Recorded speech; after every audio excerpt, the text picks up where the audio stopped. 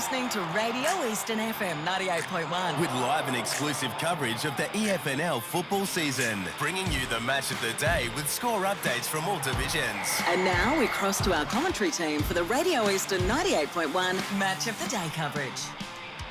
Eastland match of the round coming to you live from Tormore Reserve for the Division 1 semi-final between South Belgrave and Beaconsfield. The winner set to meet Park Orchards in next week's preliminary final back here on Saturday. And a big happy Father's Day to all dads out there today on this average weather-wise Sunday, but it's always good to be out here for a game of finals football. Josh Ward sitting next to me, very happy with the result yesterday out at Jubilee Park, and probably has a lot to talk about covering that game yesterday. Yeah, it was a lot of fun, as always, out at Jubilee Park. I would have whipped out the Surrey scarf, but I won't. No, you certainly will not. Press red for Josh. There's a bit more on that to come. But no, still a great day. I'm really looking forward to seeing South Belgrave and Beaconsfield for the first time. And as you said, happy Father's Day, and happy Father's Day to my dad as well. Absolutely. And Blake Tennant, whose father is an EFNL legend. Life member. Yes, he certainly is. So I'm sure he's tuning in to listen to you today. He said he might. He likes playing golf on Sunday, so I don't know if he's playing golf on his special day. But yeah, happy Father's Day to the old man. What'd you get him? What did I get him? We actually got him a work. I don't know if we can spoil the surprise. I don't know. Oh, if okay, if he doesn't know yet. Then Yeah, he doesn't actually know. Okay, that's but fine. I'm sure he would like it because it's what he does for work and and all that. So. But yeah, happy Father's Day, and I'm sure it's a great game that we're about to see. A do-or-die final where it's a game. That's it's right. kind of like an elimination final, but it's not called a semi. It's called a semi-final, of course. But it's going to be a great game. Two good sides going at it. We saw Beaconsfield last week, who really put in my opinion, a statement on the division, saying that they, obviously they lost last year, and you thought there was a bit of unknown about where they would sit, but to win today, last week, they definitely put a statement on the whole competition. And also joining us this afternoon is Matt Spider-Lee. Great to have you and your company, Spider, for the pre-game and halftime shows today. Good afternoon, Ryan, and all the listeners and viewers. Great to be here and concur with all the comments to all the fathers out there. Hope you all have a wonderful day and enjoy all the local footy that's on offer. And really looking forward to the game this afternoon between one side that's need to bounce back and a side that has been really underrated and underestimated. Definitely. So really looking forward to the coaching battle between Heath Black and Mick Fogy today. One that's got a wealth of experience and another guy that's going down a coaching journey, but he needs to make a bit of a statement for South Belgrave after the disappointment of last season. Yeah, no, that's absolutely right. And we'll hear from both coaches in the pre-game this afternoon. But before we get there, just a couple of things to go over. And obviously, Josh, everyone knows you're a big Surrey Park man. There's no secret about that, and very proud Surrey Park person, which is fine. And we understand that. It was a great day for the club yesterday, advancing through to another grand final. But last week as well, the first senior women's premiership for the club, which was massive for them. And it's always great to see with the presentations. It was a special moment for the premiership side, the premiership coach, and something came across my desk this week. And if this isn't trying to insert yourself into a premiership, I don't know what is. Up on the stage, stealing the spotlight when they're going through their grand final presentations. There's a bit of me time about that. Drinking out of the cup. No comment. No. If it was Blake Tennant, he'd be doing the No, same. I would not be doing that, mate. I would not be doing that. I'll be where you're meant to be, Josh, down on the ground, doing all the medal presentations. It is a standing. It's their premiership, Josh. You don't. If you're not playing in it, you're not in it, Josh. So you just you let them celebrate. If you are listening on Radio Eastern right now, there is a picture on the screen of Josh in front of the stage. While the premiership speeches are happening. So that's really me time. If you have a look at the Moorbar Coldstream game, I would have been doing this. I would have been doing the same as well. Like I've said, if you're not in the premiership team or whatever's going on, you just keep out of it. You let them celebrate, and then you do it after. You're one to talk. If Montrose had won the senior or the reserves premiership, you'd be front and centre with the premiership cup. I'll be there during the nights, but not on the ground during the celebrations. You go on the footy trips, though, Blake. Listen to Blake. I do go on the footy trips. I get invited to them. All right. Listen to Blake reading the riot act. Your first presentations hosting them, so you did do a good job. But next time, Set up off the stage and out of the way. So we're pitching the tent, Josh, this week? I pitched the tent at 4:30 p.m. At 4:30 p.m. yesterday afternoon when the game was finished.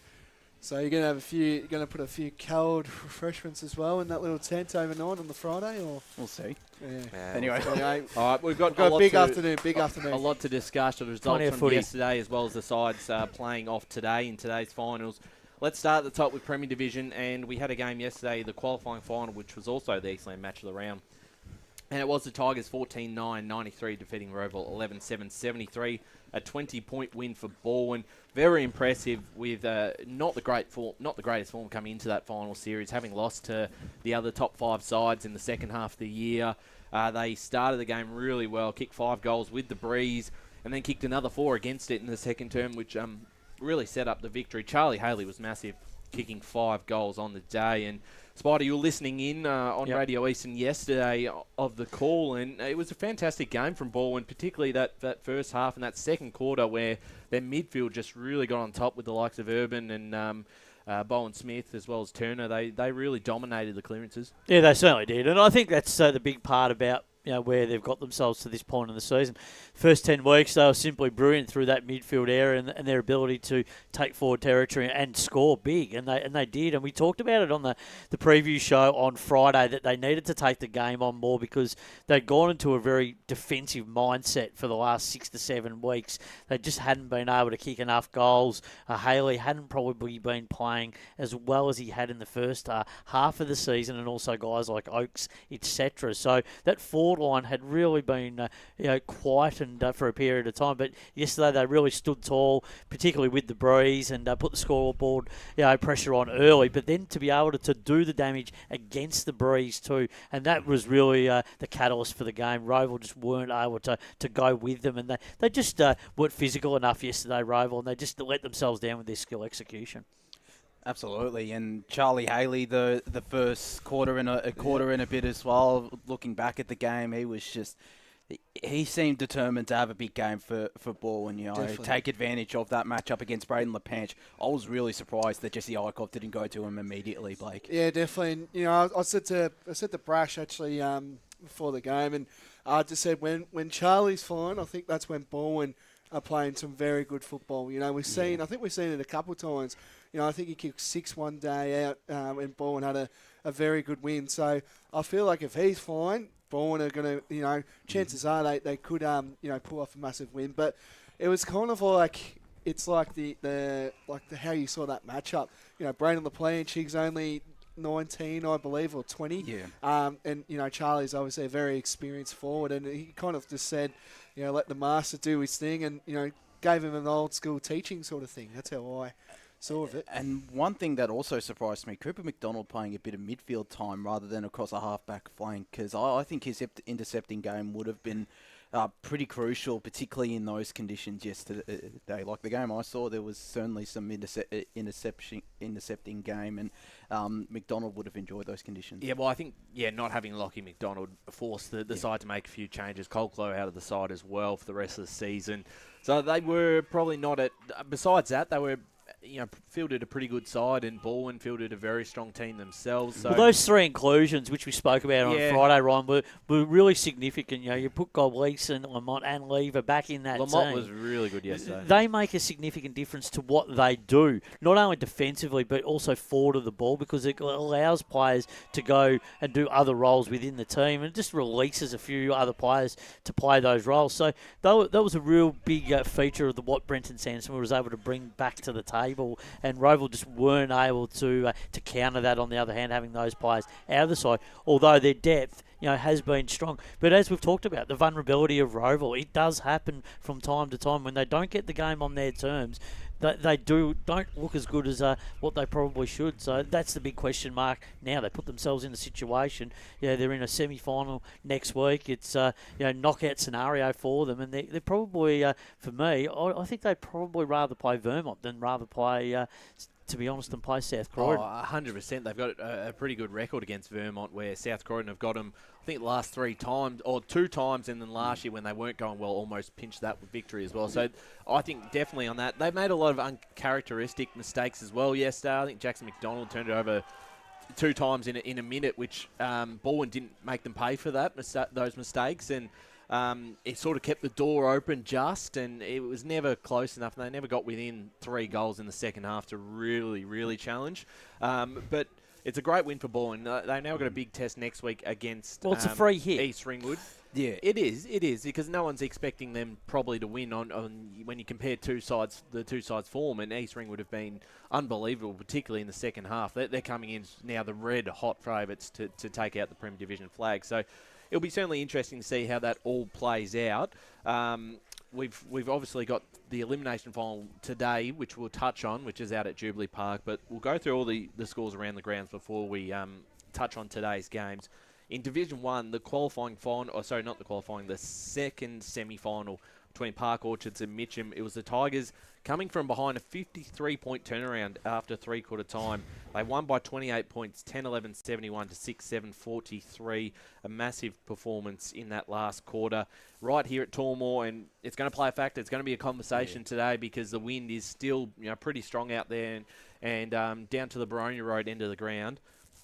That's where 90% of the goals will probably be kicked. So looking at that last quarter, 8 goals to nothing. No score from Park Orchards. Mm-hmm. And Mitcham didn't score in the third quarter when they were going to the scoreboard end either. So there was not a single score down the scoreboard end, Josh, which is quite remarkable. Yeah, it is just simply remarkable. And just looking at the scores that Davis Harrigan was sending us through the day, I thought Mitcham would have just missed a chance because they were so inaccurate in front of goal, and maybe that would have been the wind playing a bit of a factor out here, because as most people know, it's a massive wind tunnel out here at Tormore Reserve, but it's still a massive result to come from behind, to kick dead straight for pretty much the final 15-20 minutes of the game, and to overrun Park Orchards. It's a tremendous effort, and credit to Mitcham what they've been able to do this to start this final series, Ryan. Oh, absolutely. They're going back to another grand final. On the day, Jake Parenti kicked another 4 goals. So I think that's 10 goals in 2 finals matches this year. Loves the big stage.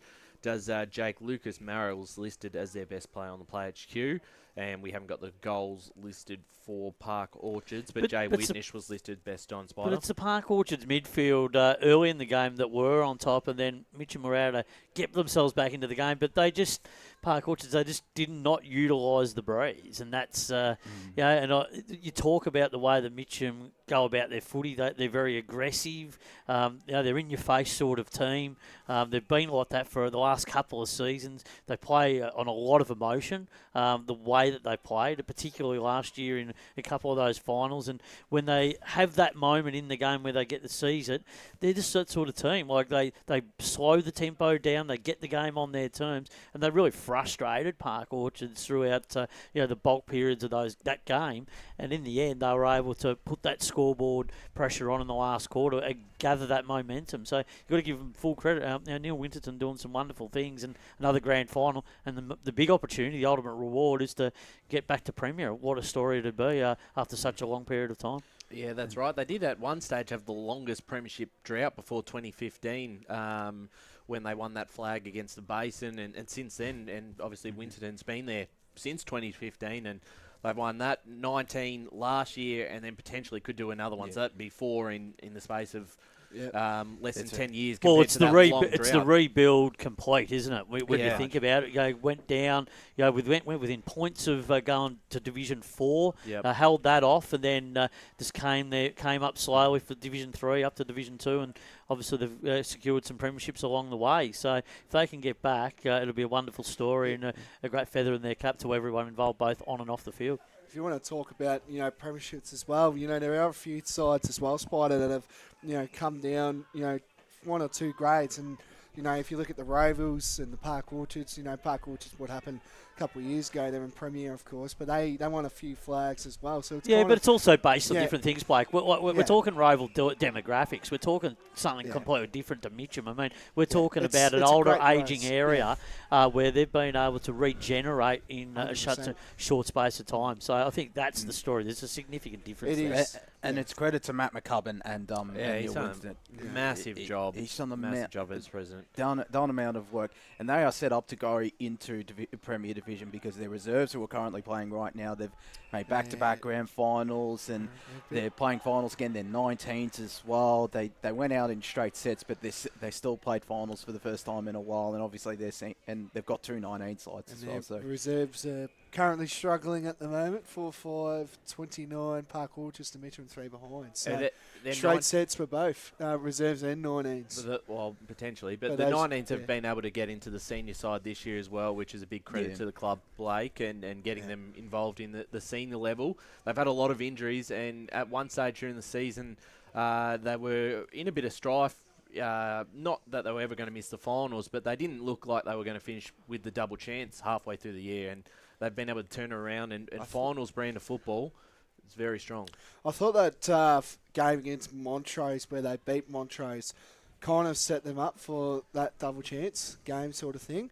I felt like that game was crucial for them, just due to where they were and their run home as well, especially because I think they played maybe a Doncaster or Turner South coming up after that. So that was well and truly to set them up with that double chance as well. And they played Beaconsfield, I think, round 17 as well. And they were backs against the wall sort of thing. They had a few out, and Yeah, that's right. So we'll touch on that game a bit later, but obviously it does link into today's game with Park Orchards now playing the winner of South Belgrave and Beaconsfield. And here to join us now is Mick Fogy, and it's always a pleasure to have you on board in the pre-game. A big opportunity for the boys today against South Belgrave, coming into this game with a lot of great form. Yeah, we have. Our last 6 weeks have been pretty strong. I mean, we had Mitcham down there a couple of weeks ago and got done by 7 points, and then Park Orchards in some really difficult conditions got us by points. So yeah, we're really happy with our form against quality sides and sides that obviously go deep in September. So, yeah, we're going okay. And last week would have been a big, obviously a big day for the club on Sunday. Their first finals win, in the senior comp, obviously got there last year, able to tick another box with a finals win. Yep. Was that one just to get a bit of a relief to get that one out of the bat, and certainly because that's a big tick for the club. Yeah, totally agree. Look, we obviously got finals last year, and we sort of fell in last year in regards to some sickness and injury. This year we're healthy, and we gave ourselves a really good chance against Montrose, like they would have against us. But yeah, we showed that we've matured a lot with our young guys, and getting that final last year, I think, really held us in good stead for last week, and they knew what to expect, and up against a strong Montrose side, we're able to get it done. Mick, we've noticed throughout the season just the changes each and every week for Beaconsfield, whether that be to unavailability, players being called up to the VFL level. How tricky has that been to manage throughout the entire home and away season in particular? Yeah, it has been difficult, no doubt about that. The beauty of it is all the VFL boys that we've got on lists are all, apart from Charlie Mueller, who come across from Berwick, but they're all Beaky juniors, and they applied their trade at Stingrays. A couple of them were a little bit unlucky not to get drafted, so of course they went to VFL to improve their footy and hopefully one day get picked up. And we've had to juggle that throughout the year, and that's a testimony to our depth. Our depth has been pretty strong this year, which is great. Our seconds made the final last week got done, but yeah, we think we've got a really strong 28. And yeah, just touching on that depth, there's been, as you mentioned, a lot of players coming through and have played 3 or 4 senior games this year. How crucial will that be if there is, say, an injury today and you are to progress through to the preliminary final? Well, there's one there, Nick McPherson, who was a senior player who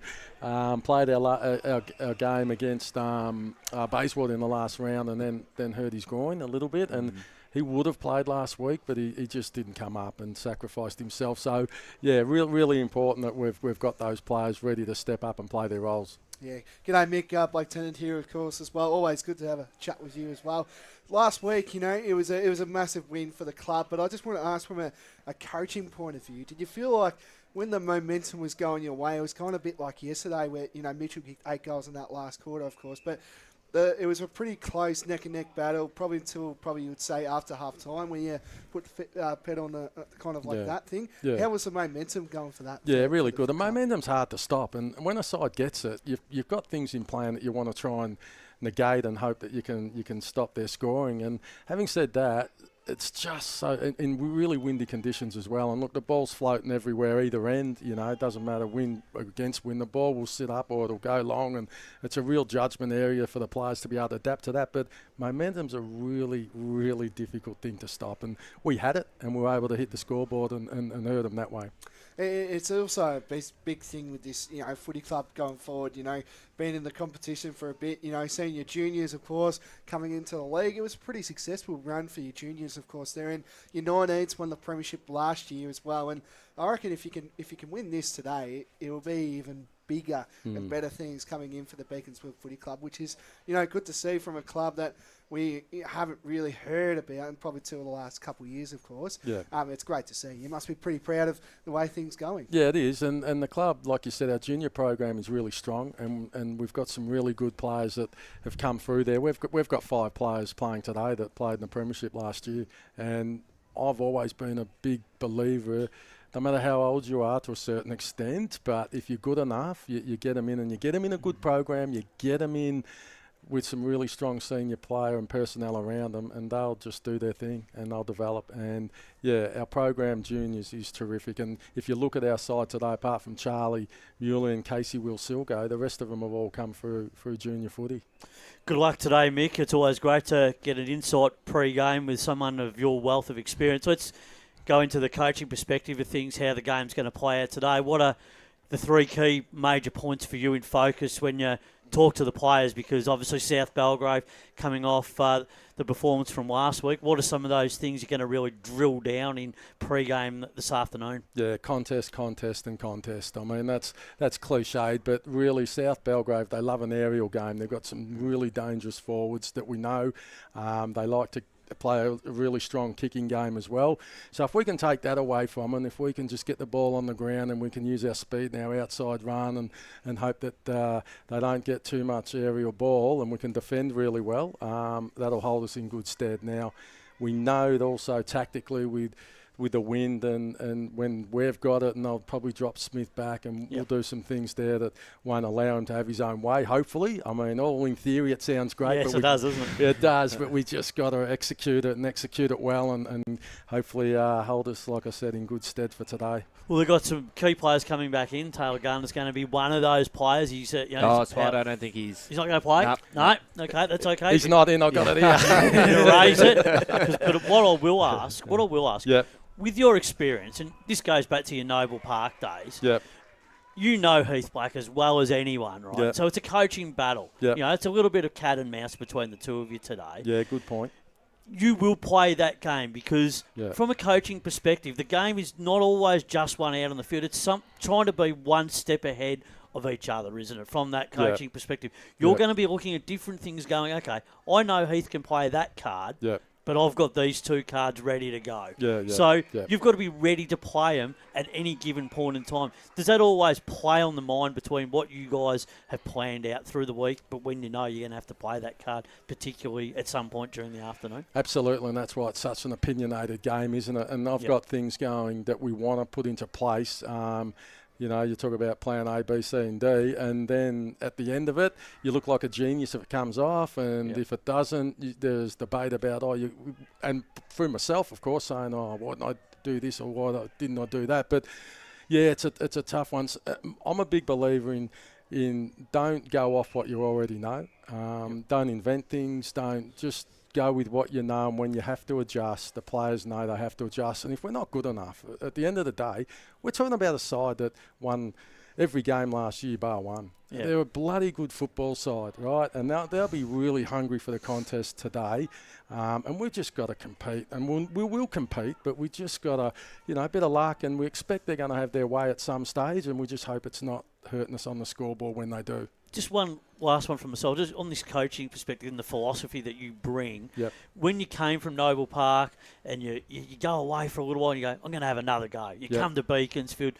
Did you feel that you learnt so much more coming in the second time that you can just bring so many different elements and put this professional template in place for this footy club so that you can take them on a launching pad? Because it's a very similar template to what Noble Park started with when they came into the FNL. And you were well and truly a part of that phase, in that historic era. Yeah, I totally agree. Look, we learn every year in the game, even at our level, can change, and there's so many good coaches around that probably don't get the recognition they deserve, and the kids and your players, they want to learn, they see what the AFL are doing, and they want to improve their footy. They want to make sure that they're up to date with game plans, and we've got to make sure that what we think works for our footy club, we don't care about other clubs. When I say that, I mean, we obviously when we play them, we do, but we just got to get what works for us. And at the moment, what we're doing is working, regardless of the outcome today. But yeah, we still think we've got some unfinished business, and we know it's going to be tough today, but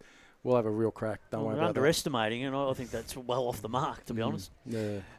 And I'm guessing one of the benefits of this season as well is giving your son, I believe, Ben Fogarty, his debut this season in the senior lineup. Yeah. Look, it's funny. I remember as a dad when he came through the juniors and the coaches talking to him, and obviously I've been a senior coach, but I never ever interfered with what the coach did, and I never went out in the ground and said, mate, this is what you should be, this is what you should be doing, anything like that. I let the coach do their work, and look, he's such a terrific role player. He hasn't got the ability that some of these other players have out on the ground, but he just plays his role. He's selfless. He plays a really strong team orientated game, and that's what I love about his footy.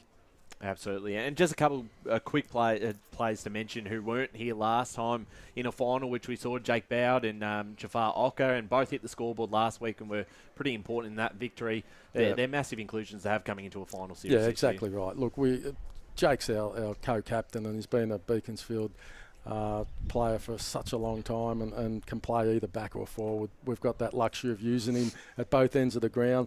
And Jafar's an enigma. Look, what you get from Jafar, you'll see today, hopefully the good stuff. We just want to make sure that he's really focused, which he generally has been this year. He's been terrific, and we look forward to having him on a final against South Belgrave and see what he can bring.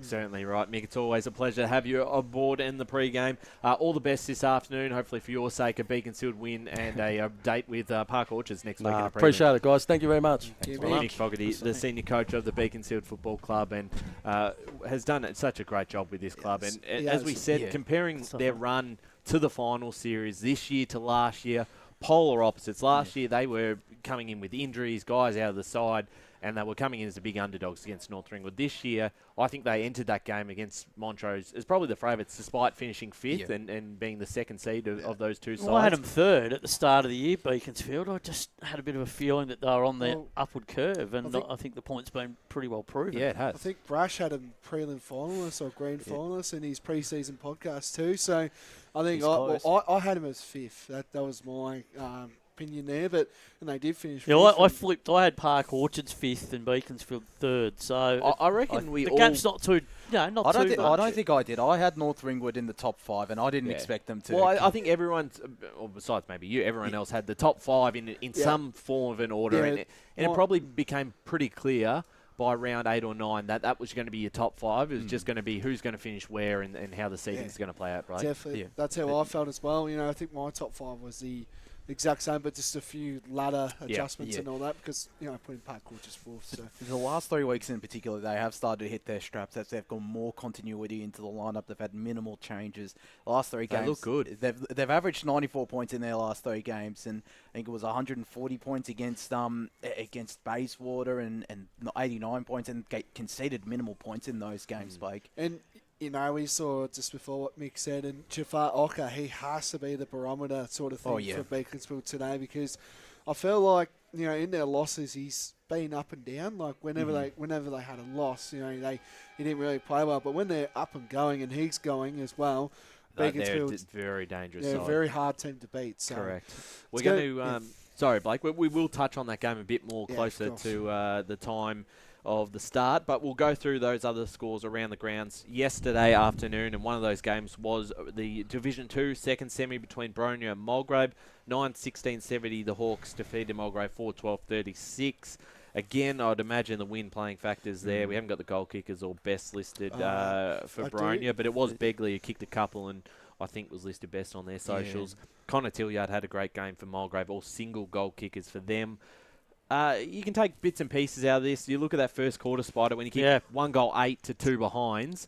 When you're playing the Hawks, doesn't matter if the wind is that bad. You've got to make the most of your opportunity because they're a side that will make you pay for it. Absolutely. And it was reflective last week. I mean, you only had to watch that Waverley and Mulgrave game and when the script flipped. I mean, Mulgrave took their chances when when Waverley didn't put Mulgrave away. So yesterday, Mulgrave, they couldn't quite do the damage and what they were setting out to do, and then Baronia just made them pay on the scoreboard ultimately, and the scoring shots for both teams. But look, they were pretty competitive from talking to a few people last night. They just lacked some polish, some really key areas. And as we talked about last week, it was a free hit going into this game. Yep. So they've got that opportunity next week to go to another final for another chance to get to a grand final. So if they can get Lin Jong and Fletcher Roberts back playing and play the winner of today's game, then they give themselves a really good prospect of winning. And I think if they take on a team like Croydon, who they've beaten during the year, they give them itself every chance. And even Waverley, again, if they had to play them again, Waverley would be very nervous going up against Mulgrave once again. So I think shaky. I think there was some good things to take out of Mulgrave yesterday. Although Baronia yesterday advanced, they get another week off, another rest. But and they did the job. Look, but they still have to play a little bit better for me in a grand final, no matter who they play against, because it wasn't really the polished performance that we've come to see over the last 6 to 7 weeks, you'd have to say.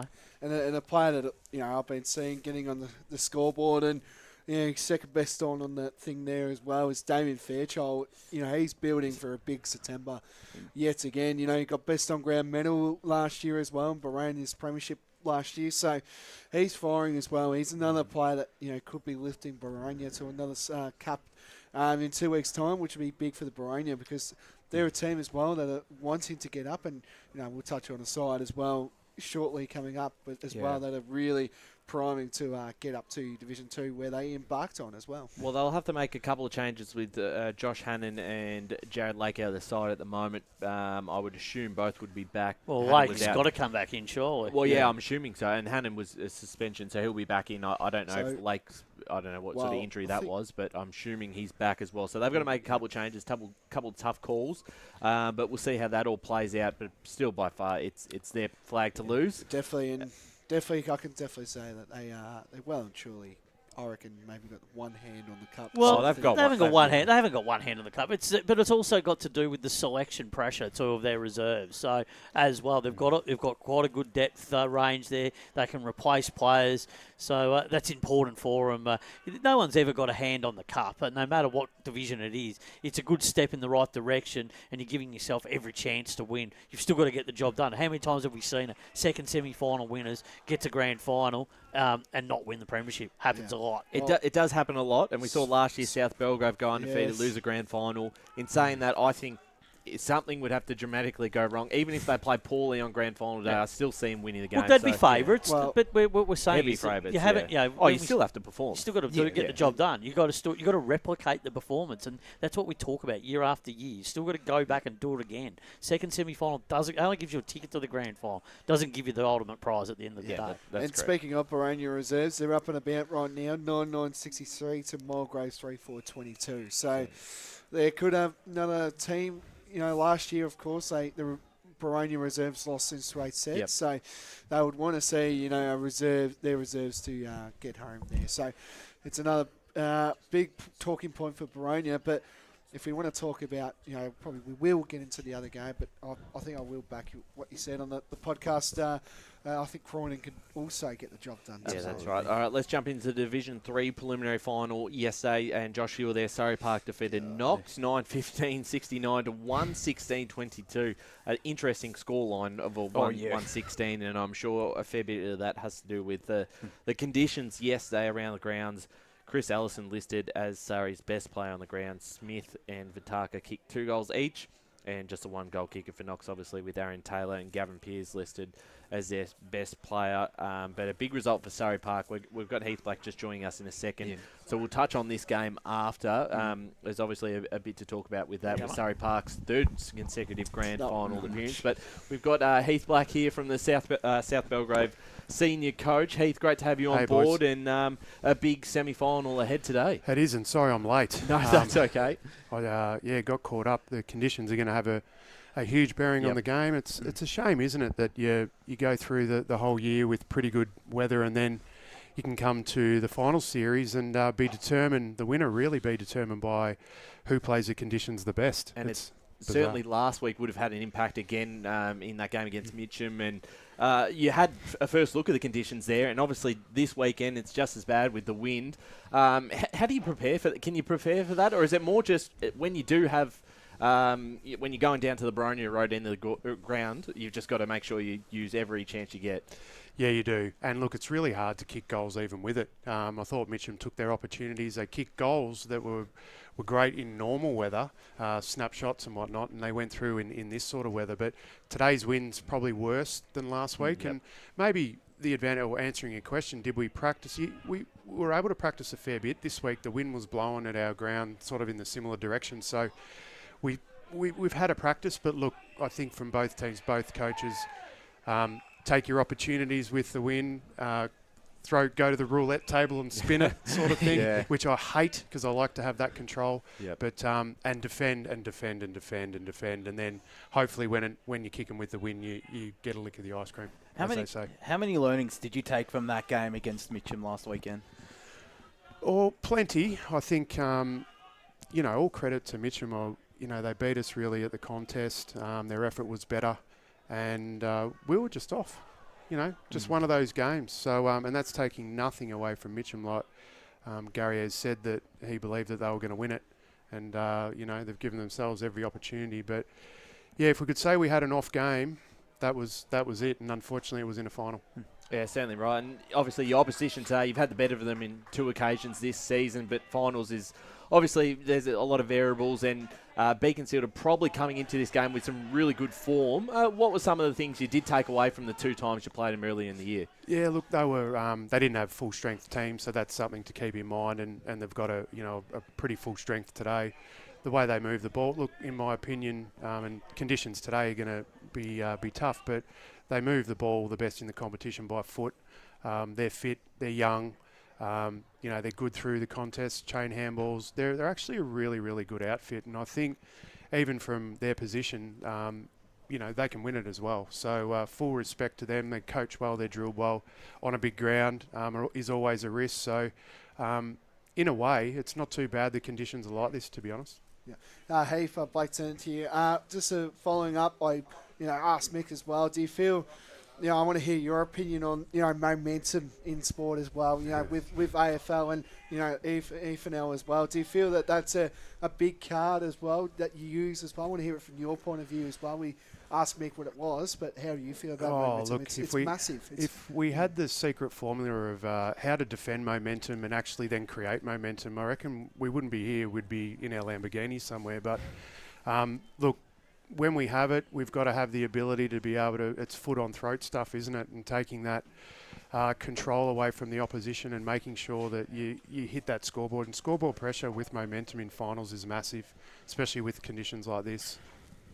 Heath, good luck this afternoon. Really looking forward to the contest. Spoke to Mick as well regarding yourself and Mick having that, that relationship. You play, you work together at Noble Park, that sort of stuff. The coaching battle is going to be really significant today, and it's going to be that cat and mouse battle, like when you're going to play the right card at the right moment in time from the coaching box. How do you get yourself, mentally and physically ready to go, well, I'm up against one of the best coaches that's probably been in the Eastland Footy League for a very long time. He's been very successful everywhere he's gone to coach. He's going to be throwing everything at you today, just right from the first bounce. So you've got to be ready to go to be able to maybe adapt and be flexible as the game moves on. Yeah, I suppose it just comes down to your planning and preparation. How thorough have you been planning? I think that's probably one of the areas that I think I put a lot of work into. I've stay-home dad, so I got a lot of time to watch vision and put things in place. But you can't overcomplicate it. At the end of the day, there's 2 different tactics. There's one with the wind and one against it. And really, they're 2 different game plans, aren't they? But one's to defend the absolute hell out of it. The other's to open the game up and get it through the sticks. So I think if you overcomplicate it with players that are young and nervous anyway, you lose them, and you just coach the effort, really. And that's also on the back of last week too, because the frustration no doubt was there when you see 5 goals, 19. You sit there and go, well, that could have easily been whatever, 20 goals 4 or 17-7 on a nice sunny afternoon without any win. But you've just got to, how do you calm the boys down and tell them to move on and not worry about that, because it's a different game today. Other things will come in, there'll be other factors, the contributing factors. How do you settle the group's nerves and calmness about collectively about going about in a cutthroat final? Mate, I'll give you a bit of an insight. My initial opening remarks to the group today was think back to what it was like when you played junior footy. Yep. And I know the stakes are higher and all of that, but I wanted them to reflect why they actually played the game. We rolled around the mud with our mates. We had a smile on the dial. Yep. All we worried about was a pie with sauce and a can of Coke at the end of the day. So I want them, of course today is bigger than that, but I wanted them to reflect that's why we play. And that's what you came from too, with your AFL background as well. Is that sort of the emphasis some of the coaches do? Yeah, they go back to that basic formula when it does get really hot in the kitchen? I think so, mate. You got those pure fundamentals of footy come into play. Just effort really in a day like this, and I just wanted to reflect really, and you can overthink it. AFL stakes are high, but I wish you could go in with that mentality as an AFL player to be able to just enjoy yourself and not worry about everything else around you and just see ball, get ball. And one thing we've discussed a bit throughout the season, like the South Belgrave side hasn't lit it up like it did last season. Do you feel like there's another gear that this side can go to for in the next couple of weeks if you're lucky to play? Oh, look, we just haven't been able to get our full squad on the park, have we, to be honest? And that's been frustrating. And we've had, the competition's got better, the coaches have got better, the resources are better, Premier Data, everyone's using that, the vision's there. So, of course, the competition's going to catch up, and people are fitter, they're stronger, they're a year older, all of those things. So, as I've said from the beginning, any team that makes a grand final in this comp is lucky, and the team that wins it is even luckier. And if the conditions stay like this and it's a grand final like this, geez, you need some luck in a GF to win. It is, and probably this division in particular, the top 5 sides, we've talked about it, and even Park Orchards, for as good as they've been, feels like anyone in the 5 could beat each other on their best day, and that's probably a little bit different to some other divisions where there's definite clear front runners, but Beaconsfield, who finished 5th, as you said, are still as good a chance as anyone. Above the shoulders, there's no doubt about it, that plays a part. And, the effort, collectively, if you've got more blokes that are winning positions, you win the game. And again, that just gets back to that junior footy mentality, doesn't it? Absolutely. Well, Heath, we've got a massive game ahead. All the best today, and hopefully for your sake, it's a win for South Belgrave and a date with Park Orchards next week in the preliminary Thanks, final. boys. Sorry I was late. No, you're right. You're probably getting the pile of It's a big day. Heath Black, the It's senior good coach of the South Belgrave Football Club. We're going to go to an ad break now, I believe, in just 1 second, as Lee chomps down on his free burger from Tormore Reserve, as they always look after us here. Chicken burger is very ideal. Great insight though Good. from Heath. Really enjoyed that. Yeah, I think it's when you think about it, you can overcomplicate things, and with his experience at AFL level, he played under some really good coaches. Very fortunate, and then to play under good coaches at a local level too, and now to be able to illustrate that and perform that. It's really you got to tell people, just don't overcomplicate it. Be calm. You're going to get out there and just have fun. That's reality. Right. The result looks after itself. Absolutely. Ultimately. And we've got some more scores around the grounds from yesterday to go through, as well as today's games in just a minute. You're listening to the pre-game of the Eastland match of the round between Beaconsfield and South Belgrave. Today at Eastland, Lucy's trying on jeans for a momentous occasion. Coffee with the ex. She needs jeans she can move in, because she's definitely moved on. Jeans that get a second look, but don't give any second chances. Jeans that say, why yes, I have spent the last 8 months in a post-breakup juice cleansing, kickboxing, personal training frenzy. And it looks as though she's just found the perfect pair. Bravo, Lucy. For all of life's little moments, there's Eastland. Eastland. Live real. Sprained your ankle bursting through the banner? For bumps, breaks or bleeds, be seen sooner, close to home, at Knox Private 24/7 Emergency Department. You'll generally experience shorter wait times. Knox Private 24/7 Emergency, 262 Mountain Highway, Wanturna. Do you feel good about your bank? Because there is a bank you can feel good about. They share their profits to fund big community projects, small community clubs, and vital emergency services. They've given $250 million to help Australian communities thrive. They have all the products and tech you expect from a big bank, with service you don't. It's Bendigo Bank. Feel good about who you bank with. Try Bendigo. Search bendigobank.com.au or search Bendigo Bank near me. Tobin Brothers Funerals wear their heart on their sleeve. Their clear and easy-to-use website and Memory Maker app make it easy for families to make an informed decision. Here's James McLeod, Managing Director of Tobin Brothers Funerals. There's no mystery about our pricing. It is clearly displayed on our website and our app.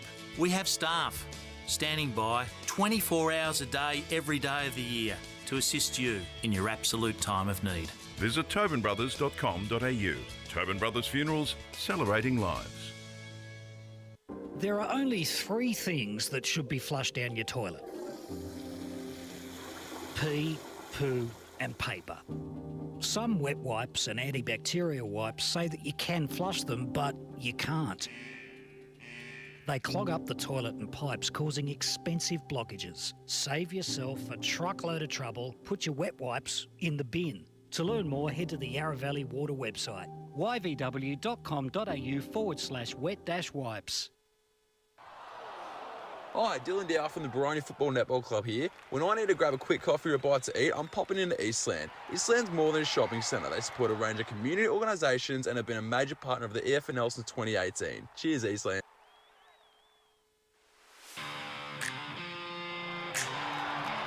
You are listening to Radio Eastern FM 98.1. With live and exclusive coverage of the EFNL football season, bringing you the match of the day with score updates from all divisions. And now we cross to our commentary team for the Radio Eastern 98.1 Match of the Day coverage.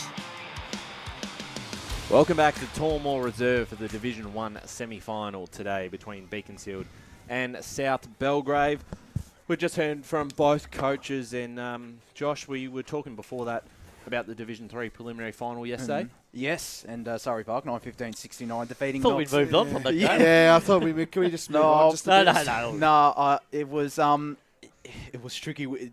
It was tricky conditions to navigate at Jubilee Park, as it was for pretty much every ground in the eastern suburbs yesterday. But the wind sometimes for Knox, they had shots on goal from outside 50 that if it was a less windy day, they would have gone straight through the big sticks. But is this something where they just did not hit up targets No, enough? they didn't. I mean, talking to some people last night, this was the precise point that Knox, when they got shots at goal and got it decent enough, they just didn't lift their vision up enough to spot up a target. They kept dump kicking and bombing the ball in, which was really reflective and gave Surrey the opportunity to really, defend the ball, constantly and get the ball out of there. And it's credit to the Surrey Park defence. They were on their A game yesterday. The likes of Angus Sutherland did a great job on Sam Goyne. He had a couple of touches going, but he didn't kick a goal. But that's two finals where he had no impact in the game. No, and I think that's credit to Sutherland, who's done well in the senior lineup this season. George Haynes was absolutely immense on Harrison Greaves yesterday. Kept them goalless, and Greaves, he did not have any impact, unlike he did in that qualifying final in the early stages. The half-backs of Chris Sardis and Nick Cam worked well in tandem. Sardis' intercepting game was really strong, and up forward in the final quarter, Surrey did start to lower their eyes. They started to hit up targets rather than just bombing at themselves. And I think it was 5 or 6 goals they kicked in the final quarter, and they had more goals than they did behind because they were hitting up those targets and getting shots on goal from closer in rather than just bombing it long. And but it was a sense of inevitability in that Surrey. They were the dominant side all day long. Even when they were kicking against the Breeze, the defensive pressure was strong. They were still getting some territory. They kicked 3 goals against the Breeze as well, which is... Can we talk about Knox, Josh? There was another team. Yeah, I know that. No, we have been talking about Knox. We have been. I mean, Knox, they still showed a lot of fight. And Mitch Greaves and Gavin Pearce were, again, terrific. Greaves, interestingly, started inside forward 50 for Knox. But then when he went back for the final 3 quarters. His intercepting game, playing against that third player in the pack, he was just absolutely crucial, rebounding for Knox. And Pears fought hard in midfield all day long. Tom Weir had another good game on Jake Summers. Summers only kicked the 1 goal in the end. So if there was a best finals player award for Tom Weir, he'll be 100% up there. Yeah, he's September. Well, August, sorry, you would say August. It's been through the roof. You know, I think he had the job last week on... who did he have the job? Fritsch. He had Fritsch. And Fritsch only kicked 2 goals. Both in the last quarter and the third quarter.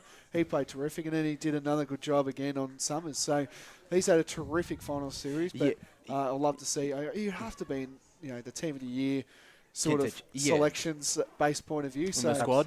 Absolutely, but I think Knox. It was just a tough day to end the season. Day. But they've had, when you think about it, they've come down. They've had a good season, right? Now they've finished in the finals. They've been ultra competitive, particularly in the second part of the year. What do you think they need now to take that extra step? For me, I think they've already got it, really, because if a player like Hanlon plays the full season, they will get that value out of him for the entire season, where they've only had him for the last 6 or 7 weeks. I think that'll evolve that role that he plays.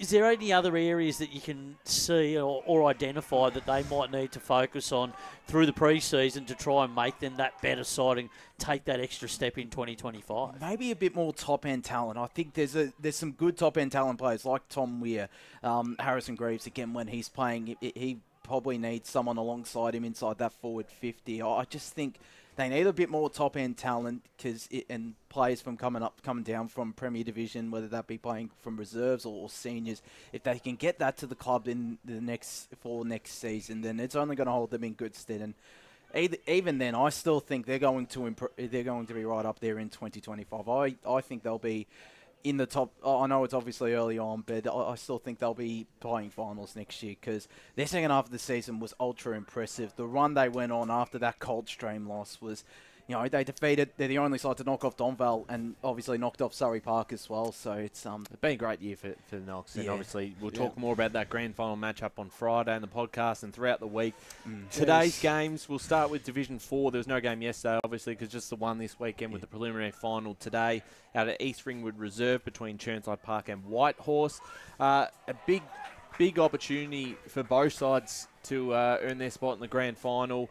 Churnside coming in probably as the clear favourites after having a really strong season, finished in the top 2, and it was Scoresby and Churnside as the best 2 sides in this competition. Whitehorse have been probably really dropped off in the second half of the year as the third side. They bring back a couple of players at the right time, so I think this will be probably closer than their last meeting, which we were at, Blake, out at Kimberley Reserve. I don't think they'll get beat by that much, but they've still got a lot of work to do if they're going to book a spot in the grand final. I think definitely. The Pioneers. Definitely, and I think on the man on my left, his Spider predicted a bit of extra time. Well, I think with the weather today, I think it certainly could play out that way, but especially if the wind plays a significant role in the game, and it could. I mean, Churnside Park, we know that they like to score big if they can get on top early, but also I think Whitehorse, if they can get on top through the midfield and get some scoreboard pressure going themselves, they're going to really give themselves a chance to win the game. Defensively, if Dalgleish and the rest of that defensive unit can really lock down on that Churnside Park forward line and really starve them of all the opportunities and make them shallow entries, particularly on East Ringwood, and make sure that they can put the squeeze on and not give them too much width around the ground, then I think they give themselves a realistic chance of winning the game. But they're going to have to do it for a whole consistent 4-quarter period. Yeah. I definitely feel that too, but getting another game into Tom Young would also benefit for that one as well. But as Park Orchards win the reserves down here, 5-8-38 to Mitcham 3-7-25. So Park Orchards will play against Montrose in a big prelim final next week in the reserves, but for Mitcham, straight sets in the reserves for them. But back to the game. He didn't talk anything about the senior side. You had to bring Montrose into the conversation. Well, that's who they're playing against, Spider. Of course I'm going to say who they're playing against. The one thing he says about... we were previewing Division 4. Yeah, but I was getting back to the point. Spider, he didn't say a word when we're talking about the Mitcham seniors side, but then has to mention that the reserves are 9 you cannot talk, Josh. Come on. that. No, you had your little fun. But in Division 4, though, back to the game. I think we're getting to that point of the year. Everyone's Tom Young getting into another game is really going to benefit Whitehorse, just seeing how far he can go. Another game in, and Horvat, we know how good he's been as well.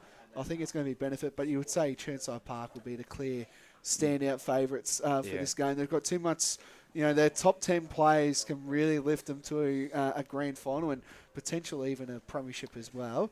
But I think Chermside for me, boys. Yeah, and I think also, I believe it's actually Lee Odermatt's 300th game, which has snuck up on us. Well, Lee's just been an unbelievable player. He's just been everywhere over a long period of time, very consistent, very reliable player, whichever club he's played for, and he served so many. But he's just been a very good performer on big stages and has got the job done. So once again, today he has that opportunity to see if he can get himself to another grand final. He's a big-time player too, Spider, as well. So this could benefit for him. 300 game, the stakes will be high. Chermside will definitely be playing for him. And he doesn't look like he's aging one little bit too. He just looks fit as anything. How old he is, Spider? I actually do, but I won't say his age because I don't want to embarrass him because he's a top bloke, and I wouldn't do that. Wouldn't throw him under the bus. He's been a champion footballer and a champion cricketer in local sport. So we won't give him. We won't say what his age is. We'll say he's in the best part of his 30s, but. We'll be friendly to him. Yeah, no, we're going to go to. But I think he might be a little bit older than that. Yeah, so we're going to go to an ad break here as the time has snuck up on us. We've got the call team coming in just a moment. Big Division 1 final between South Belgrave and Beaconsfield to come. As Sarah opened her best friend Jackie's wedding invitation, she was overcome with a wave of emotion. While her two young boys wrestled on the floor, tears of happiness rolled down Sarah's cheeks as she saw the words she'd been longing to see. Please note, this wedding will be a child-free event. Well, Sarah, looks like we're off to Eastland for a new frock and some heels. And let's book in that babysitter. For all of life's little moments, there's Eastland. Eastland. Live real. At Yarra Valley Water, we know reducing your shower time, or show time, to 4 minutes can save you an average of $200 a year on water and energy bills. Shower shorter. Save water. Authorised by the Victorian Government, 1 Treasury Place, Melbourne. Sprained your ankle, bursting through the banner, broke a finger, high-fiving the ruckman, or did you run into the goal post again? For bumps, breaks or bleeds, be seen sooner, close to home at Knox Private 24/7 Emergency Department. The preferred provider of emergency care to the Eastern Football Netball League, you'll generally experience shorter wait times. You don't need private health, but there is an out-of-pocket fee. Be seen sooner, close to home at Knox Private 24/7 Emergency Department, 262 Mountain Highway, Wantirna. Do you feel good about your bank? Because there is a bank you can feel good about. They share their profits to fund big community projects, small community clubs and vital emergency services. They've given $250 million to help Australian communities thrive. They have all the products and tech you expect from a big bank, with service you don't. It's Bendigo Bank. Feel good about who you bank with. Try Bendigo. Search bendigobank.com.au or search Bendigo Bank near me. The first time I met the team at Tobin Brothers Funerals, I felt like I'd known them for years. They're so caring, honest and passionate. James McLeod, Managing Director of Tobin Brothers Funerals, sums it up best when he says, Every day our people get out of bed to assist client families in their absolute time of need. Our people love what they do, and you will not find a more highly trained group of people than those at Tobin Brothers. Visit tobinbrothers.com.au. Tobin Brothers Funerals, celebrating lives. Hi, I'm Ben Desson from Montrose Football Netball Club, and when I need a new kit for a night out, I head over to Eastland. But Eastland is more than a shopping centre. They support a range of community organisations and have been major partners of the Eastern Football Netball League since 2018. Thanks, Eastland. Coming back. You are listening to Radio Eastern FM 98.1. With live and exclusive coverage of the EFNL football season. Bringing you the match of the day with score updates from all divisions. And now we cross to our commentary team for the Radio Eastern 98.1 Match of the Day coverage. Welcome back to Tormore Reserve. It is semi-final day, and it's Beaconsfield and South Belgrave in Division 1. Thank you very much for the guys on the pre-game show. Excellent job by them. Some good interviews as well. A lot of insight given. But now it's time to bring in the call team. My name is Jared Bainland, and beside me riding shotgun is Josh Ward. Josh, how are you? I'm good, mate. It's great to be calling the footy alongside you once again. A massive contest between South Belgrave and Beaconsfield. Plenty of interesting contests from around the grounds.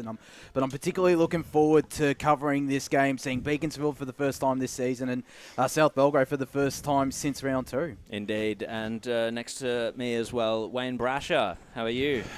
Good afternoon, gentlemen. Like Josh, this is my first chance of having a look at both South Belgrave and Beaconsfield. And interestingly enough, I compare the two sides, and I just think that I don't think South Belgrave are going as well as what they were last year, but I think Beaconsfield are going better than what they did last year. So I reckon the gap's closed between the two. Definitely. Who's got the good form leading into this game? Well, I got to say that Beaconsfield's probably has got the form coming into an encounter like this. South Belgrave, for mine, I thought they were disappointing. I've been waiting for them to ping all season, but they just haven't been able to do it. We thought for a long time that they were building to a peak, and now is the time to peak, and it hasn't quite happened yet with the finals loss against Mitcham last week. But it's not just us. In the Stat Centre as well, Paul Uconi, how are you? Yeah, good afternoon, boys. It's a very interesting encounter, this one. As Brash mentioned before, we've been waiting for South Belgrave to click. Hasn't quite happened as yet. Beaconsfield heading to this game in good form. They had a really good win last week against Montrose, and I'm looking forward to this one. Indeed, so am I. Indeed, because we've got a couple of ins for South Belgrave as well, a couple of ins for Beaconsfield. Who are the important ones for you, Josh? As we quickly. Before we do that, we'll quickly go down to the boundary line where we're bringing in our boundary riders, Chris Curtis and Blake Tennant. Yes, good. Thanks, Jared. Always good to see you on the commentary team as well. It's great to see, and Chris as well. And as you mentioned, I will touch on as well. So D'Alfonso comes in for Taylor Garner, which is a big one for a South Belgrave point of view. And no changes as well for Beaconsfield as well, so they go unchanged, which is good to see as well from last week's big win over Montrose, of course. And conditions-wise, I think the old saying is at Baronia that on your right of your screen there, that's where the wind is. It's definitely kicking on down there. We all saw that yesterday if you were down here at Tormore Reserve. So big stakes in this game. Indeed. Chris Curtis down the boundary line. How are you feeling about this game? Boys, I'm down here and I am very excited. High-tier matchup we've got ahead of us. Just starting to get a few drops of rain, I think, slowly but surely, but very excited for what's ahead. Thank you very much, Chris. So we'll get your tips as well. Beaconsfield, 13 points. I'm going to go Beaconsfield by 7, boys. Alrighty, and tips from around the table as Ryan Long has also joined us in the special commentary booth. Thank you, Jared. I'll go different. I'll stick with South Belgrave hesitantly, but I'll tip the Saints by 8 points. Exactly what I'm going to go. Here we go. I'm going to give South Belgrave another chance. Yep. Paul Uconi? I'm going to go Beaconsfield by 2. I'm going to go Beaconsfield by 4. Josh Ward? Beaconsfield by 10 points for myself. The ball's raised aloft by the umpire, and it's Josh Ward to bring us away. Charlie Muley up against Mitch Garner in this first ruck contest. The latter wins the tap down as the siren goes again out here at Tormore Reserve. We have a bit of a shortest quarter ever. So, 15 seconds and we've already had 2 sirens as this ball tossed back up. Muley gets front position. Garner won the tap down from behind. It's South Belgrave kicking to the right of your radio dial. Beaconsfield to the left as South Belgrave look to get it out to Brodie Connolly. Instead there, it's Aidan Kidd who's wrapped up. Some good pressure from Beaconsfield. Sending it inside 50 is Hayden Brown. Coming across from the side, doing really well with South Belgrave, man. They try to get it out to Will Bromley, who's wrapped up immediately. And we'll have a ball up. A good tackle from Ethan Harris, coming back into the lineup this weekend after serving a one-match ban last weekend, or a couple of weeks off, I should say, is this ball. It's won by Garner. The clearance by South Belgrave.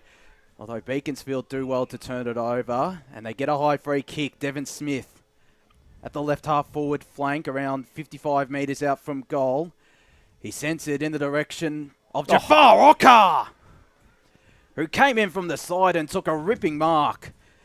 And this, if he kicks it, will be a very crucial first goal for Beaconsfield, kicking against a pretty handy breeze for South Belgrave. This guy's got a bit of X factor about him, Jafar Oka. I've always liked him. I reckon he's a really important cog for Beaconsfield. He could be a match winner for them this afternoon. Kicked 25 goals in 14 games this season. Missed the final last year for Beaconsfield due to injury as he comes in now. Straight over the goal umpire's hat. Beaconsfield have the first of this Eastland match of the round, kicking against the breeze. 1 straight 6. South Belgrave yet to score. 2 minutes played here on the Bendigo Bank scoreboard. And Brash, we're going to say probably a lot across the broadcast, but goals to the left side, to the scoreboard end of the ground is so vital. And as you said, he is a match winner. If they get going, usually he's kicking 3 or 4 goals and can turn a game on its head. You know, the funny thing about this too, when we're talking about goals against the breeze, actually, a goal against the breeze could be worth 2.5 goals today. Because the scoring has been very low. Great call by Josh Ward to get us started. So Garner against Muley in the ruck. A bit of a secondary tap. Was trying to break away was Devon Smith for Beaconsfield. Gets it out to Delarue. He's got some time and space, but shanked the kick a little bit. Garner got in the way, juggled it and dropped it. So now Beaconsfield recover. Harris. It's going to be in dispute here. Scooped up by Bartels. Gets it off to the runner in Walls. Kick down the line just towards the arc there. But spilled out of hands. And Beaconsfield recover, but that kick was cut off. It was Doherty and straight down the throat of Simonson for the Saints. Kicks to a pack. It was a centering ball as well. Scooped up, snapped towards the top of the goal square. Has it gone through? No, it was touched, and I believe that was Garner. So just the 1 behind for South Belgrave to open their scoring. It's 1 straight 6 Beaconsfield, 1 behind South Belgrave. 3 minutes gone on the Bendigo Bank scoreboard. Brandon White with this kick in elects to go to the far side of Tormore Reserve. Taking the strong mark there was Charlie Muley at the right half-back flank. Looked for options inboard, but might be forced to go down the line, which he does now to true centre wing on the far side. There's a big pack that forms. South Belgrave player flew. It's out the back. Ocker was there. Johnston dug it out, got it to Smith. Now to Ocker, who's out of bounds. And this ball will be tossed back into play right in front of the finals ribbon out here at Tormore Reserve. Forward of centre for Beaconsfield, who lead 1 straight 6, as Jared said. South Belgrave 1 behind, 3.5 minutes gone in this first quarter on the Bendigo Bank scoreboard. As it's ball back into play, Garner got a decent tap down. Gave away a free kick, though, did South Belgrave, and it's going to Kate Delarue. Dabbing ball was a dangerous one, but it's still got to Hayden Brown. Handball immediately to Merrick, who shrugged off one, sends it inside forward 50, cut off by Mitch Garner, who just went from true centre-half back to true centre-half forward, bustling his way through. Tim Smith tried to find the running Costa. It'll be turned over and Beaconsfield have the chance to rebound. Damien Johnston in the middle of Tormore Reserve sends it in the direction of Muley, who takes the mark. And he's got a player over the top in Mackay Bateson, but decides to go back. And this will be an even tougher shot than Ocker's before. That'll be a terrific goal from the former Berwick man, come across to Beaconsfield this past season.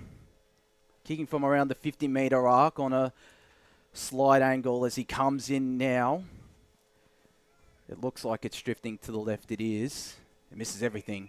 Score remains 1 straight 6 Beaconsfield. South Belgrave 1 behind. We've played 5 minutes in this first quarter on the Bendigo Bank scoreboard. Will Bromley to take the kick in for South Belgrave. Searching for options. A couple of leads present themselves. Liam Kidd was one of them, but he's going to go further to Costa. But getting in the way was Muley. Great mark there, intercepting South Belgrave's run. He's going to centre the ball. It was a good, low, sharp kick, and it was marked by Ship. Kick and a half from goal. Decides to go even further laterally, and it was Mowat who's going to go further still towards the pocket, and a great diving mark taken by Mackay Bateson. And he points as if he's going to go for home. Been really impressed in the opening 5 minutes. Beaconsfield have settled very, very well and are moving the ball quite nicely against the breeze. Paul Yukoni in the stat centre. Yeah, Beaconsfield have already taken 3 inside 50 marks to zip. They've been very composed, haven't they, going forward, Beaconsfield, and that's impressive on such a windy day. Mackay Bateson 7 goals for the year. He's actually set it up, and getting in the way was Liam Kidd. Tackled to ground.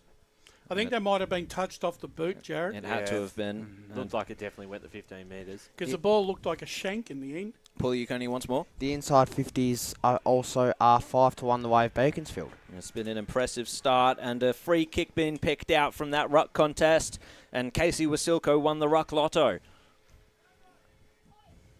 So he will go back to line up for the second goal for Beaconsfield. He's kicked just the 1 goal for the year. Former officer player. And he's just stabbed at it. And he kept it narrow, kept it right. And it was just the 1 behind for the Eagles. 1-1-7 to 1 behind South Belgrave. Nearly 7 minutes gone in this first quarter. Josh Ward. As for South Belgrave elect to go to this broadcast side. Couple of one-on-ones. Couldn't take the mark there. Could Finn Devine. Smith wraps him up. Umpire will call for it right in front of us. In the van out here at Tormore Reserve for the Eastland match of the round between South Belgrave and Beaconsfield. Splash. Early score from Jubilee Park. South Croydon 1-1-7 leading Vermont yet to score. As Garner won that tap down, Peters was wrapped up by 2 Beaconsfield opponents. One of those, Charlie Muley. Been very impressive in ruck to start this game, has Muley, with his work rate across the ground as well. It was Garner who won that hit out. Got it down to Bromley, who's corralled out of bounds. And the ball once again be tossed back into play right in front of us and right in front of the boundary riders, Brash. 6 minutes into the first quarter, Croydon 1-1-7 leading Waverley Blues yet to score. As Muley won that tap down, looking for Devon Smith. Stoko might run onto it. Instead, it's going to be his opponent in Bromley. Couldn't escape the Stoko tackle, and this ball will be tossed up. 8 minutes played here in this first quarter. South Belgrave 1 behind, Beaconsfield 1-1-7. On the wing here. On either side for either attack, but it was Garner to take the ball out of the ruck contest, slap it downfield. But the contest saw the ball go over the boundary line once more. Get another throw in. Brash back into the score centre. Yeah, 3 minutes into the first quarter, Div 4 preliminary final. Churnside's trailing 1 goal against White Elves Pioneers. 1-6, Churnside yet to score. Thank you very much, Brash. We are very interested to see how the scores unfold throughout this day. Lots of finals being played across the eastern suburbs today. Massive implications for premiership chances, of course, as we've had another couple of ball ups through this passage of play. No real movement on the field. Tackles so far are 7-5 the way of South Belgrave. Thank you very much, Paul. It's South Belgrave trying to lock it in as much as they can, it seems. Beaconsfield pushed it towards the line there once more, and over she goes into the interchange bench of Beaconsfield. I reckon, Ryan, 10 minutes into the first quarter, you're in front 1-1 to 1 point. Mick Fogy to be real happy against the Breeze. It certainly would be. Stoko lays a big tackle, and once more we'll get a ball up. And it's going to be one of those, as too, Brash, that the wind will pick up and go at certain times during the quarters. Garner got the thump down. It's going to trickle towards the boundary line once more. Seeing it over was Caden Black. For all the good work that Mitch Garner does, he needs to really hit his targets, right, directing the ball so that his on-ballers can start running onto it.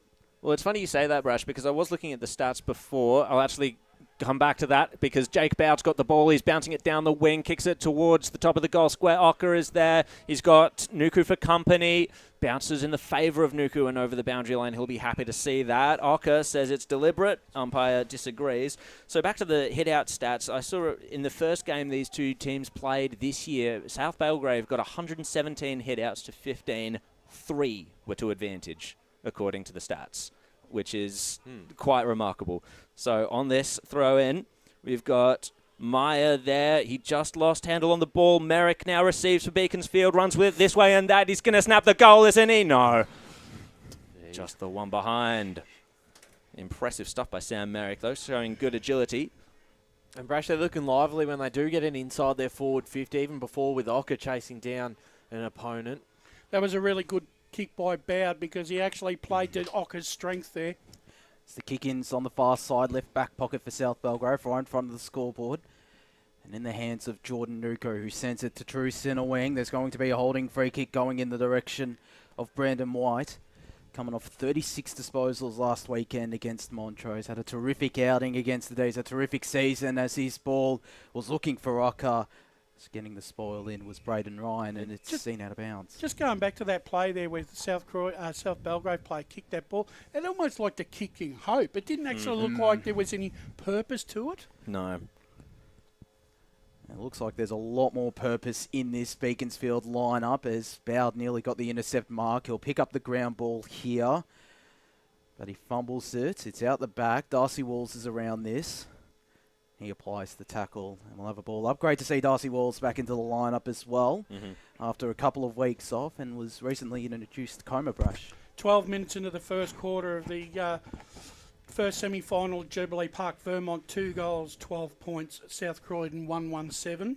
As Muley's tapped down, tried to find Brown, but instead it's South Belgrave sending it to their left half forward flank. No mark taking. Kylie's on the ground. He's wrapped up by the two Stokos, Trent and Tyler. This ball will once again be tossed up. Paul Yukone in the Stats Centre. Clearances so far are 4-2 the way of Beaconsfield. Yes, once again we go. Muley might have given away a free kick. In fact, he's gotten a free kick. Blocking set the umpire. Ultra impressive start from Muley. Got it out wide here to Hayden Broth. Got a handball option in Mounter to Stoko. They're working this well through hands, but a bone-crunching tackle from Brodie Connolly. And that will result in a ball up forward of centre for Beaconsfield on the far side. I can see how these two teams managed to get 122 or whatever number it was stoppages between them the first time they played each other, because it's been stoppage after stoppage today. But a free kick's been picked out this time. It's going to go the way of South Belgrave. Kid's had a fantastic year too, the skipper. Yeah. He has. He's going to send it down the line. It's a long one. Comes off hands. Just spills to ground. Delfonso kicks a high up and under. Punched back to ground. Nearly scooped up by Ship, but he was tackled without it, so he'll earn the free kick, and Beaconsfield will retain possession once more. Now let's see where they can go with this one, because they have had more purpose with ball in hand, Beaconsfield. Let's see if that can shine through here. Mounter takes the mark. He's going to switch the angles, but get it back to Ship. He ran straight into the tackle of Caden Black and body slams him afterwards. Gee, that could have been 25. That should be 25. Yeah. That was not... Dodged the bullet there. Yeah, that was not a good look there by Josh Mounter, but Caden Black, he's going to send it forward for South Belgrave. Comes off hands once more. Beaconsfield got possession, but it was smothered. Now South Belgrave sharing it round. Tackled, however. The pressure from Beaconsfield is ramping up. Daniel Wine couldn't do much with it. Interesting enough, I reckon Beaconsfield are trying real hard to take control of the spine, where South Belgrave are prepared to play the flanks. Don't necessarily agree with that move, especially if you're kicking with the breeze in the first quarter. Ball was in dispute for a while after that ball up, but Wasilko was able to get a handball away. Might have to go back after it. Stoko was there. This is Tyler. He was tackled to ground, and South Belgrave hold them up once more. We've gone 14.5 minutes in the first quarter. It's Beaconsfield 1-8. South Belgrave, one behind in the semi-final of Division 1. As Costa was wrapped up by Josh Mounter. Played a couple of VFL games this season as well as Josh Mounter, alongside the likes of Cade Delarue and Kobe Ship. Bright prospects for Beaconsfield as Garner sends it inside forward 50. A really good mark. Speaking of Kobe Ship, he's taking that intercept mark. Goes out wide looking for Mounter. Is at the right half back flank. Smith sees it out of bounds. Plays for Frankston, doesn't he, Mounter? I believe so. And I think it's Delarue who might... I believe he plays on North Melbourne's VFL list. And it's Ship who plays for Casey Demons. They're stacked with VFL talent, both of these sides, particularly Beaconsfield. Yeah, good pedigree. As this ball... It gets out into the hands there of Hayden Broth. Got it to Damien Johnston. Shrugging off one tackle there was Hayden Brown. Sends it to centre wing on the far side. Ocker flies. Couldn't take the mark. Was Silco's there on the ground, but Nuku sees it out of bounds. Brodie Connolly's down. The other thing too is Damien Johnston's also a match winner for Beaconsfield, because if he gets going, he can kick multiple goals and very quickly. Certainly works hard in midfield as well. Does one of the leaders of this Beaconsfield lineup. Is getting his way out of trouble there was Blake Simonson. one of the new recruits to this South Belgrave lineup this season. They have it on the centre wing on this broadcast side in the hands of Daniel Wine. Sends it inside forward 50. And a good hit-up lead. The mark taken by Christopher Durgaz, who's playing his first senior game today. Kicked plenty of the season, I should say. Brash, first time they got a bit of space and had a bit of run there. Yeah. That's what they've been looking for in the opening 15 minutes. It's Durgaz.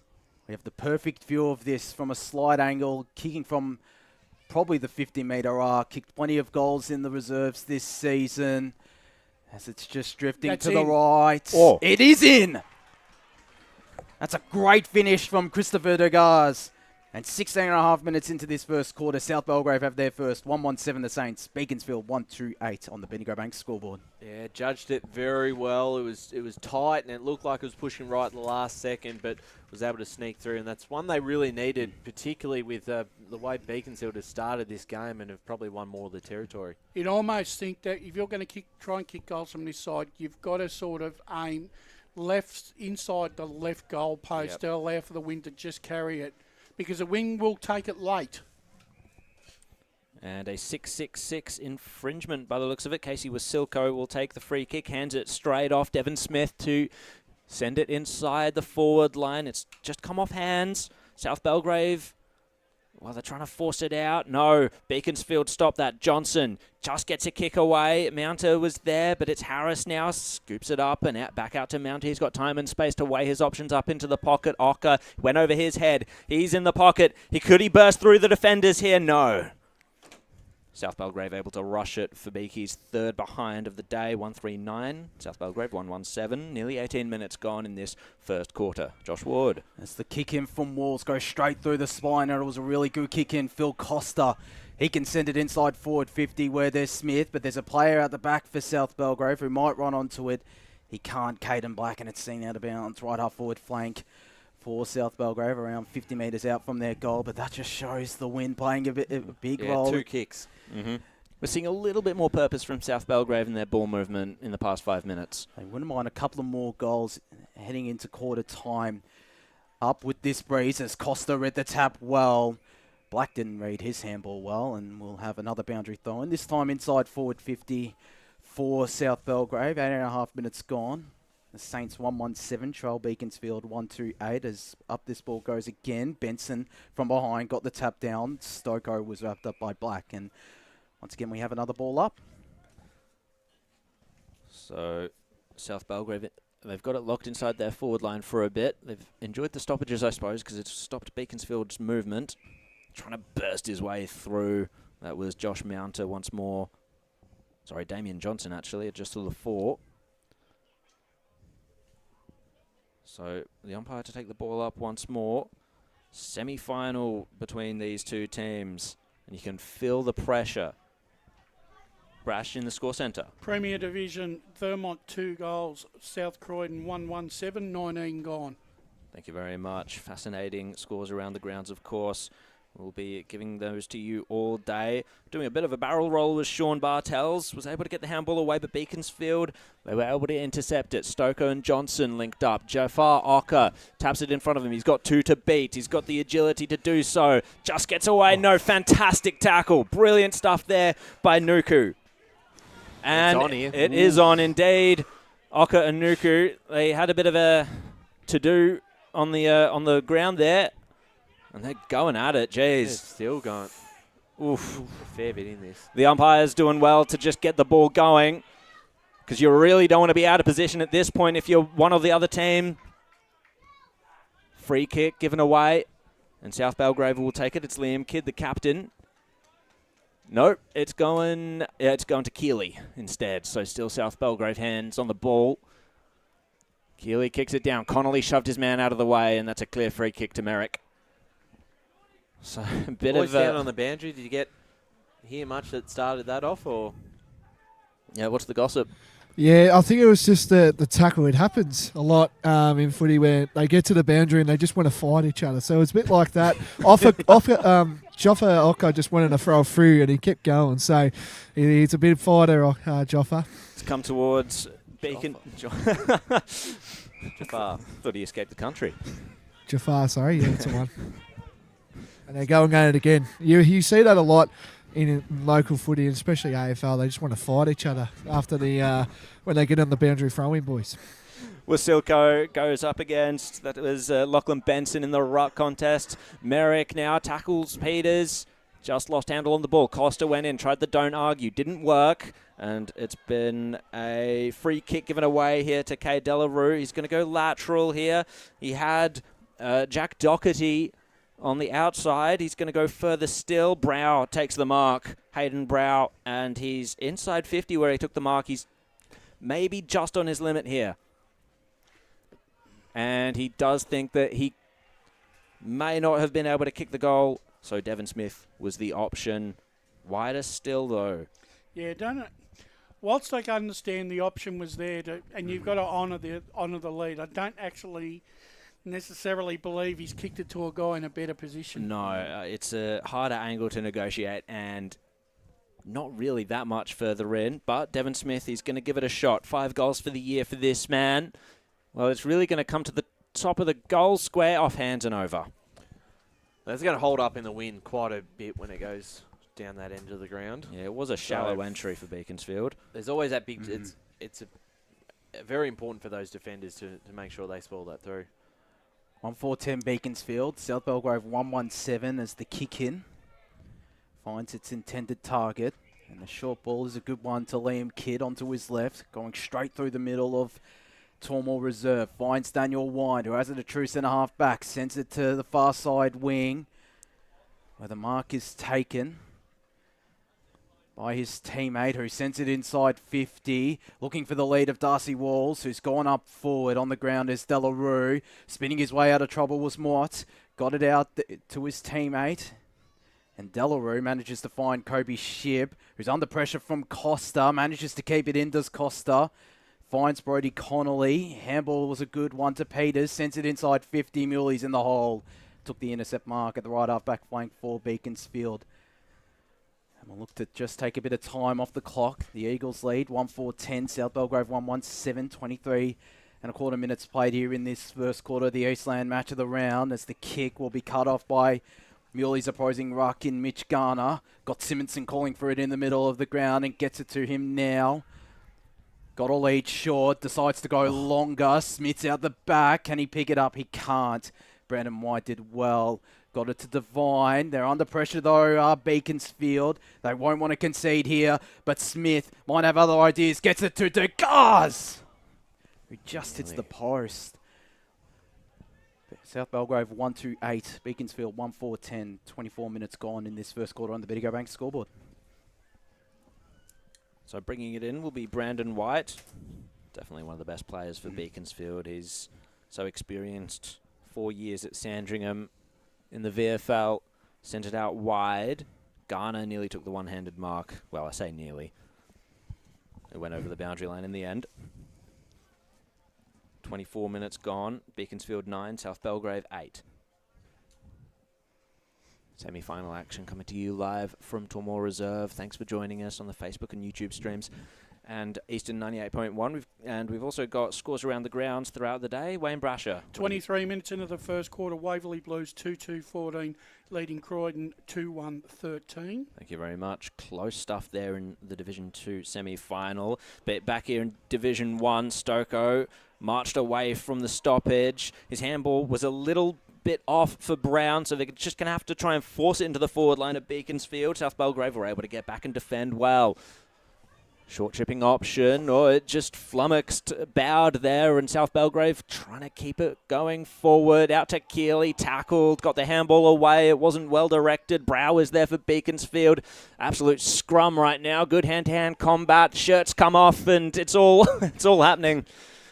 And the ball up was inevitable. The siren goes, and right on the siren, bit of rough play against Degatch there it was, I think, but nothing doing. So thank you so much for joining us for the Eastland match of the round. South Belgrave versus Beaconsfield. At quarter time, it's South Belgrave 1-2-8, Beaconsfield 1-3-9. And right after this, we'll have an interview with one of the coaches and the second quarter. As Sarah opened her best friend Jackie's wedding invitation, she was overcome with a wave of emotion. While her two young boys wrestled on the floor, tears of happiness rolled down Sarah's cheeks as she saw the words she'd been longing to see. Please note, this wedding will be a child-free event. Well, Sarah, looks like we're off to Eastland for a new frock and some heels. And let's book in that babysitter. For all of life's little moments, there's Eastland. Eastland. Live real. Sprained your ankle, bursting through the banner? Broke a finger, high-fiving the ruckman? Or did you run into the goal post again? For bumps, breaks or bleeds, be seen sooner, close to home at Knox Private 24/7 Emergency Department. The preferred provider of emergency care to the Eastern Football Netball League, you'll generally experience shorter wait times. You don't need private health, but there is an out-of-pocket fee. Be seen sooner, close to home at Knox Private 24/7 Emergency Department, 262 Mountain Highway, Wanturna. Do you feel good about your bank? Because there is a bank you can feel good about. They share their profits to fund big community projects, small community clubs and vital emergency services. They've given $250 million to help Australian communities thrive. They have all the products and tech you expect from a big bank, with service you don't. It's Bendigo Bank. Feel good about who you bank with. Try Bendigo. Search bendigobank.com.au or search Bendigo Bank near me. Tobin Brothers Funerals wear their heart on their sleeve. Their clear and easy-to-use website and Memory Maker app make it easy for families to make an informed decision. Here's James McLeod, Managing Director of Tobin Brothers Funerals. We pride ourselves on being the most transparent funeral company. All pricing on goods and services are available on our website.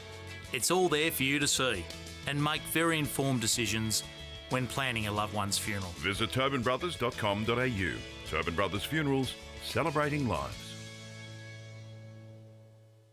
At Yarra Valley Water, we know reducing your shower time, or show time, to 4 minutes can save you an average of $200 a year on water and energy bills. Shower shorter. Save water. Authorised by the Victorian Government, 1 Treasury Place, Melbourne. Sprained your ankle, bursting through the banner? For bumps, breaks or bleeds, be seen sooner, close to home at Knox Private 24/7 Emergency Department. You'll generally experience shorter wait times. Knox Private 24/7 Emergency, 262 Mountain Highway, Wanturna. You are listening to Radio Eastern FM 98.1. With live and exclusive coverage of the EFNL football season. Bringing you the match of the day with score updates from all divisions. And now we cross to our commentary team for the Radio Eastern 98.1 Match of the Day coverage. Welcome back to Tormore Reserve for the semi-final between South Belgrave and Beaconsfield. At quarter time, it's South Belgrave 1-2-8, Beaconsfield 1-3-9. Close, tight tussle here at Tormore Reserve. Very tense, and neither team breaking away, Josh. No, definitely not. But Beaconsfield will be over the moon, kicking into the breeze, which is going to the right of your radio dial if you're tuning in on Radio Eastern 98.1, and it's going to be the end that Beaconsfield kicked to in this second quarter. They'd be over the moon with how they started, Jared. Indeed, and Brash, you'd agree with that as well, wouldn't Oh, you? yeah, look, put it this way. I was just saying off air, South Belgrave, they've lost their run, their structure. Mm-hmm. No, they used to be free-flowing through the midfield. All of a sudden, I sort of feel like they've been a little defensive. Yep. I mean, look, technically, this is a 3-4 goal win. Yep. Yeah. And I don't reckon they didn't make use of it, I don't think. No, completely and that's good. agree. But let's not take anything away from Beaconsfield, because I reckon if you want to play the perfect quarter in a wind-driven game in a semi-final, they played it. Indeed. Right, and now the ball is right in their court, and South Belgrave now are going to have to call on their back six are going to have to play an extraordinary second quarter to not go in any more than 3 or 4 goals down at half-time. Yeah, Mick Fogy's going to be very happy with that, isn't he? Yeah, and I think some of those South Belgrave defenders, like Jordan Nuku, I thought when he was around the ball, he did really well. Obviously conceded that goal to Jafar Ocker, who's going to be massive for Beaconsfield if they are to get a pretty decent buffer, Brush. Yeah, I got a quarter-time score at Jubilee Park in the elimination final in Premier Division. It looks like here Vermont have been kicked with the win. They lead 5-4, 34 to South Croydon 117. Let's have a look at some of these other games as I... Bulldogs are going to need to respond there for sure. That's a very worrying scoreline for them. A good season could be over just in a flash. Well, I think we've probably got to wait till half time, I reckon, before we can make a judgment call. Div 2, probably near quarter time here, 29 gone. We've got Waverley Blues 2-2-14 leading Croydon 2-1-13. And in Leodamat's 300 game for Chirnside Park this afternoon, we've got quarter time, I believe, quarter time, we've got Whitehorse Pioneers 2-3-15 Boundary at East Ringwood, leading Chirnside 1-2-8. Chris Curtis has got Heath Black, I believe. Yeah, boys, I'm down here with Heath Black. Heath, how did you see that first quarter from your perspective? Yeah, just a pretty good contest. Beaky sort of got their running game going, defended really well. We're just going to have to do the same here. It's conditions have probably backed off a little bit, but still really, really difficult. So it's quite tactical. We're just probably a little bit fumbly below the knees as well. So hopefully we can just get back in it, be a bit more composed, because at the moment it's just a bit of chaos, I'd say. But hopefully get him in. We had a good chat and we reset, mate. And you mentioned you wanted to go a bit more defensive this quarter. How important is that, especially now that Beaconsfield will have the wind in their favour? Yeah, I think both teams will play 7 or 8 defenders behind the footy, so we just we'll do the same. So it's just it's a tactical thing, but I think it just comes down to effort, mate. No worries, best of luck. Thank you. Thanks very much, Chris. Always good to hear from Heath Black. Blake Tennant, what have you got from the Beaconsfield huddle? Yes, just listening into Mick Fogy, what he had to say, geez, it was something that's listened to, very motivating.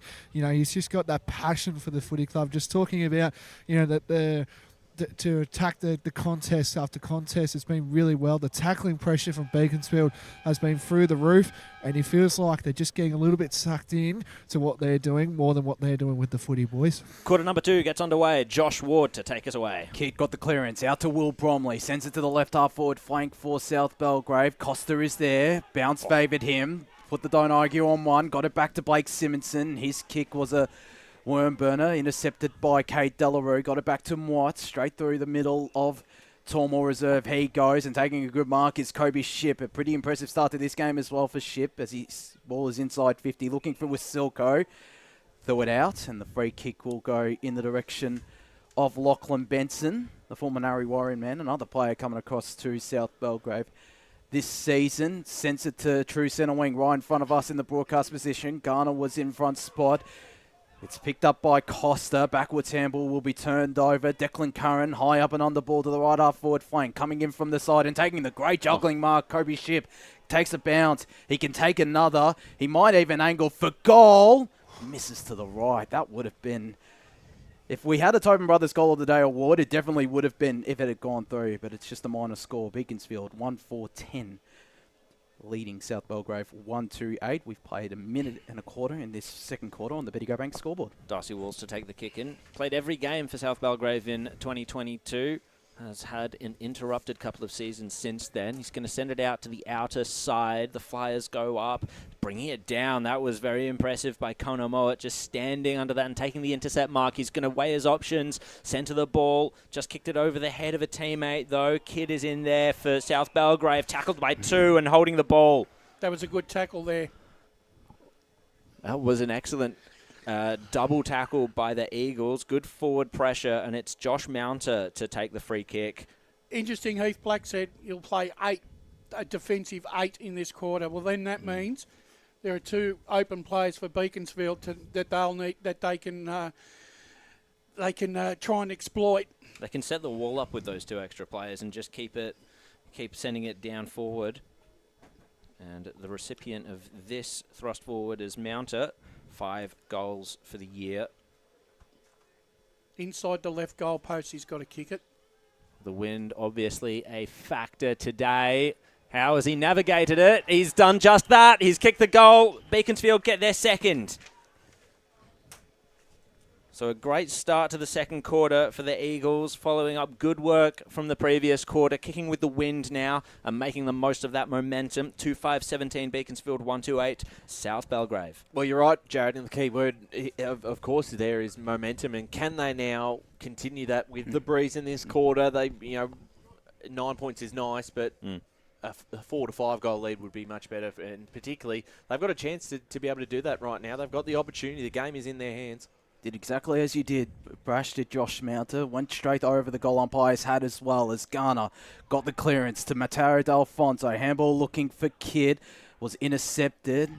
Ball in dispute. Again in the middle of Tormore Reserve. D'Alfonso wrapped up by 2 Beaconsfield players.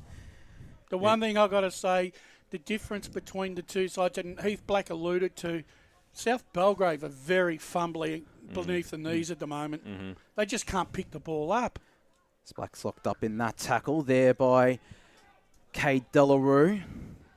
So once again, we get a ball up. Garner took matters into his own hands. Got it back to Liam Kidd. Handball looking for Costa. Will be intercepted by Doherty. And the ball is now seen out of bounds by Miles Curry. And this ball will be tossed back into play right in front of our boundary riders. We've played 4 minutes in this second quarter. Where are they? I don't see them. We're in the interchange box, Ryan. Okay. Got the perfect spot here. Josh can see through the metal, I suppose. Got X-ray vision. That's Charlie Muley. Sends it inside forward 50 for Beaconsfield. In the meanwhile, Smith playing defence. Got the spoil in. Looking for Jack Myers. Fumbled at the wrong moment, but still composed himself. Got it back. And they work this out through hands through South Belgrave. They got the kick through Charlie Peters out to the far side. It's intercepted by Cade Delarue. There's that wall. They're set up really well. They are set up indeed as Delarue looks to go to true centre-half forward. Mark taken by Devon Smith. Had a solid game in midfield, a solid season in midfield as he looks in the Muley direction, went over his head. The ball is out of bounds in the right forward pocket, right in front of the Beaconsfield faithful, who'll be pretty happy. They lead 2-5-17 the Eagles. South Belgrave 1-2-8. 5 minutes gone in this second quarter on the Betty Go Bank scoreboard. South Belgrave, will they be able to escape from this? Will Beaconsfield be able to lock it in as they've done so nicely? Whistle's gone, and it's a free kick from the ruck contest. Looks like it's... No, it's been brought back, so the umpire decided the throw-in was a little off-centre. We'll do it all again. Wasilko gets the tap down. Roved by Kidd, however. Smothered ball as South Belgrave tried to exit defence, and the tackling pressure in forward 50 is excellent from Beaconsfield, and it's earned themselves a shot at goal. No, well, I think it is. Ball up, I think. No, ball up. I think the umpire changed his mind the last minute. Ocker in the ruck contest takes the leap. Benson was there, and he was able to get the handball out, but intercept Mark from that kick out of defence. Mark's been taken by Finn Devine. A kick in hope, 2-on-1. Indeed, and it seems like that's all that South Belgrave have in their arsenal at the moment. Devine's kick was miscued, hit the ground, and there's another scrap. Stacks on, ball up. Paul Yukoni in the stat centre. Beaconsfield with the early territory dominance in this second term. It is 5 inside 50s to zip. What can South Belgrave do to turn this around? Garner gets the handball away, and it's just gone straight to Mowat. Inside forward 50, it's a high ball. Ocker the target, but standing under at Beaconsfield, it was Ship.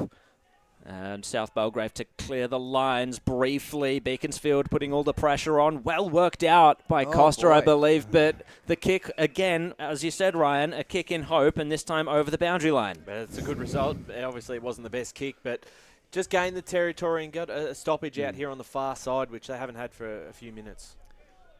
So if they're going to try and work it through territory and stoppages, maybe that's the best way out. Garner, though, strength in the ruck contest, just takes it. Beaconsfield have numbers at the ball. Curran is one of those. Tackled immediately, and that's holding the man. I thought he took possession of it. That's harsh against Dagach.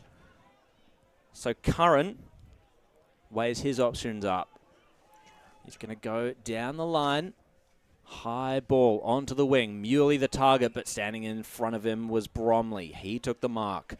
The wind didn't help Beaconsfield in that instance. Bromley now, well, he had a good option, I thought, but it was spoiled away, and Kidd roves it. South Belgrave to go forward. Peters' kick was smothered. Excellent work by Mowat, and he was able to stop the Saints' charge in its tracks.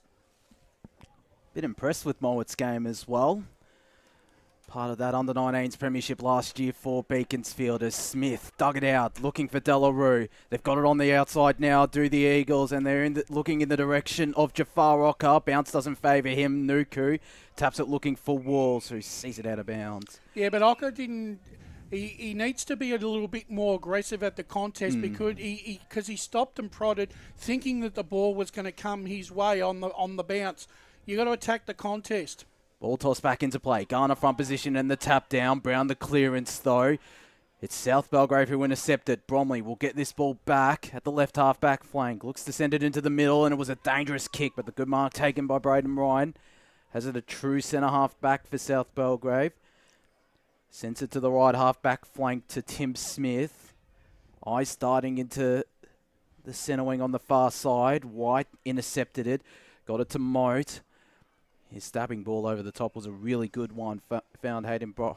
And if I'm Mick Fogy and I'm seeing Tim Smith getting a kick off the half back flank, then I'm happy. As the kick was nearly intercepted, it will be now. D'Alfonso got a player running over the top in Damien Gutter. Handball option over the top is Caden Black, who's going to run into an open goal.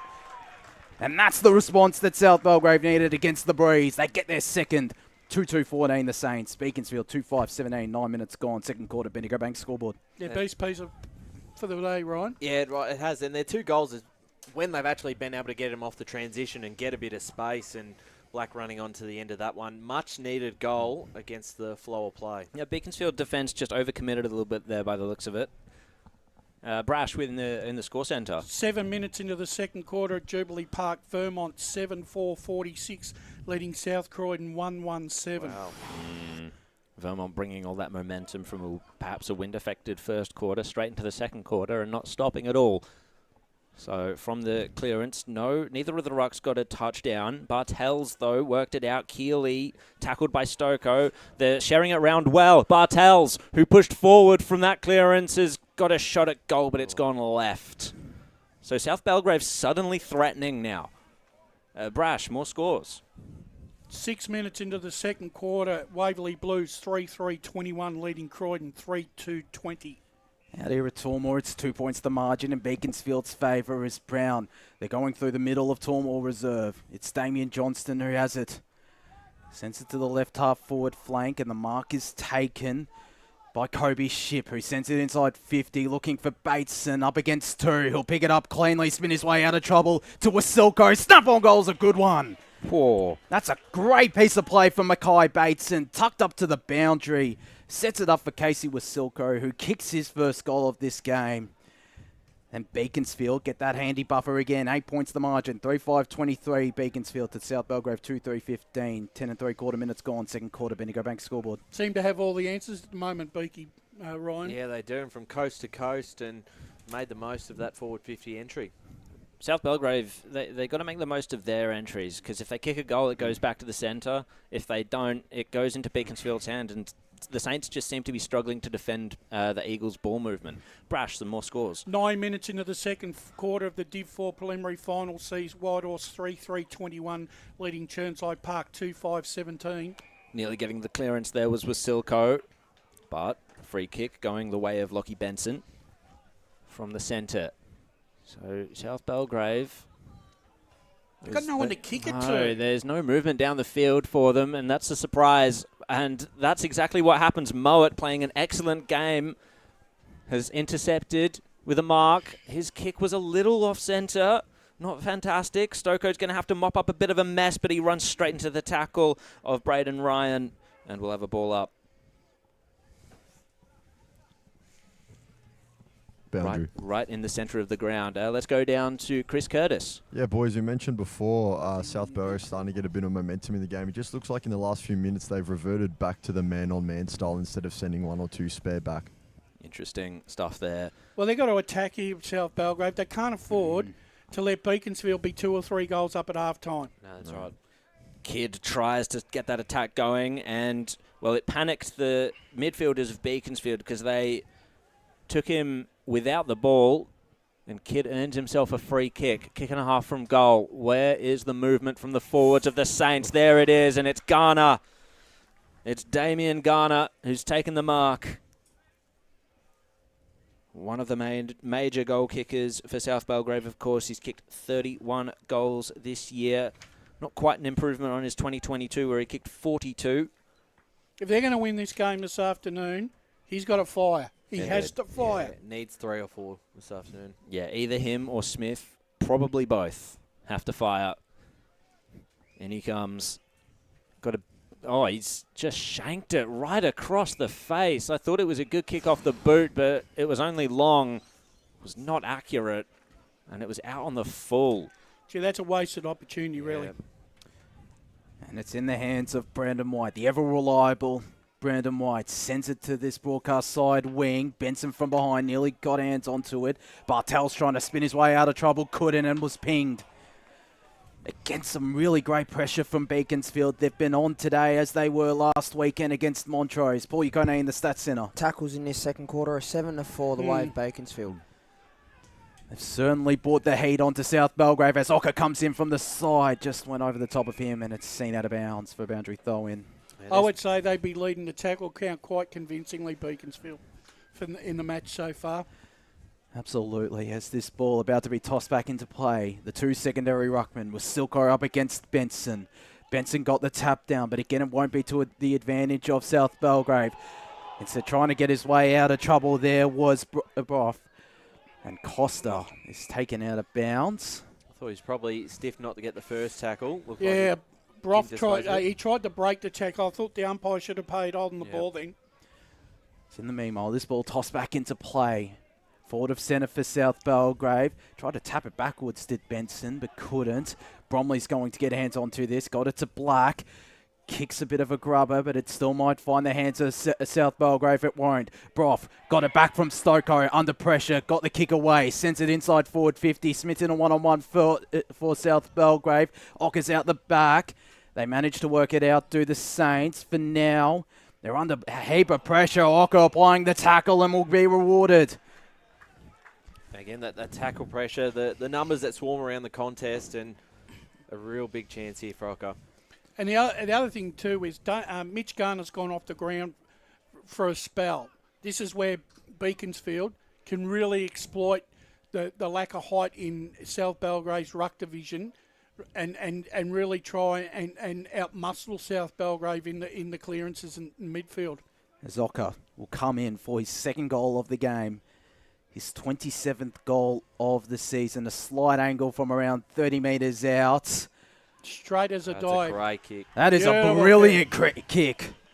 Jafar Ocker has 2. Beaconsfield have 4. 4-5-29 the Eagles. South Belgrave 2-3-15. 15 and a half minutes gone. Second quarter. Benny, go bank scoreboard. Brash, you said in the first quarter that he is a match winner, and he is, and that's what he can do. The pressure around that forward 50 set up the goal for himself, and he's been accurate in front of goal. So it's Muley.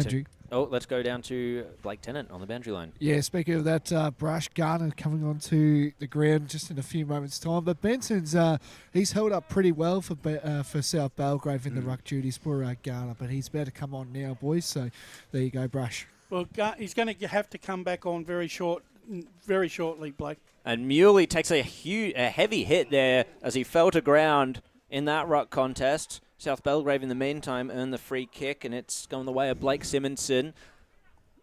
Going short but down the line. Mowat put himself in the way as he does so well. Harris just went through his legs. Mowat was there again for backup, and taken high was Devine. Will Beaconsfield take the advantage? No. Actually, he's had a good game at the moment, Mowat. He's really stood up in that back line. He's got quite a few touches as well across the back line, not only intercept but also setting them up. So Mowat went wide to Doherty, and Doherty goes wider still, but they've ended up in the corridor. This is Mounter. Beaconsfield taking the more circuitous route, as they are wont to do, over onto the far wing. So nice kick mark style. Ship takes the mark, and he's just going to go. He's going to go for broke. Go to the top of the goal square.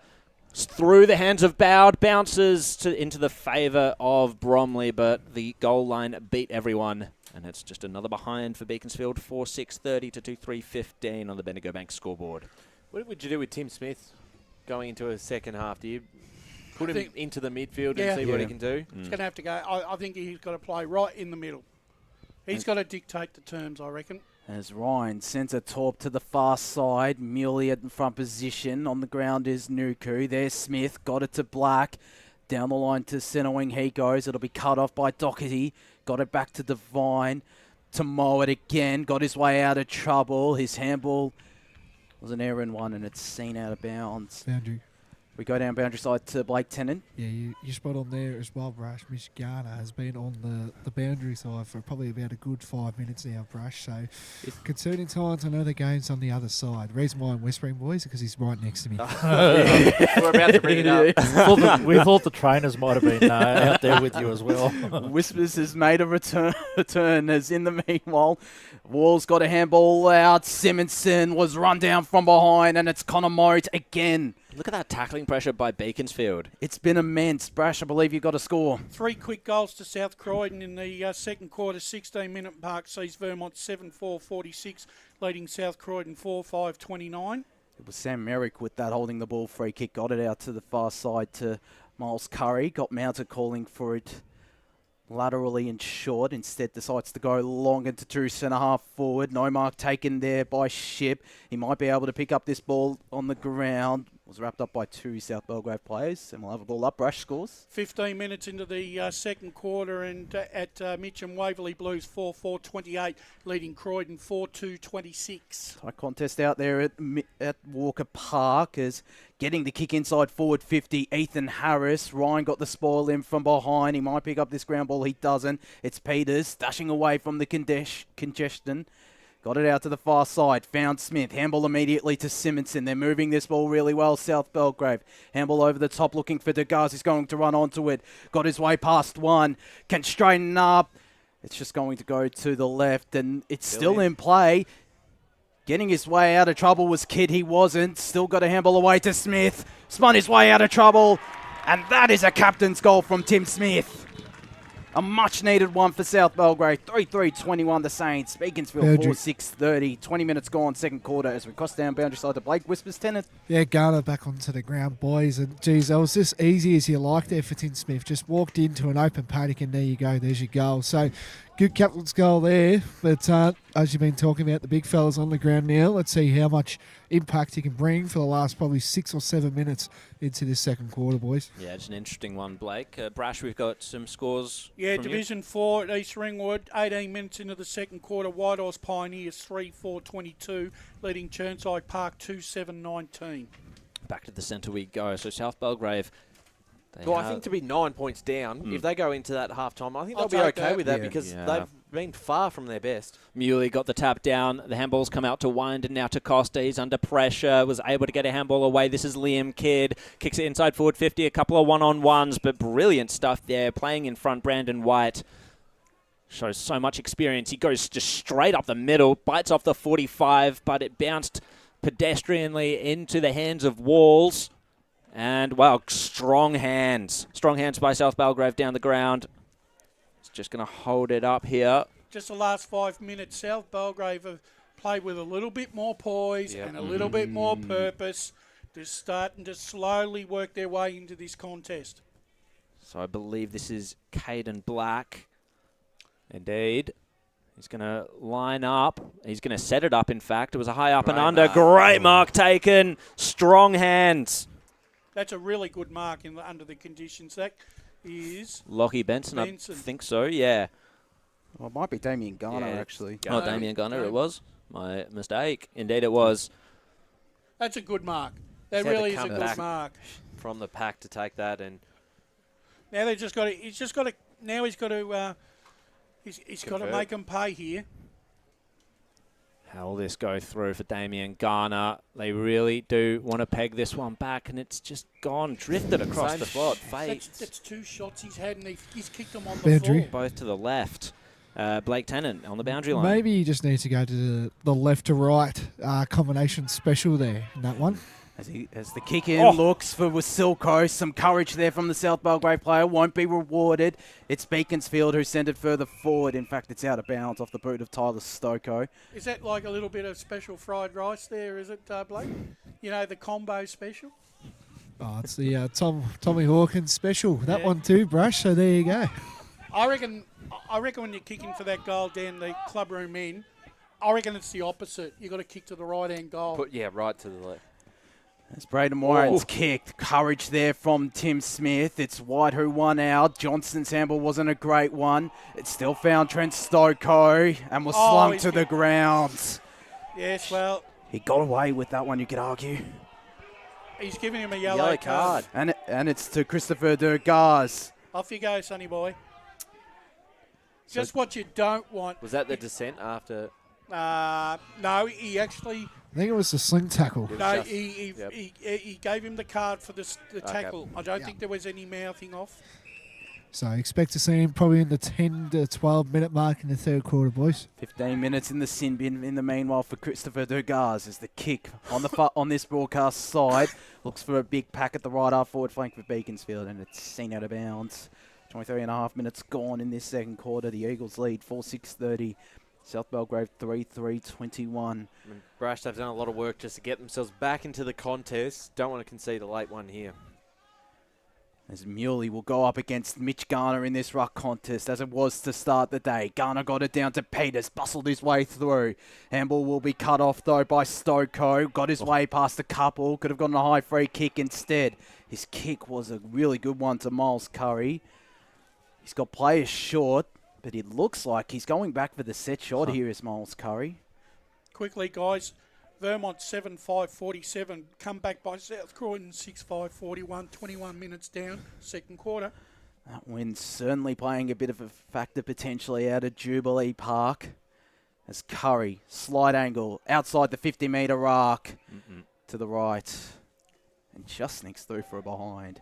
The Eagles 4-7-31. South Belgrave 3-3-21. 24.5 minutes gone, second quarter on the Biddy Bank scoreboard. Boundary side to Blake Whispers Tennant. Yeah, just following up on that one. Did you see that? The wind did not take that at all, so it's definitely heading towards the scoreboard end here. William Evans with duties kicking it from defence. It's fallen into the hands of Brow, though, or Broff. High ball towards the forward line, and a good intercept mark taken by South Belgrave. Good defence, Evans again. Just going to work things out. Maybe a better kick this time. Now he's had some time to think about it. He's got some tall options down there, but standing in the way was Muley. Nearly took the mark. It's come to ground level. Garner was there. Alfonso trying to fish it out to come out to Broff. Trying to bust his way through. The Costa tackle was never going to. And Brash, more scores. Second division, second quarter, 22 minutes. Croydon have hit the lead, 5-4-34. Waverley Blues, 4-4-28. Battle of the Blues out there at Walker Park as the ball trickles over the boundary line here at Tormore Reserve. One thing about the scores today, there's been a lot sharper kicking in front of goal than there was yesterday. Indeed. Well, Brash's about to read a side who hasn't hit the scoreboard. Well, is that correct? Just about.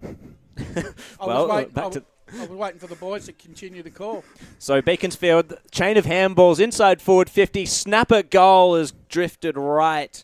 And Beaconsfield, they've had a few shots here in the later stages, 4-8-32 to 3-3-21, not made the most of it, and the wind advantage hasn't quite gone their way. I'll give you that score, 24 minutes into the second quarter. Pioneers, White Horse, 3-4-22, leading Churnside 2-8-20. Be an upset if they get up the Pioneers. Indeed. It would Yeah, be. it would be. As Darcy Walls takes this kick in, sends it to the left half forward flank for Beaconsfield. Yet another big pack. Keely's there on the ground. His handball was intercepted and it's sent inside 50 or near 50 for Beaconsfield once again. Costa had a pretty impressive game as Phil Costa. Yeah, been one of their better players so far in the first half. His kick goes to Mitch Garner. Dangerous kick backwards. Still finds Darcy Walls. I think they seem pretty content on going in with this 9-point deficit. Absolutely. A goal here would be a bonus for either side as Muley got front position, was spoiled from behind. South Belgrave have the players out the back. Simonson burned off his opponent in Brandon White. Got a player in board there in Jack Myers. The bounce didn't favour him. It's still my favour. His teammate who goes the dribble along the ground. It's through! Charlie Peters. That is a brilliant piece of play from South Belgrave, and they've got a lot of hope heading into half-time to the Saints. 4-3-27. Beaconsfield 4-8-32. Charlie Peters, that is an absolute stunning goal and a stunning piece of play from South Belgrave, Ryan. Yeah, from the outside of the boot and had a team out over the top, so when you're in that scenario, you have to nail it. And that's exactly what he did. Similar to the Black goal earlier in this quarter, Brash. Yeah, most definitely. Now, if both sides take a real serious look at their first half, there's a common factor. Keep the ball low when you're kicking for goal when the ball is in your forward 50. Beaconsfield asleep at the wheel by the looks of it with that wind advantage, not making the most of it at all this quarter. Well, boys on the boundary, how significant of a wind breeze is there at the moment? Yeah, it's definitely going to the scoreboard end. Scoreboard end? Yeah, well, we've been. If you just saw that one before, Ryan, the wind did not take that at all. Where if you look at the scoreboard, they've been going to out in the Fools, and yeah. Eagles got the clearance with Selko off hands, roved it. Snapper goal was just the one behind. Blake, I'm watching the trees right now, and I tell you what, it's not going towards the scoreboard. Yeah, well, if you have a look at where the kicks are going, though, Ryan, like the one that we saw before, the wind did not take that at all. Where if you look at the scoreboard end, it's going drifting left to right, right to left. So either way, Megan's not happy with the wind. She messaged me to say it's throwing off her kick predictions as she tries to. So she couldn't predict where that one was going to dribble through. Megan Green up on the van, doing a great job with the camera. But there goes the siren to end the second quarter. It was a 29-minute quarter. South Belgrave 4-3-27. Beaconsfield 4-9-33. Just the 6-point advantage to the Eagles as we go into half-time. Very quickly, we'll go through the goal scorers. Krista Gatch, who also got a yellow card, got a goal in the first quarter. And then singles in the second quarter to Tim Smith, Charlie Peters and Caden Black. That's South Belgrave. Jafar Ocker has got 2, Casey Wasilko 1, and Josh Mounter 1, all for Beaconsfield.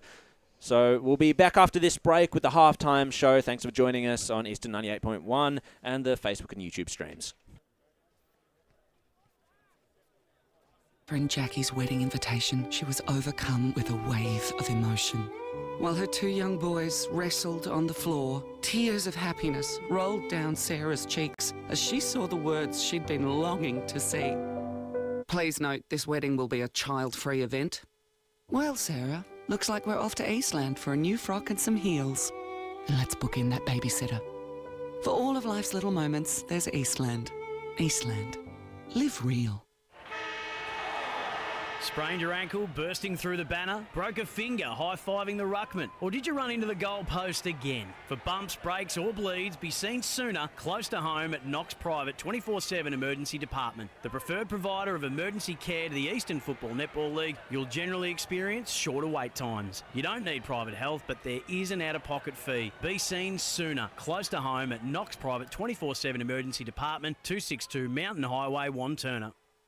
Do you feel good about your bank? Because there is a bank you can feel good about. They share their profits to fund big community projects, small community clubs, and vital emergency services. They've given $250 million to help Australian communities thrive. They have all the products and tech you expect from a big bank, with service you don't.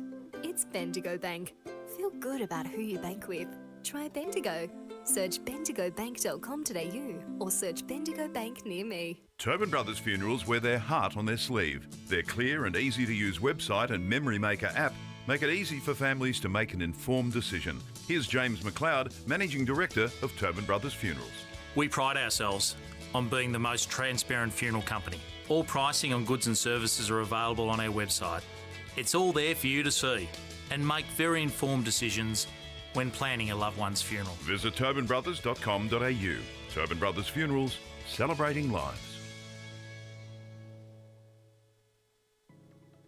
Do you want to study at the #1 sports science school worldwide? Study sport at Deakin and benefit from the most advanced sports facilities available, from running tracks to biomechanics labs, and decked out gyms to a climate chamber. Deakin have what you need to graduate ahead of the pack. Discover endless opportunities in sports science by visiting deakin.edu.au/sport. Deakin, proud sponsors of the EFNL.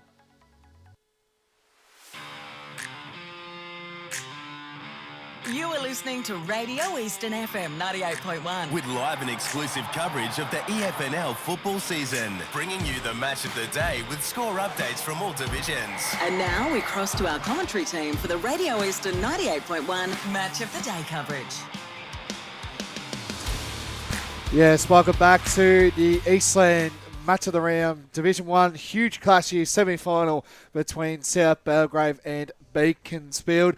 Currently, as it stands right now, it's South Belgrave 4-3, 27 to Beaconsfield. Inaccurate kicking here, 4-9-33. I'm Blake Tennant here, hosting Pregame alongside my boundary reporter in Chris Curtis. Chris, how did you go with that first half of football? It was kind of like both ways. South Belgrave were going, and then Beaconsfield get going, and then lately at the end, South Belgrave got it on their turns, Chris. No, that's exactly right. And, like you said, it was a game of momentum shifts. I thought that going into that second quarter, we'd see Beaconsfield really take a chokehold of the game throughout the quarter. But, we saw at times South Belgrave maybe changing their tactics up a bit. I know they said at quarter time that they'd send a couple spare behind the footy. But once they went man-man, I think it helped them out a lot more. Yeah, and of course, joining, again, is on halftime is Matt Spider Lee. Spider, interesting start to this, this game. Beaconsfield in accuracy at the moment, 4-9-33 at the moment. But South Belgrave, like I said to Chris, they kind of got back on their turns. But Beaconsfield's tackling pressure has been through the roof, hasn't it, Spider? Yeah, it has, Blake, and you really identified that, particularly at the quarter-time break when you're listening to Mick Fogy, because that was a real feature of their play, particularly in that first quarter. The way that they did pressure South Belgrave when they had the ball, and they just basically stripped them of possession. And when they got the chain of handballs moving and got the ball moving towards their forward line, giving their forwards that opportunity, they could really score. So that was something that was really prevalent in that, particularly in the first quarter when they got those early scores and put that pressure on South Belgrave. So that was a big essence of that quarter. So in the second term, South Belgrave did work their way back into the game, but it was Beaconsfield still doing a lot right up in their forward half. They had a lot of forward territory with the ball, and they did lock the ball in for a good period of time, but probably just didn't get the score that reflected that. So, and you look at the score now when it says 4 goals, 9, they probably would have wanted to be another 2 to 3 more goals, just have that in their pocket going into half-time. But you've got to also remember with South Belgrave, a couple of those goals, they kicked 3 goals, against the win. So that you got to hand that to them. They moved the ball well twice from their defensive end of the ground with some really good ball transition. Gave themselves opportunity. Tim Smith was involved in a couple of those passages of play, and he ended up getting one of those goals as well. So that was a real key component of what they did in that second term. So look, they're in the game, South Belgrave. They still need to do a little bit more when they've got use of the ball and when they're doing things around the ground. But at the moment, Beaconsfield for me have got their nose in front because of their tackling pressure, because the way that they're handballing at the moment, they're taking the time, they're taking the space, they're using the width of the ground, and they're really putting the pressure on South Belgrave. So this third term is going to be really important for South Belgrave. They need to hit the scoreboard, and they need to give themselves an opportunity so that they can defend well going into the last term. They're going to have to do it the hard way. Beaconsfield, at the moment, they'd be very happy where the game's at because it's been played on their terms. Yeah, indeed. Well done on analysis there, Matt Spider Lee. But we're going to go through some scores just quickly. It's now a draw, boys, between South Croydon and Vermont. Vermont 47 to South Croydon 47, of course. So massive game down there. The breeze down there at Jubilee Park must be going through the roof. Well, it would be, but it's a great fight back, isn't it? It is. That game looked like it was going one way, but you've got to remember South Croydon, they're used to the breeze now, so it's going to be how Vermont respond in the after half time. So South Croydon, they've certainly got themselves back into the contest. The no limits Spider. So there you go. Waverley Blues 4-4-28 to Croydon 5-4-34 at half time there down there at Walker Park. And that's an arm wrestle on a small ground. So we've seen how it works there. So Waverley still a little bit of work ahead of them, but Croydon, I think they're in a really good spot at the moment. And you talk about bad kicking. We talked about Beaconsfield, but this is bad kicking from the Panthers' point of view in Chirnside Park. 8:20 to Whitehorse Pioneers 4-5-29. So you can definitely tell that Whitehorse are taking the opportunity and the chances at the moment. Yeah, you got to take your chances in finals, mate. That's Yeah. what happens. You got to take them, and like Beaconsfield, you don't have the long shots which they did in that quarter. You've got to be able to hit up the targets and get yourself closer to goal, because with this breeze factor, it's just so important, and you'll get those goals and you can get a bit of momentum and you can get your tail up and really set yourself up. Yeah, and we're going to go through our tips before we head off for the main break here as well.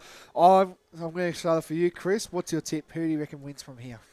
I was Beaconsfield at the start of the day, and I reckon I'm still going to go with them. I just think that first-ranked defence throughout this division is going to stand up strong. Yep, Spider? Yeah, defence standing up strong for Beaconsfield, and I think they'll be able to reflect that on the scoreboard with their forward territory game. Good work so far for the first half. Going to be a tight finish, but Beaconsfield to sneak over the line. Yeah, I'm going to go Beaconsfield as well. Well, that is it for the halftime show here down here at Tormore Reserve. It's going to be a big one. Don't leave the couch. Don't leave the building. Keep it on your phone, because this is going to be a huge second half coming up here on the Eastland match of the round between Beaconsfield and South Belgrave. Today at Eastland, Lucy's trying on jeans for a momentous occasion. Coffee. She needs jeans she can move in, because she's definitely moved on. Jeans that get a second look, but don't give any second chances. Jeans that say, why yes, I have spent the last 8 months in a post-breakup juice cleansing, kickboxing, personal training frenzy. And it looks as though she's just found the perfect pair. Yeah, that's great. Bravo, Lucy. For all of life's little moments, there's Eastland. Eastland. Live real. Sprained your ankle bursting through the banner? For bumps, breaks or bleeds, be seen sooner, close to home, at Knox Private 24/7 Emergency Department. You'll generally experience shorter wait times. Knox Private 24/7 Emergency, 262 Mountain Highway, Wanturna. Do you feel good about your bank? Because there is a bank you can feel good about. They share their profits to fund big community projects, small community clubs, and vital emergency services. They've given $250 million to help Australian communities thrive. They have all the products and tech you expect from a big bank, with service you don't. It's Bendigo Bank. Feel good about who you bank with. Try Bendigo. Search bendigobank.com.au or search Bendigo Bank near me. Tobin Brothers Funerals wear their heart on their sleeve. Their clear and easy-to-use website and Memory Maker app make it easy for families to make an informed decision. Here's James McLeod, Managing Director of Tobin Brothers Funerals. There's no mystery about our pricing. It is clearly displayed on our website and our app. We have staff standing by 24 hours a day, every day of the year, to assist you in your absolute time of need. Visit tobinbrothers.com.au. Tobin Brothers Funerals, celebrating lives. There are only 3 things that should be flushed down your toilet: pee, poo and paper. Some wet wipes and antibacterial wipes say that you can flush them, but you can't. They clog up the toilet and pipes, causing expensive blockages. Save yourself a truckload of trouble. Put your wet wipes in the bin. To learn more, head to the Yarra Valley Water website, yvw.com.au/wet-wipes. Hi, Dylan Dow from the Baroni Football Netball Club here. When I need to grab a quick coffee or a bite to eat, I'm popping into Eastland. Eastland's more than a shopping centre. They support a range of community organisations and have been a major partner of the EFNL since 2018. Cheers, Eastland.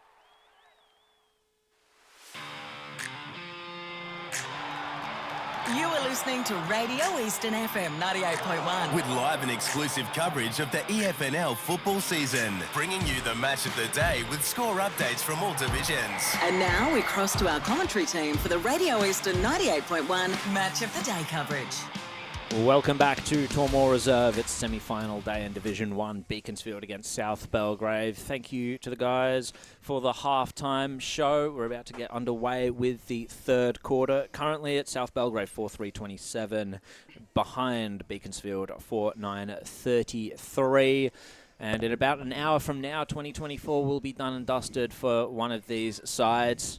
And the winner will play at Park Orchards in the preliminary final next week. So, gentlemen, how can South Belgrave get back into this? Will they be able to take advantage of the wind in this quarter? Well, they have to. They have to be going front as a bare minimum going into that last quarter. And I think they can. I think they worked their way back into the game in the later stages of that third term, Brash. And we talked a lot about Beaconsfield's pressure around the contest. Their handball game has been quite strong. It's probably just finishing up, hitting the targets up forward that has maybe let them down and then taking those opportunities. But South Belgrave got a bit more run in that latest part of the second quarter, and some of their bigger players got going. Obviously, Damien Garner had a couple of great marks, just didn't finish off his work in front of a goal. Kid's been pretty strong through the midfield. So it's going to be a big 30 minutes for them. Can they now start to convert their opportunities up forward and give themselves a real chance going into a final term? Well, they have to, and the thing is, I'd be throwing caution to the wind, and I'm going to be throwing me chips in right at this moment. You go with your best 4 players: Mitch Garner, Tim Smith, Charlie Peters, and Aiden Kidd. Boundary. Chris Curtis down on the boundary line. We mentioned throwing caution to the wind, and while Blake's run off to the canteen, I can tell you boys that wind is going to the Baronia Road end. Thank you, Chris. Thank you, Chris. Thanks for clearing that one up. Like I said, we're halfway through. We're halfway through a game, right? Your season's on the line.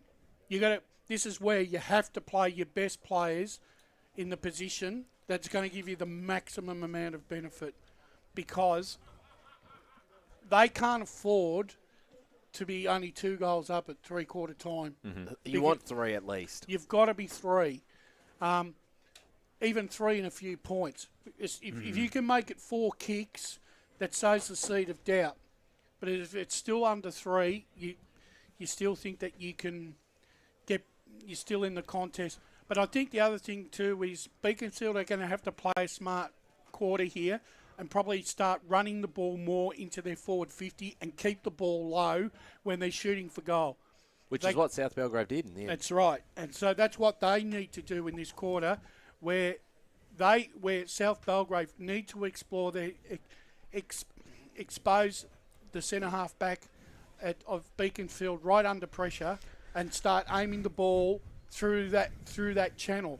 Stop going around the boundary line, because you're just making scoring difficulties harder for yourself. Yeah, that's right. Looks like they've gone with your 4, except they've got Black in instead of Smith in the midfield. Smith pushed forward. Be interesting to see if he plays the full quarter there. It depends probably how the first 5 minutes of this third term plays out. Don't mind that move of Kane Black. He's still had a pretty decent game. I liked his game. Yeah, so he's been good so far. It's probably, you would want Smith in there, but it'll be interesting to see how that goes.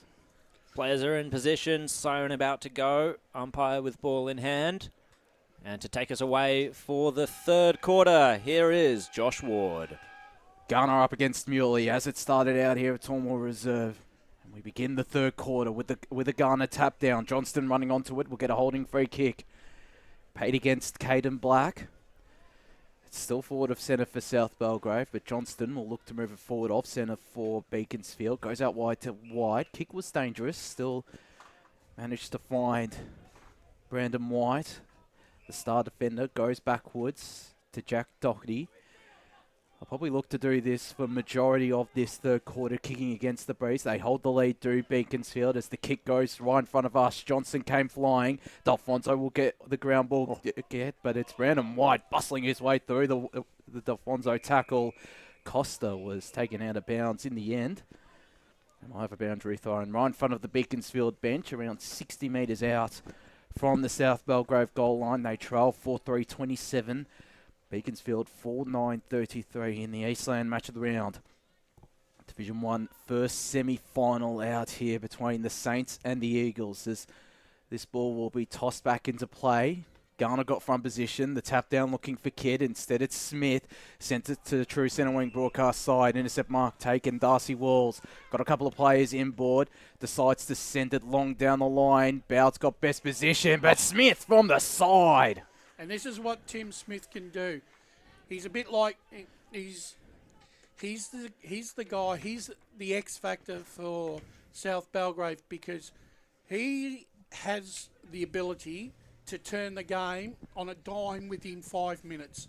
If he can get on the end of 2 or 3 quick goals, I reckon that'll set South Belgrave alight. He should be able to kick. This is right down his wheelhouse. They've got the perfect view. Kicking from probably the 50-metre arc. The ex-Melbourne star been terrific. More than 200 goals in his time with South Belgrave, and he's made an absolute meal of it. Flying from behind was Garner. It's going to be a boundary throw in. Left forward pocket for South Belgrave, still a dangerous spot. Might have made a meal of it, but I'll take a stoppage or a much boundary throw in. Yeah. Much better than a behind in the end. Indeed. How are they going to work this one out? South Belgrave. Muley did well in the ruck, tapped it down. Well shocked by Connolly. He was upended, trying to bust his way through there. I believe that's Trent Stoker at the bottom of that, and ended up with a face full of grass. And a ball up by the looks of it. Let's go. Oh, Connolly. Yeah, let's go down to Blake Tennant. Yeah, I think I do change my opinion there. That the wind is definitely going down that way. Sorry, Ryan. But Thank you. I've just seen a lot of these trees been moving along in bushes, so there you go. But it's a bad one at the moment from the South Belgrave. So Slow to get up. Connolly, Connolly was slow to get up, and even slower is a Beaconsfield Number player 2, down I there. think it was. Dowd? Yeah, Jake Bowd.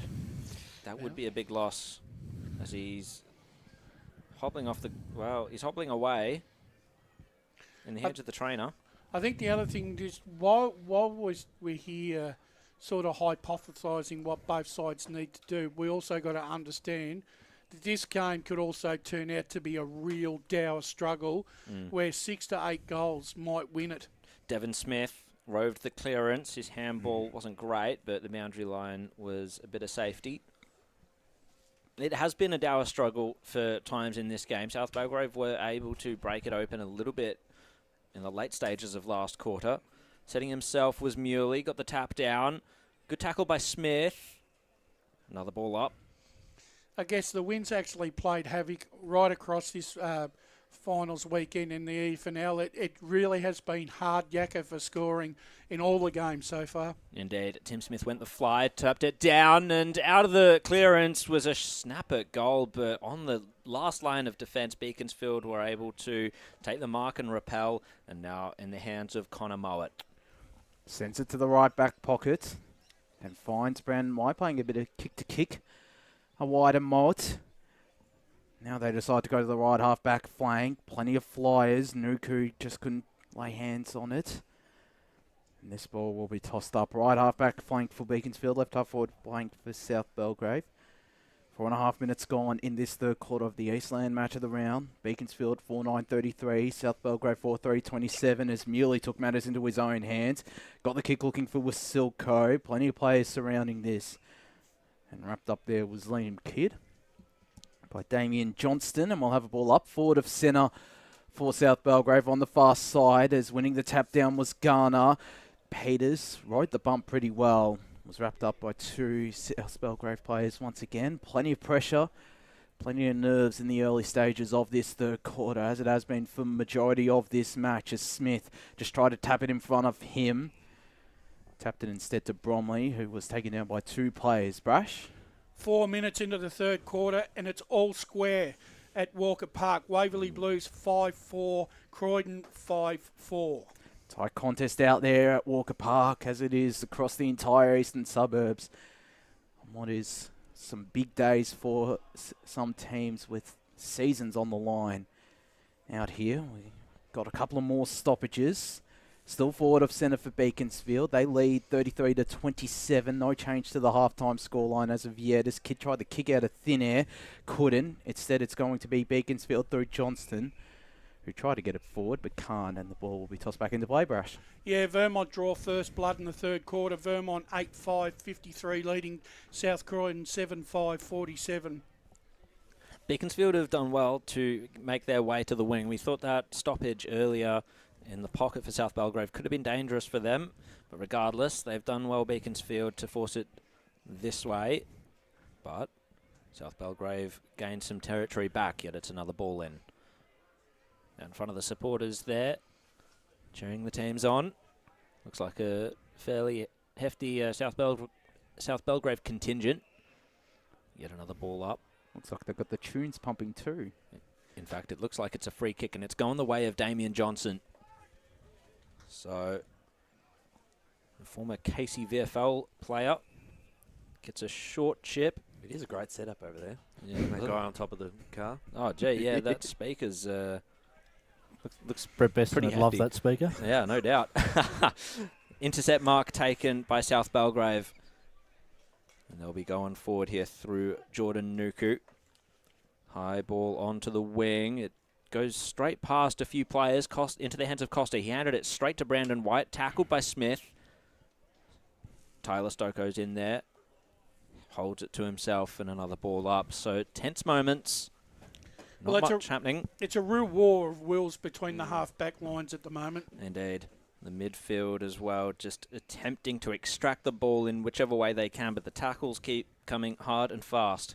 Well, it's a very similar feel to that first quarter where South Belgrave were pretty much held up by Beaconsfield. And I think that's what Beaconsfield are just trying to do. Take away any advantage that South Belgrave might find with the wind by forcing stoppage after stoppage. Ball hit the ground before Muley could get it. He scrambled a kick forward. Heavy work done there by Bateson. South Belgrave nearly win the ball back, but more tackling pressure comes from the Eagles. And I reckon if you're sitting at home watching this game, you're probably none the wiser about who you think's going to win this contest because at the moment it's like a 0-0 draw, isn't it? Another ball up on the wing, tapped down by Garner. Can they break this game open? South Belgrave kick out of thin air was good. It worked for South Belgrave. Keeley took the mark inside forward 50. One-on-one situation. Great mark taken. Is that Degarts? And I don't think it is. I don't think he'd be back on the field just yet, Degach. Oh, no. He's not far off, boys, but Simonson. he's still on the interchange. Blake Simonson took the mark for South Belgrave. He'll be lining up for the first goal in this quarter for the Saints, for either team. Very good pickup for the Saints this season. Yeah. Indeed, he's been excellent. So Simonson to come in. He's on the North Melbourne VFL list. Can he make the most of this opportunity? No. Slams it into the woodwork, but cuts the margin back to 5 points. That's a gettable goal gone begging. That's the old saying goes, handy point. 5 points the margin, 4-4-28 South Belgrave. Beaconsfield 4-9-33. And a lot of gettable goals so far gone begging. The tackles so far in this third quarter are 7-4 the way of South Belgrave. As the kick out of defensive 50 for Beaconsfield was a very dangerous one. Still, the mark was taken by Jack Doherty. Big pack has formed right in front of us, which is where he's going to go to. Muley was there, but Garner again with the intercept mark. Just having another dominant game is the former Oval man. Sends it inside 50 into the hot spot. The fly from his brother Damien couldn't take it to the mark. He might be there on the ground. So is Smith, who's wrapped up. That was Kobe Ship with the tackle. Showing plenty of promise as Kobe Ship. And another of the VFL list of players for Beaconsfield is Smith. Just got the big fist forward, looking to gain some territory. Doherty sees it through for behind. South Belgrave 4-5-29. Beaconsfield 4-9-33. 10 minutes gone, third quarter on the Bendigo Bank scoreboard. We'll go around the grounds with Wayne Brasher. Yeah, it looks if this is a Dow struggle, then the fourth division preliminary final's not that much better. 4 minutes in, it's White Horse Pioneers 4-5-29 leading Churnside. On the kick-in, intercept mark was taken by Connolly. He kicked it inside forward 50 for South Belgrave. Costa was in the goal square, but wrapped up. Desperate defence by Beaconsfield. Sorry to cut you off there, That's Brush. Right. And we'll go to boundary side. Degar's back onto the ground, boys, from that yellow card in that second quarter. Thank you very much. And he's gone straight to this contest. Muley. Oh, Smith out of midair. Nearly got the goal, but yet another behind the way of the Saints. And they're going to move to 4-6-30. Beaconsfield 4-9-33. They could make their way in front by power of behind the Saints. Paul Yukone, stats center. The early forward territory in this third quarter, 4-0 the way of South Belgrave. As there might be a free kick going to South Belgrave. There is. Downfield, boys. They're going to get a shot on goal, South Belgrave. They've been pressing the goal the last couple of minutes. Got to kick this one too. They trail by 3 points. Costa, boys. He's having a shot here. He's had an impressive game, has Phil Costa. And this to give South Belgrave the lead. He's put together a terrific senior career in the Saints colours, has Phil Costa. More than 100 senior games, plenty of games in the Saints colours as he comes in from a slight angle, 20 metres out, and gives them the lead. South Belgrave moved to 5-5-35. Beaconsfield 4-9-33. 12 minutes gone. Third quarter on the Betty Go Bank scoreboard, Brash. Third quarter at the Division 2 elimination final, I should say. Waverley Blues 5-6-36 leading Croydon 5-4-34. Interesting. And that was the one that they really needed through Costa, and the ball probably didn't sit up well for him on that last attempt in the goal square. So deserved a goal, and he's been one of their better players today. Boundary. Fought hard. Let's go down the boundary, Chris Curtis. Jake Bowd for Beaconsfield now back out on the ground after that heavy hit earlier on in the corner. That's very good news. There's been a whistle. 6-6-6 again. Everyone's just stopped in motion to see what's happening. So Benson will take the free kick, and he just hoofs it straight to the top of the goal square. South Belgrave attacking hard now. Off hands and over the line. Boundary throw in the pocket. That was the right kick. It's the first time that they've been really aggressive from the centre clearance, South Belgrave. That was a very aggressive kick. And Just see the umpire at the duck. He was nearly going to go through his head. So Wasilko against Smith in this contest. Trying to rove the ball was Mowat, being held up a little bit there by the South Belgrave forward pressure. Another ball up. The Saints able to lock it inside their forward line. It's been down there for the majority of this quarter. Beaconsfield haven't had a sniff down their forward line so far, but they're going to try and work it out here. Kick from White goes down the line, and it was only a territory gainer, really, as they get the ball in over the boundary line once more. South Belgrave with a 2-point lead, 13 minutes gone, nearly 14 minutes gone in this third quarter on the Betty Go Bank scoreboard. Season 2024 on the line for either of these two teams. Now, back in it goes. Bateson held up in the tackle. Walls and Benson double-teamed him. Ball up. And once more we resume this tug of war, this territory battle, but breaking it open was Cade Delarue. Kicks it down the line, straight down the throat of a defender in Braden Ryan, and the Saints will go forward. Paul Yukoni in the stat centre. Intercept marks in this third quarter of 5-1 the way of South Belgrave. Thank you very much. They've set the wall up, haven't they? And it's just gone out of bounds, so we'll go around the grounds with Wayne Brasher. Yeah, South Croydon are doing well, very well in this third quarter against Vermont. 13 minutes in. Vermont holds sway still 8-5-53 to South Croydon 7-5-47. As Benson tried to get the free kick there, nothing doing. He still hoofs it inside forward 50 in the direction of Brodie Connolly. Might have been pushed out, was legal according to the umpire. So they love this pocket. They do. It's the left forward pocket. I don't. Well, it's the hardest pocket to try and score goals from. Can South Belgrave score a goal from here, though, and extend their advantage to 9 points? As it's Smith in ruck, the tap down looking for Bartels. Well, and there's a free kick. It's going to Brodie Connolly. High. It looks like it was high. I think it was either high or it was high. Holding the man. But the former Berwick man. What does he do? Does he go the boo-na-na here? Well, he's a left footer, is Brodie Connolly. So... Then again, he might be just better off just aiming to that left inside goal post. He might just attempt the drop punt here. Great kick. It was a great kick, but it just missed.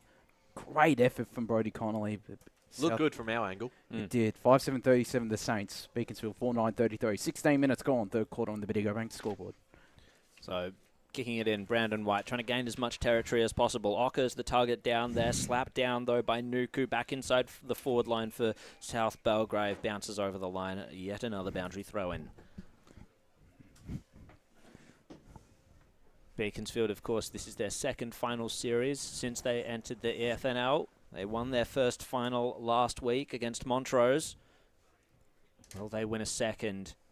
It would be quite a successful year for them if they're able to get through to a preliminary final. South Belgrave, on the other hand, went undefeated last year until falling to Mitcham by 5 points in the grand final. Paul Yukoni in the stat centre. Beaconsfield are yet to have an inside 50 entry at this stage of the third quarter. That is huge, and we're heading towards time on. We're not far away from that. Brandon White got the kick away, but it's going to come straight back. Out in the full it was. So South Belgrave take aim, and they've hit the hands of Jake Bowd, who takes a tumbling mark. Gee, that's a telling mark there by Bowd. That was impressive. Good intercept mark there. So he's going to just try and work it out. Couldn't quite hit up Jack Doherty, and he had to turn tackler.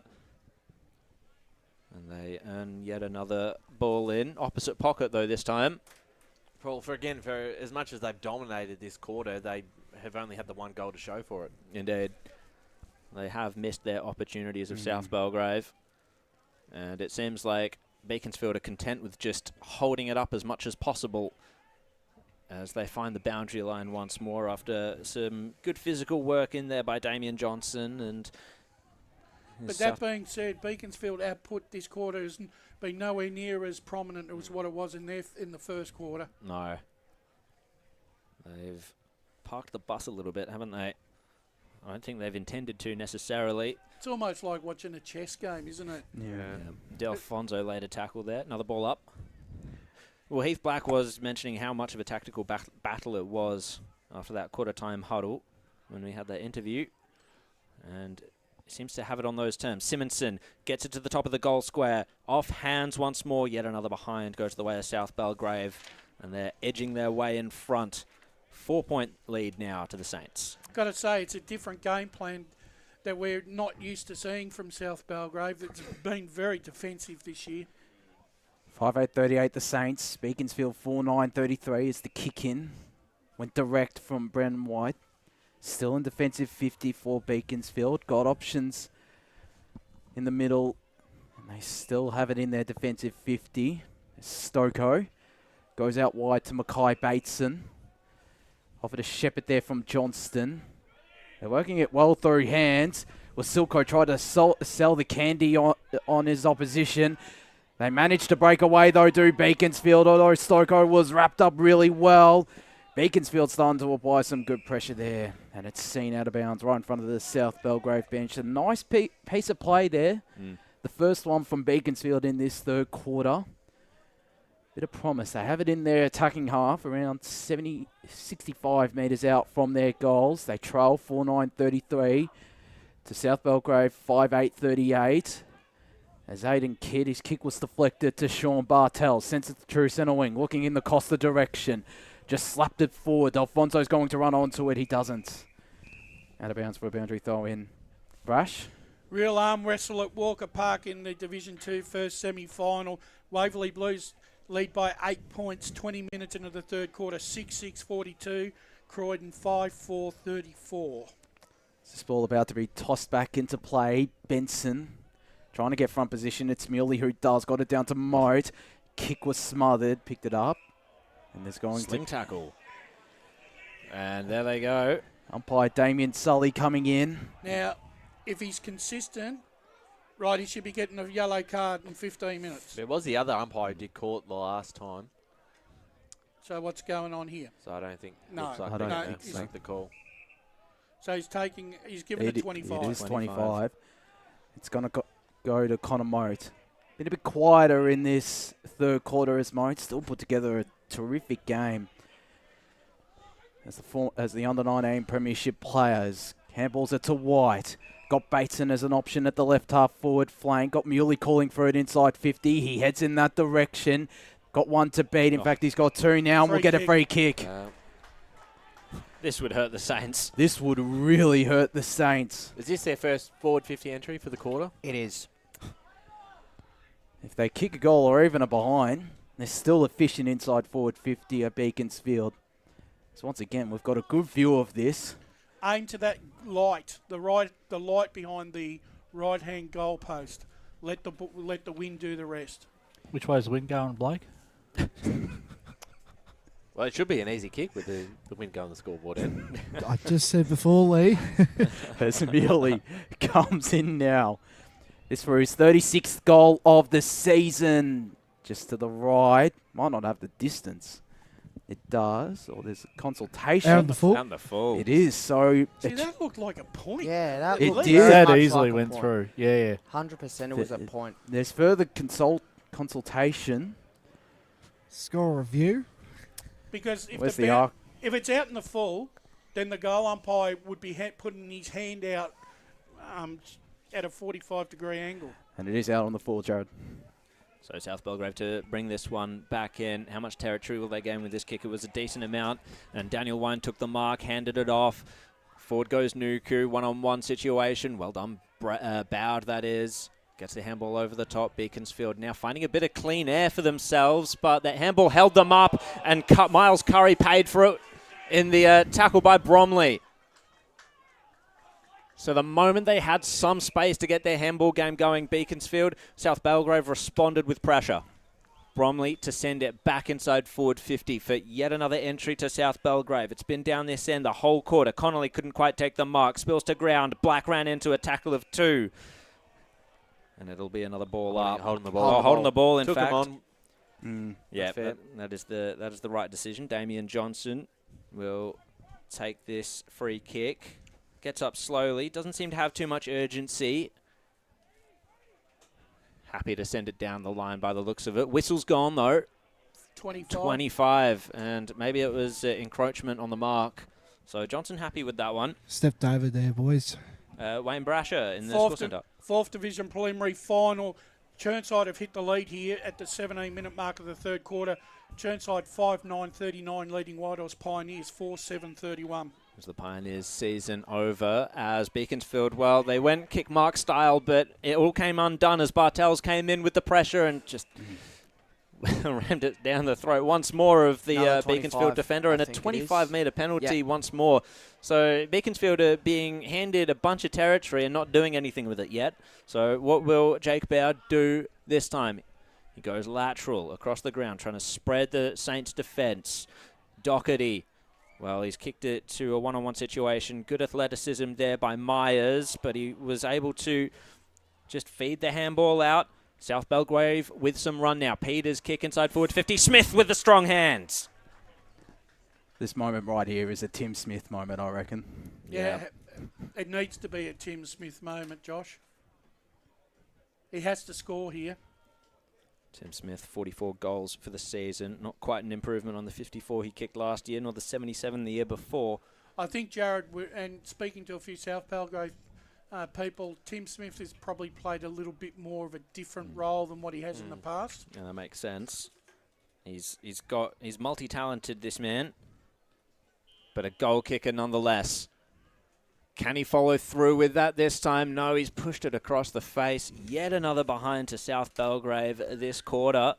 And they move to 5-9-39 to Beaconsfield 4-9-33. We've gone nearly 25 minutes in this third quarter of semi-final action here from Tormore Reserve. I'll be happy Beaconsfield, only trailing by 1 goal as Brandon White's kick in might have been turned over. Keely's there to pounce alongside Smith, who's wrapped up by Brendan Ryan. A goal here would be handy, Brash.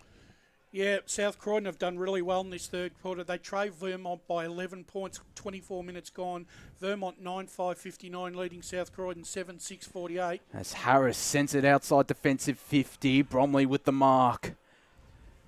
He's looking for leads. Had Darcy Walls as a handball receive option. Tries to dance his way out of trouble. Instead, handballed it to Nuku. High up and under ball inside forward 50 where there's a big pack. No mark taken by South Belgrave. They have the numbers on the ground. Damien Garner flying shots. And a full.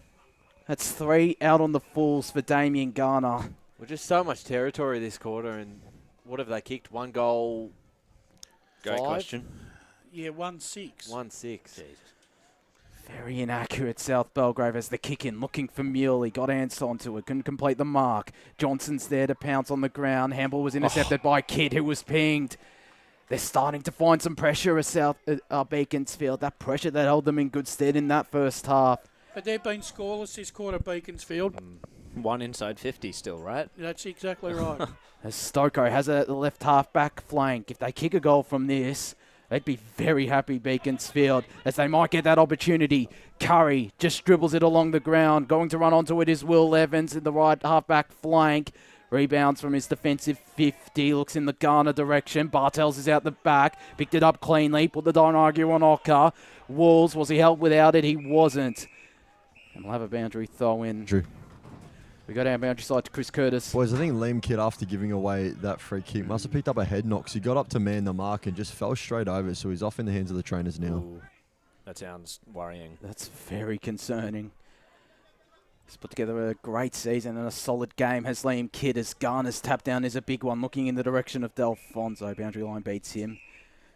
And the left boundary thrown right in front of the Beaconsfield bench, 70 metres out from South Belgrave's goal. Oh. And that was a bad hit. I think it was Chris Degach again. We could see a red card. Well, he's already had. So I think it might be a ready. Yeah. No, yellow. Yeah, another yellow card. That's 2 yellow cards. So surely that's a.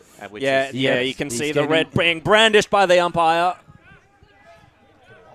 Did he just send? I think he might have sent him off. Yes, he's got the red card. Red card. Yep. I think he actually might have sent him off for good. That Yeah, is. two yellows equals a red. Yep. In the same game. So he's on report as well too, boys. That's what we heard at ground level.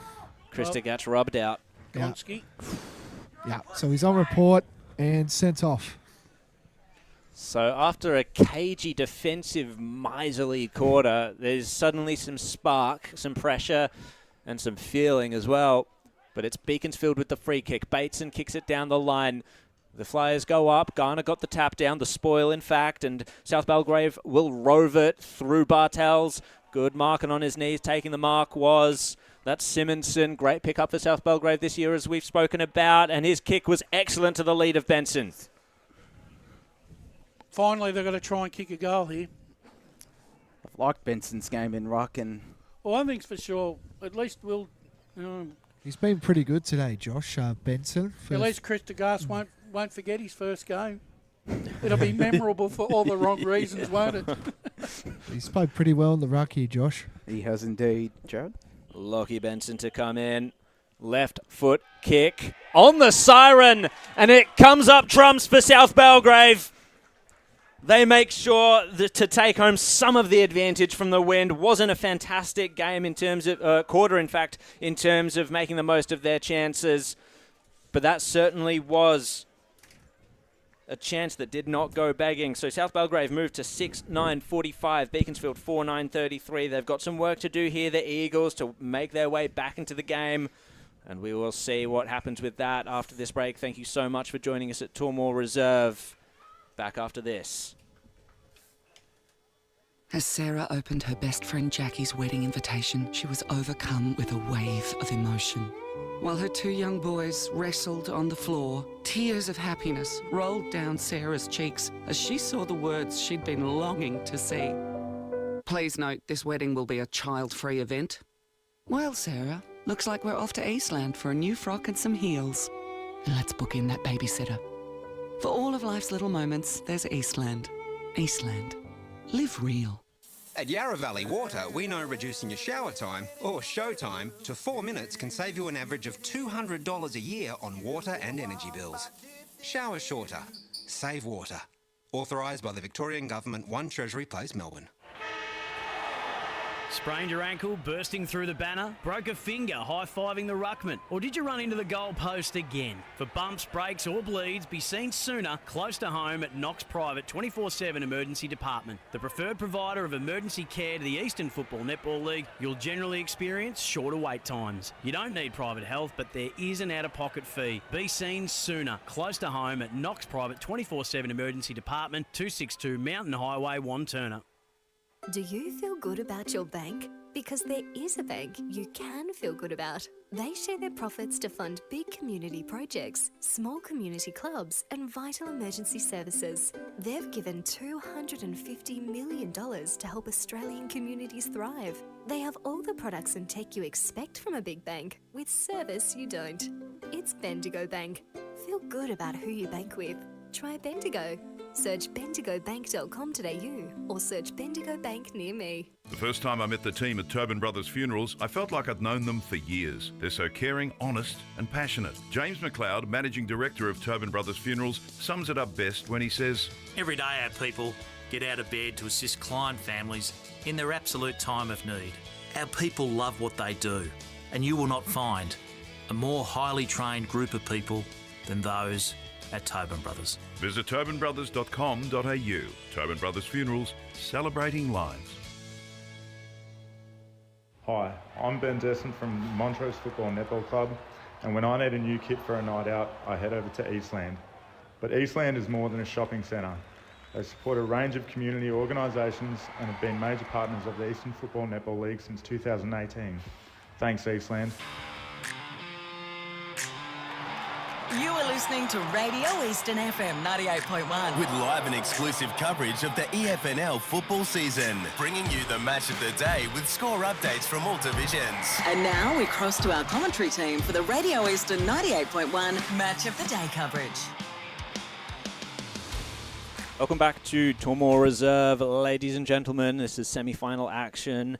We are currently in three-quarter time. South Belgrave have the lead at 6:9:45 over Beaconsfield, 4:9:33.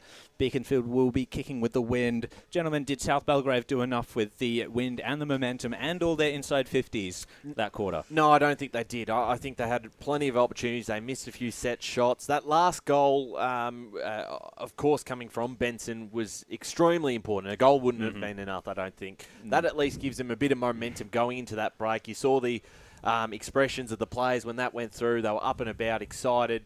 They've now got to continue that form into the last quarter and get one back against the Breeze, and suddenly it's their game to lose. But Beaconsfield, we saw how many times they went inside 50 in that second term down this quarter. Again, were similar, didn't use the momentum that they had. Can they obviously hit the scoreboard quickly and get a bit of a lead, and potentially it's theirs to lose. So it's still open, but I think it does favour the Eagles. Well, last time they had the Breeze, or Beaconsfield, in fact, it was 3 goals each way. 3 goals to Beaconsfield, 3 goals to South Belgrave in the second quarter. So it's going to be interesting to see whether or not they can make the most of it and stop South Belgrave from scoring. And the final quarter last weekend against Montrose for Beaconsfield, they had 12 inside 50s, 10 scoring shots and 8 goals from it. So that'll certainly be interesting if they can replicate that performance again today. Well, they'll get the opportunities. It's exactly right. Can they make the most of them, Brash? Yeah, well, look, I think Beaconsfield going scoreless in that quarter, I just didn't think. I think they went back into their shells a little bit and gave.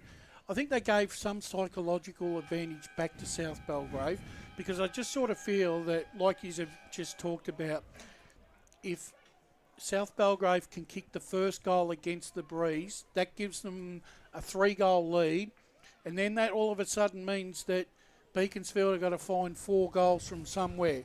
And there hasn't been many 4 quarters of 4 goals all day. Blake Tanner on the boundary line with Mick Fogarty. Yes, it's got Mick big last quarter.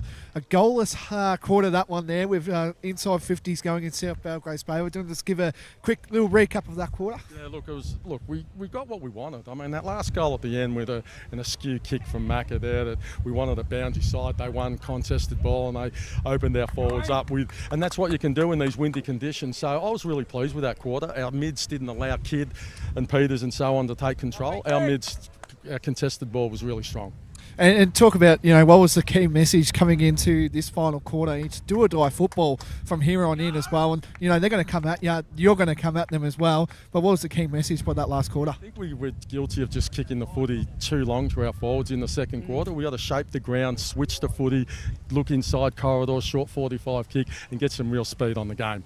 No worries, Mick. Enjoy the last quarter. Thanks very much, Blake. Interesting words there from Mick Fogarty. Chris Curtis was at the South Belgrave huddle. Boys, the message was plain and simple. More of the same from South Belgrave. Also an update on Liam Kidd. They say they're just running a few more test decisions yet to be made with him. And boundary again, boys. Go on, Blake. So I just heard from the umpire just then as well that Chris DeGraz, sorry about that, is allowed to go on. So he's allowed to go back on as well. Apparently, if you get 2 reportable offences, that's sent off for good. But he only got the 1 reportable offence, so he will be coming back on 15 minutes' time. So the first one was a yellow card, but not reportable. Yeah, it sounds like that's what that was. Yeah, interesting. So they could not be down any rotations if Kidd comes through. All right, Brash in the score centre. Yeah, quickly. South Croydon will be kicking with the Breeze in the last quarter. They trail Vermont by 11 points after a big third quarter. Vermont 9-5-59 at this stage lead South Croydon 7-6-48. And it's Josh Ward to take us away for the final quarter of one of these teams for 2024. Garner got the tap down and the clearance, looking for Keeley, who was under plenty of pressure. Johnston dug the handball out. He gets it back from Smith. Gets it to Doherty. Sends it on the boot to the right half forward flank.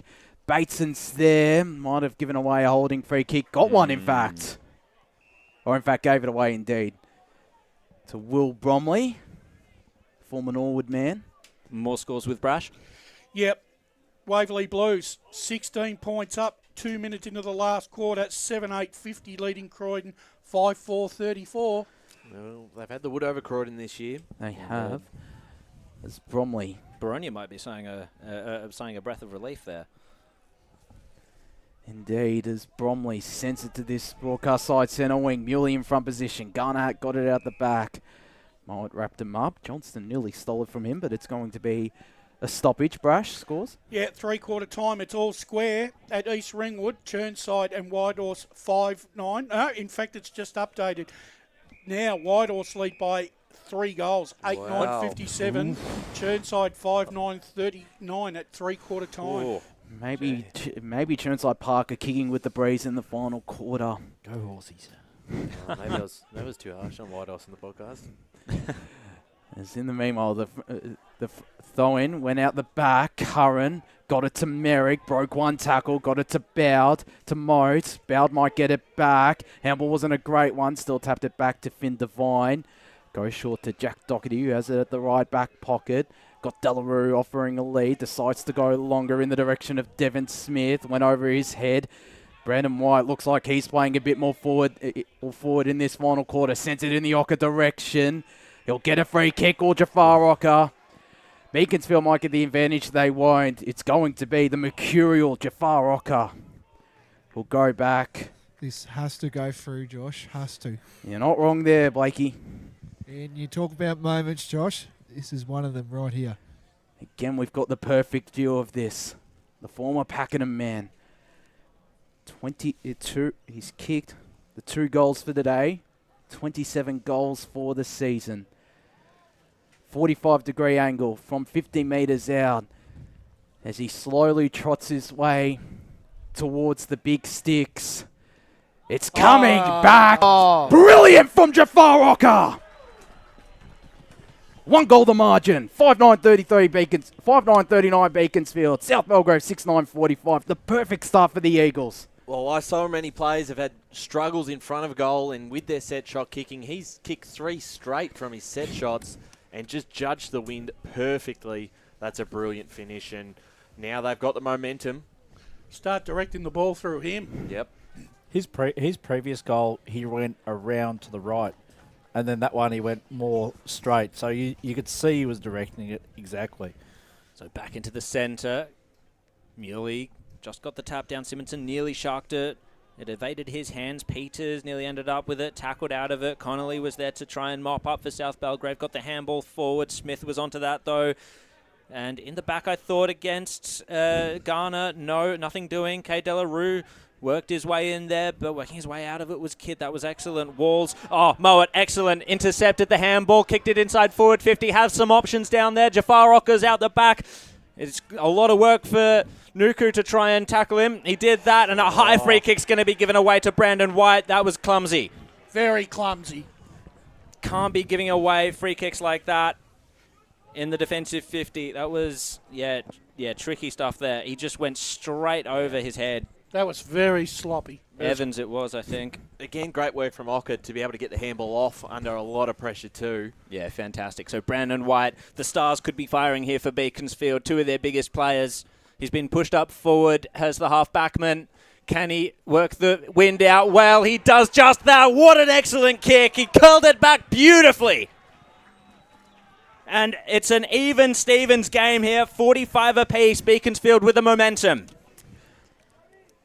Again, you look at sides making the most of their opportunities. It's as simple as that. South Belgrave did not do it in the third quarter. Beaconsfield have had 2 chances in 4 minutes, and they've nailed both.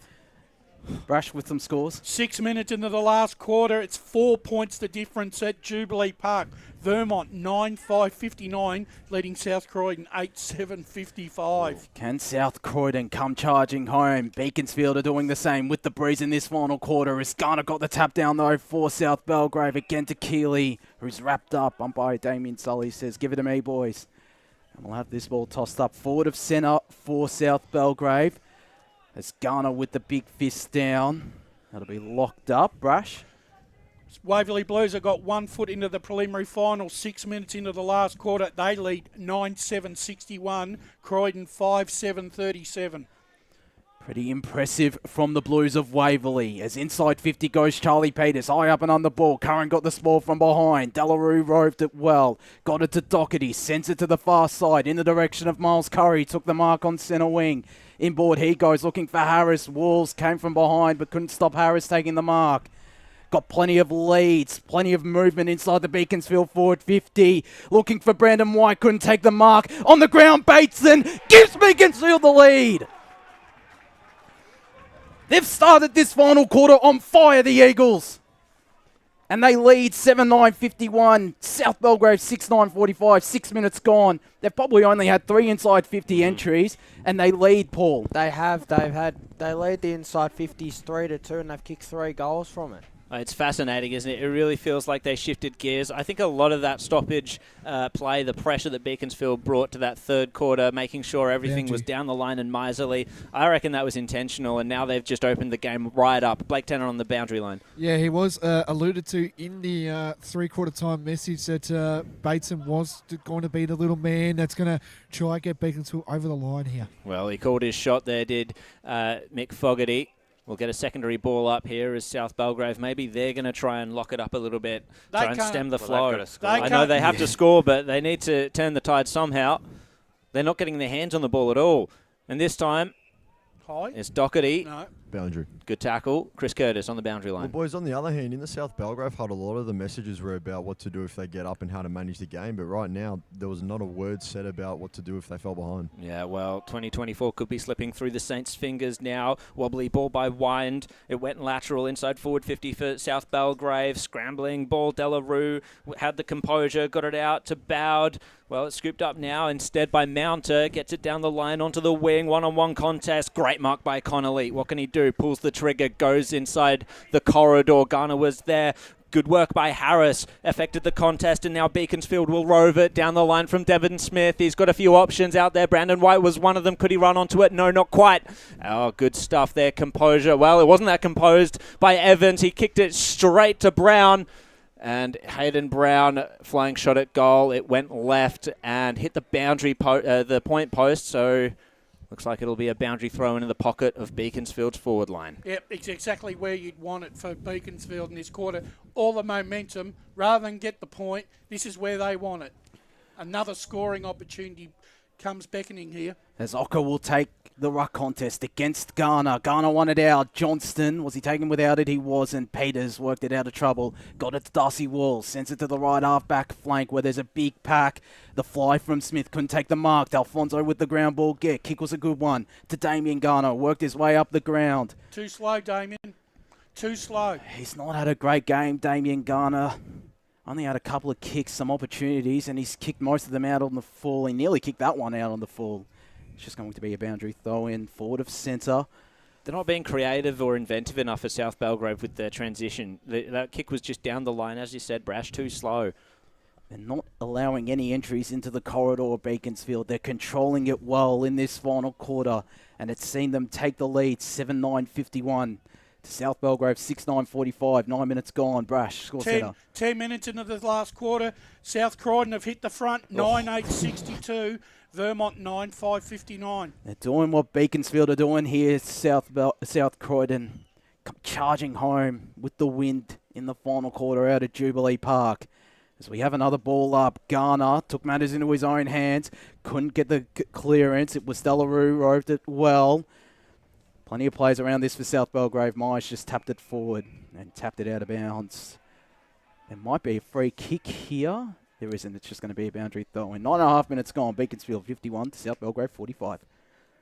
So the 1-goal lead for Beaconsfield. What a quarter it's been so far. Can they finish it off? Garner roved it. Got the handball out, and Simonson just sent it down the line. Punched out of Garner's hands and into Tim Smith's. He was tackled. Ball up inside South Belgrave's forward 50. Tense moments here. They need to create something. Only one player went up in the ruck contest. It was a Beaconsfield man. Stoko got it. Now Bowd. Down the line he goes. Onto the wing. It's going to just clear all comers. And Bromley out the back for South Belgrave. Took possession. He's going to go back down the line. Who's there? Good punch by Damien Johnson. Tell you what, he's had an outstanding game, Bowd. Off that back pocket, he has been sensational. The second half in particular, particularly late on in the final quarter, so many intercepts and just stopping any South Belgrave attack. Muley and Garner in the ruck. Garner got the tap down right into the hands of, I think that's Bromley. And Wayne Brasher in the score centre as we have a ball. Yeah, Croydon kick one, get one back, but they still trail by 17 points, 12 minutes into the last quarter. It's Waverley Blues 9-7-61, leading Croydon 6-8-44. Beaconsfield got the clearance. Jafar Ocker nearly met the ball but had help. Devon Smith gets it out. Now this is Curry. Miles Curry snap round the body. It's going to be pushed across the face of goal by the wind. Just the one behind for Beaconsfield. They are threatening though. 7-10-52 to 6-9-45. 11 minutes gone in this final quarter on the Bendigo Bank scoreboard. Handy point, as the old saying goes, is out on the far side. The mark taken by South Belgrave. They need a goal sometime soon. They are kicking against the breeze. There's a big pack that forms. Kid of the Aiden variety, the bottom of that pack, concedes a ball up at the left half forward flank for Beaconsfield. Another impressive final quarter. Kicked all 3 goals from not a whole lot of entries inside forward 50 so far, as South Belgrave win the clearance and see it out of bounds, centre wing on the far side. 12 minutes gone in the last quarter. South Belgrave 6-9-45 to Beaconsfield 7-10-52. Thank you for tuning in to the Eastland Match of the Round, 98.1 Radio Eastern FM and Facebook and YouTube. As Garner again, the big fist, looking for his brother Damien. Bowd was pinged for holding the ball. D'Alfonso will get this free kick. The former Sylvan captain. Had some moments in this game, but just hasn't done enough. Much like some of his teammates as he looks in the Tim Smith direction, came from behind, got 2 bites of the cherry. Umpire said it was touched. He was touched by his own teammate there. Got in the road. Missed opportunity there for South Belgrave, and we'll have a ball up right half forward flank for the Saints. We'll look to kick a goal sometime soon to cut the deficit to 1 point, as Garner got it down to Simonson. His kick was deflected. It falls out now to Jack Myers. A very clean pickup. Sends it to the hot spot. Keeley's up against Myers. Keeley nearly took a great mark. Still picked it up. Gets the dribbler on goal. D'Alfonso was there. Beaconsfield holding up really well. Will they be pinged? They won't. Umpire will call for it right in the goal square for South Belgrave. A chance here to kick a goal as Muley goes up in ruck against Smith. Took it out of it. Free kick. And gets a free kick. So here's that opportunity for South Belgrave. And it's through their superstar forward, Tim Smith. I've got a feeling this is going to go down to the wire, guys. I have a feeling too. As Smith gets it through the middle. Back to 1 point the margin. 7-9-51 South Belgrave. Beaconsfield 7-10-52. 13.5 minutes gone. Final quarter on the Bendigo Bank scoreboard as we cross down to the boundary. Blake Tennant. Brash, I don't want to jinx it here, but are you hearing a little bit of OT, extra time, coming in for this game? I haven't predicted it yet, Blake. It may happen, but I'm not predicting it. Not predicting it? No. Okay. There you go. Megan loves a good draw, but not during grand final time where we have to go overtime. I do have a quick score at Jubilee Park. 15 minutes into the last quarter. South Croydon are up by 5 points. 9-10-64. Vermont 9-5-59. Season on the line for the Eagles. Well, both varieties, Vermont and Beaconsfield. The Doggies as well. And the Saints here at Tormore Reserve. Back into the centre we go. Tense staff. Tap down by Muley. Roved. Still a contest though. Muley had to tackle Garner. It was Damien Garner wrapped up. Come up the... Great take by the umpire then. Yeah. So down up it goes again. Aiden Kidd tackled immediately as soon as he got a hold of the ball by Kay Delarue. Brash with some more scores. Second division first semi, 15 minutes into the last quarter. Waverley Blues hold sway by 16 points. Waverley Blues 9-7-61, leading Croydon 6-9-45. And it was Garner out of the ruck to Bartels. Nearly got the clearance, but Beaconsfield put the pressure on. Good defensive midfield work by them to hold it up. Tackles in the last quarter are 8 apiece.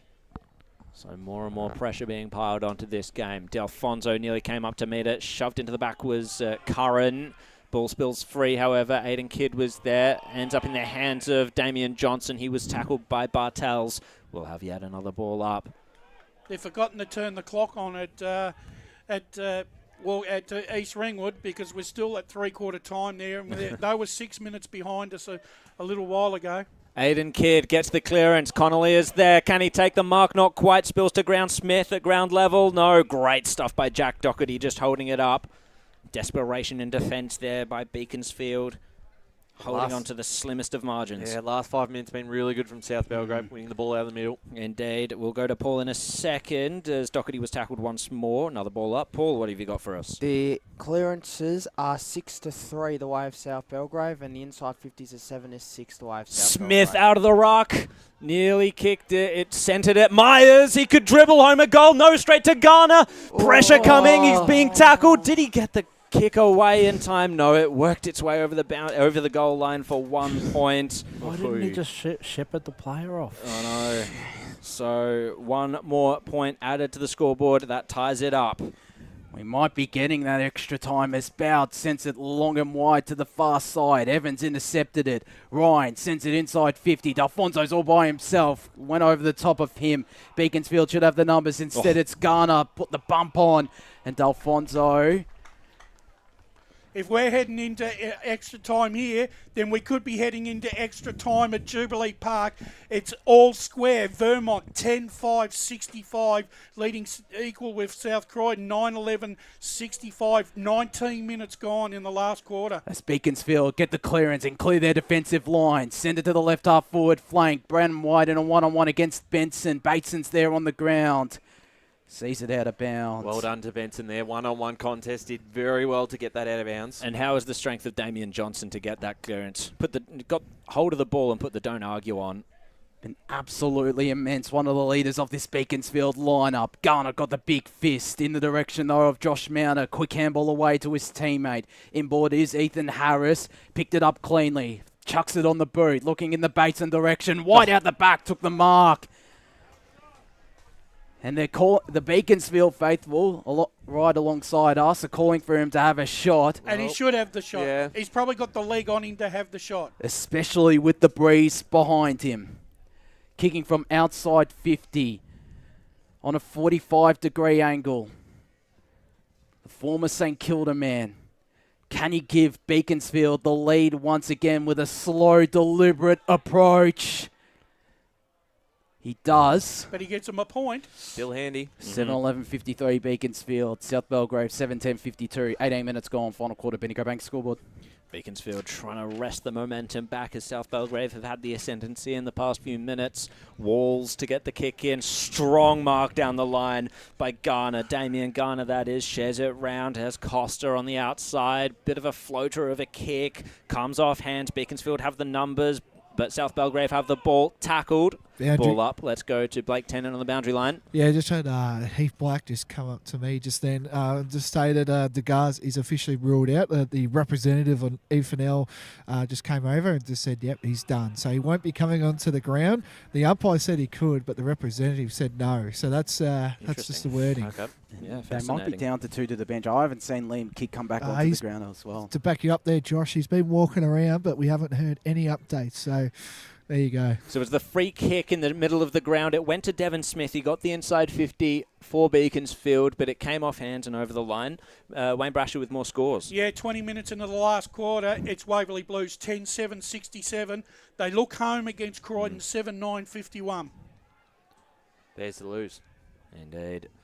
1 point lead to Beaconsfield here in the meantime. Semi-final action for Division 1. Muley got the tap down. Beaconsfield nearly share it round. Ball in dispute. They're just trying to control it here. Harris picked it up. Got the handball away to Smith. Now to Johnson. Just trying to find some space here are the Eagles. Kick towards the goal square. But South Belgrave had the numbers back. Well defended. And that's Lockie Benson, or Daniel Wind, in fact, taking the mark. Blake Tennant. That was Benson there. Jared, that's great magnet move there by Heath Black. He just put down Benson to go down the full back there to help out the full backs. Thank you very much, Blake.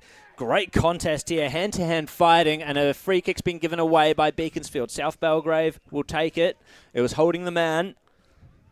So nervy times here for the Eagles as South Belgrave continue to push. Sean Bartels kicks it onto the wing. Where's the contest? Smith came up. Strong hands took the mark. What options does he have down the line here? 2-on-2 situation. Just over off the hands of Bowd. Came to Stoko. He was tackled by 2 and got a high free kick. So Beaconsfield will rebound once again. Tyler Stoko at the left half-back flank for Beaconsfield. I'll just look to take some time off the clock. We're into time on. Brash. 22 minutes into the last quarter. Vermont in front by 1 point. 10-6-66. South Croydon 9-11-65. As there's a bone-crunching contest and a free kick paid to Beaconsfield. He paid the mark, did the umpire, in fact. Is that what it was? It must have been. I'm not 100% sure, but... They were off too. It's Hayden Brown, whose kick is intercepted by Benson. Played a terrific game as the former Narre Warren man. Has it at the right half-back flank for South Belgrave. They have to go now. He sends it in the Tim Smith direction. It's Garner who got there first. It's Peters with the ground ball. Gets sent it in the direction of Damien Garner, who takes the mark at the right half-forward flank. Got Connolly offering a lead. Bowd came from behind. Who will win this one-on-one? It's Beaconsfield who get 2 players onto Simonson. One of those, Tyler Stoko. Can you believe this game? How good was Jake Bowd there? Just wearing Connolly like a glove. We've got 2 1-point games in first semi-finals this afternoon. What a great advertisement for EFNL football. It is going down to the wire out here at Tormore Reserve in Jubilee Park as there's a free kick to Beaconsfield. Finn Devine has it right in front of the scoreboard, which reads Beaconsfield 7-11-53, South Belgrave 7-10-52. 22 minutes gone in this final quarter as they just send it long and high and intercepted by Garner. Another chance here for South Belgrave to send it inside 50. Smith was around, but he couldn't affect the contest. Curry got it to Johnston, to Brandon White. Plenty of space on the far side wing. Sends it inside 50. Kobe shipping on one-on-one against Braden Ryan. Ryan did well. Concedes a behind. Did very well. Yeah, he did. Yeah, Andrew. Had goal side and was very dangerous. 22.5 minutes gone. Beaconsfield 7-12-54. South Belgrave 7-10-52. Boundary side to Blake Tennant. Yeah, still no word on Kidd as well, boys. We haven't heard about what's going on with him. We believe he could be done for the day, but we still haven't heard anything from I think Kidd. if he's not on by this stage, 23 minutes into the last quarter, he's not coming back. Yeah. So they could have, as you said, Josh, you said maybe 2 on the bench, maybe? So South Belgrave took the kick in. I believe it is 2 on the bench now with Dugach gone. So South Belgrave took a kick in. They earned a ball up there and now gaining territory. But Mounter intercepted. High ball back in towards Beaconsfield's forward line. But good punch by Jordan Ryan over the line. Jordan Nuku, in fact. And we'll go to Brash with some more scores. 25 minutes into the last quarter, and South Croydon have hit the front by 5 points. South Croydon 10-11-71, Vermont 10-6-66. So the free kick had actually been given to Phil Costa. Kicks it down the line. Big contest. Wind looks like he's running in quicksand. He's that tired. Trailed after the ball. South Belgrave got the kick away. Intercepted by Mowat. Muley just fumbled the ball into the hands of Costa. Bouncing ball onto the wing. Picked up by Smith. Handball. It missed the target, but Peters was good enough to compose himself and get the kick down the line. Great mark, Connolly. Oh, he's just spilled it at the wrong moment. Bowd now with the rebound for Beaconsfield. What can they do? The game's opened up for them. Devon Smith spearing ball inside forward 50. And the mark's being taken by Hayden Brough. Wow, that is impressive. How costly is that mark that Connolly's dropped there? Oh, that was, yeah. But how good was there by Jake Boud there? Fantastic. That was terrific. And the great mark taken. That is the best ball movement we've probably seen today, boys. This will make things very hard for South Belgrave now. They'll have to kick at least 2 goals to win this one. If Hayden Brough can kick true here.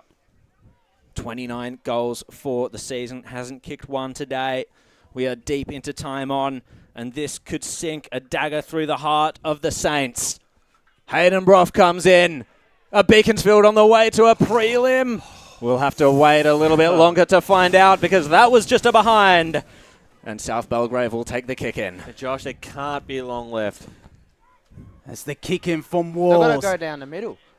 They're going on this broadcast side where Beaconsfield have the numbers. It might fall for South Belgrave. It does. Jack Myers got players screaming for it across the ground. Sends it long down the line where there's a big pack. Smith in the middle took the mark. He's got Connolly offering a lead. Got some separation on Jake Boud. Heads in that direction now. Coming in from the side was White.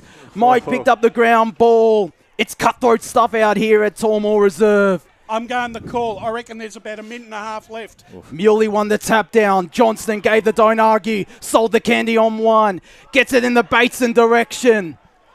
How good was Johnson just then? That was fantastic. Absolutely massive as Stoko looks in the Ocker direction. Got hands onto it and took the mark.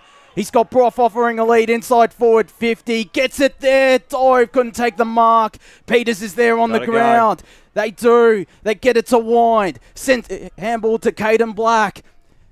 In the middle looking for Keeley. Mo came in from the side. There's the siren! Beaconsfield are through to a preliminary final. 7-13-55. South Belgrave 7-10-52. The Saints go out in straight sets, and Beaconsfield have their second finals win in the senior competition. What a game out here, Wayne Brasher and Ryan Long. What a fantastic game this afternoon. It had everything that you'd want in a first semi-final. Unfortunately, Ryan, there has to be a winner and a loser. Well, it has. In South Belgrave, they were brave after that the first 3 goals of the quarter to Beaconsfield. That really set it up, and they looked like they might run away with it, but they kept coming, and they had some opportunities. They still go back. The miss mark from Connolly. It goes down the other end. There's a set shot. How good was Boud then? He was fantastic. Johnson was great out of defence, and they just scrapped that one out. And what a win for Beaconsfield. They're through to a preliminary final, and what a game we just had. Oh, that was huge for the EFNL to have Beaconsfield win that semi-final. South Belgrave, unfortunate stuff. They would have been looking for redemption there from last year to win every single game but the grand final, the one that counts. And now to go out in straight sets, that would hurt. But yeah, Beaconsfield, that was an excellent performance. Stars across the ground, yet no one standing out as a game winner necessarily. Just a fantastic team performance by the Eagles, and Mick Fogy would be elated with that. He was up and about on the boundary, and we've got some scores around the grounds. But just in a nutshell, third quarter, set shots, South Belgrave missed quite a few. Yep. Beaconsfield made the most when they had their chances in the first 5 minutes of the last quarter. That's the difference in the end. 28 minutes in the last quarter. Croydon are making a late comeback, but they may fall short. Waverley Blues 10-7-67 leading Croydon 8-10-58. Let's have a quick look. What a way to end the Sunday final. All close games. Wild. Unbelievable. I've got a score from East Ringwood Reserve. Churnside Park 7-12-54 to Whitehorse Pioneers 9-9-63. Yeah. Oh, is that final? No. Still going? It's still going. Their clock is out of kilter, I reckon. Yeah, well. Because they were 6 minutes behind us at three-quarter time, and I reckon they forgot to turn the clock. And I've got to say, back to this game, one person who stood up in so many clutch moments was Connor Mowat. Boundary. Let's go down to the boundary line with Blake Tennant and Chris Cordis. They've got a couple of the Beaconsfield stars. We do indeed. How good is this? We'll start off with you, Brandon. Mate, you're through. Prelim final. You know, you've been talking about this a big time this year for this great club that's coming through, and you're into a prelim final. How good is the feeling right now? Yeah, unbelievable. Credit to South Belgrave. They gave big fight. So they've had the wood over us for the last 2 years to finally beat them where it counts. It's unreal. So for a goalless third quarter and to come out like you did in that last quarter to kick, I think it was 3 goals there. the feeling of the group must have been really good then to kick that first with Jafar kicking that one as well, which have been pretty good as well. But how about this group? The group is just going strength to strength at the moment. Just the resilient they are. You know, they've got you got an awesome coach in Mick Fogy. What is this like? Yeah, Fogger's just been unreal for the group. He's obviously been here for like 5 years now, so I get along with him quite well. We knew the wind wasn't going to do it for us in the last quarter, so we came out. It's just a mindset. We came out. I feel like we played our role pretty well. Probably should have kicked a few more, to be honest, but got the chocolates, mate, and that's all that matters. Far, it was a day where a lot of people struggle with accuracy, but not you, mate. Kick 3 goals straight. How good does it feel to be able to be that shining light for your team? Yeah, obviously feels good, but credit to the team for getting it there. Yeah. It's beautiful, mate. And now that you've got the win and you know what's ahead of you next week, what's the recovery plan like for the rest of today and going on? We're going straight to recovery after this. But throughout the week, it's obviously about getting our body right for Saturday. And yeah, doing the best we can. They're getting a bit of a workout. Christian Blake left in the dust. Thank you very much there to the boys on the boundary line, doing a little bit of extra work than they perhaps were prepared for. Blake's doing a bit more.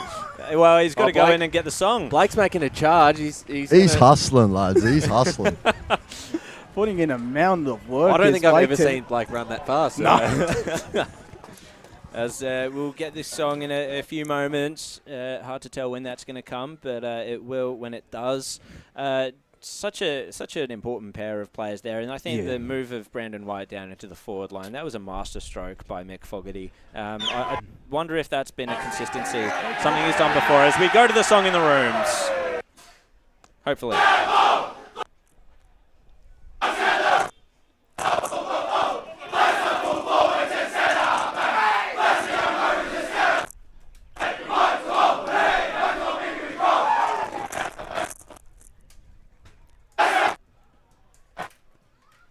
Cutting in and out there, unfortunately, but that's okay. It sounded like a good song.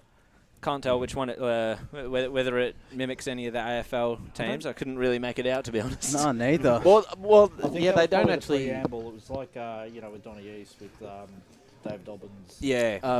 They've got. There's a whole lot of them going with that sort of pre-song, and then they go, Yep. Guys, It's kind of like the base of the song here, boys. So that's what it is. Wayne Brasher with some more scores. Croydon have made an unbelievable comeback. They're in front now by Wow. Get out of town. That game was over. 29 minutes into the last quarter, Croydon 10-10-70 have taken the lead over Waverley Blues 10-7-67. Gee, Wow, that game was done. That's heartbreaking for the Waverley Blues because they gave up a lead against Mulgrave in that first final, and now they've done it again. I can't believe it, to be out potentially in straight sets. Don't let him walk your dog. And heartbreak for Vermont after sitting third at the end of round 17. They've been bundled out in the elimination final by South Croydon. It was that second quarter by South Croydon that set up the win when they held Vermont with the breeze. South Croydon 11-11-77 have defeated Vermont 10-7-67. What a set of games we've had across the we eastern had suburbs. a better day of finals, Brash. I I mean, that's incredible. We've had 4 games that have been down to the wire. Yeah, it's unbelievable. Is that waiting to see if that's going to be a final score, if the Waverley Blues can hit one back, but full time. We can confirm now that Croydon have come from the dead. They've won a nail-biting first semi-final and move into the preliminary final against Mulgrave next week with a 3-point victory, 10-10-70, and they've created heartache for Waverley Blues, 10-7-67. One stage, Waverley Blues were leading by 24 points early on in the last quarter. They've given up four goals, Waverley Blues. That's an earth-shattering loss for them. Gee, I think that both Boronia and Mulgrave would be choking on their drinks at this point because I reckon they would have wanted to play Waverley Blues more than Croydon. I think I think because Croydon did beat Boronia earlier, and I don't exactly know their form line against Mulgrave, but Mulgrave have proven themselves against the Waverley Blues. And quickly at the moment, Jared, 12 minutes into the last quarter, take the time as as not, I don't think correctly, but Whitehorse Pioneers hold a 17-point lead over Churnside, 10-11-71 to Churnside 7-12-54. And it looks like, thank you very much for that, Brash. Fascinating scores all around the suburbs. As we're going to go to a break now on the Eastland match of the round. We'll have hopefully some more interviews after this. We'll be back shortly. As Sarah opened her best friend Jackie's wedding invitation, she was overcome with a wave of emotion. While her two young boys wrestled on the floor, tears of happiness rolled down Sarah's cheeks as she saw the words she'd been longing to see. Please note, this wedding will be a child-free event. Well, Sarah, looks like we're off to Eastland for a new frock and some heels. And let's book in that babysitter. For all of life's little moments, there's Eastland. Eastland. Live real.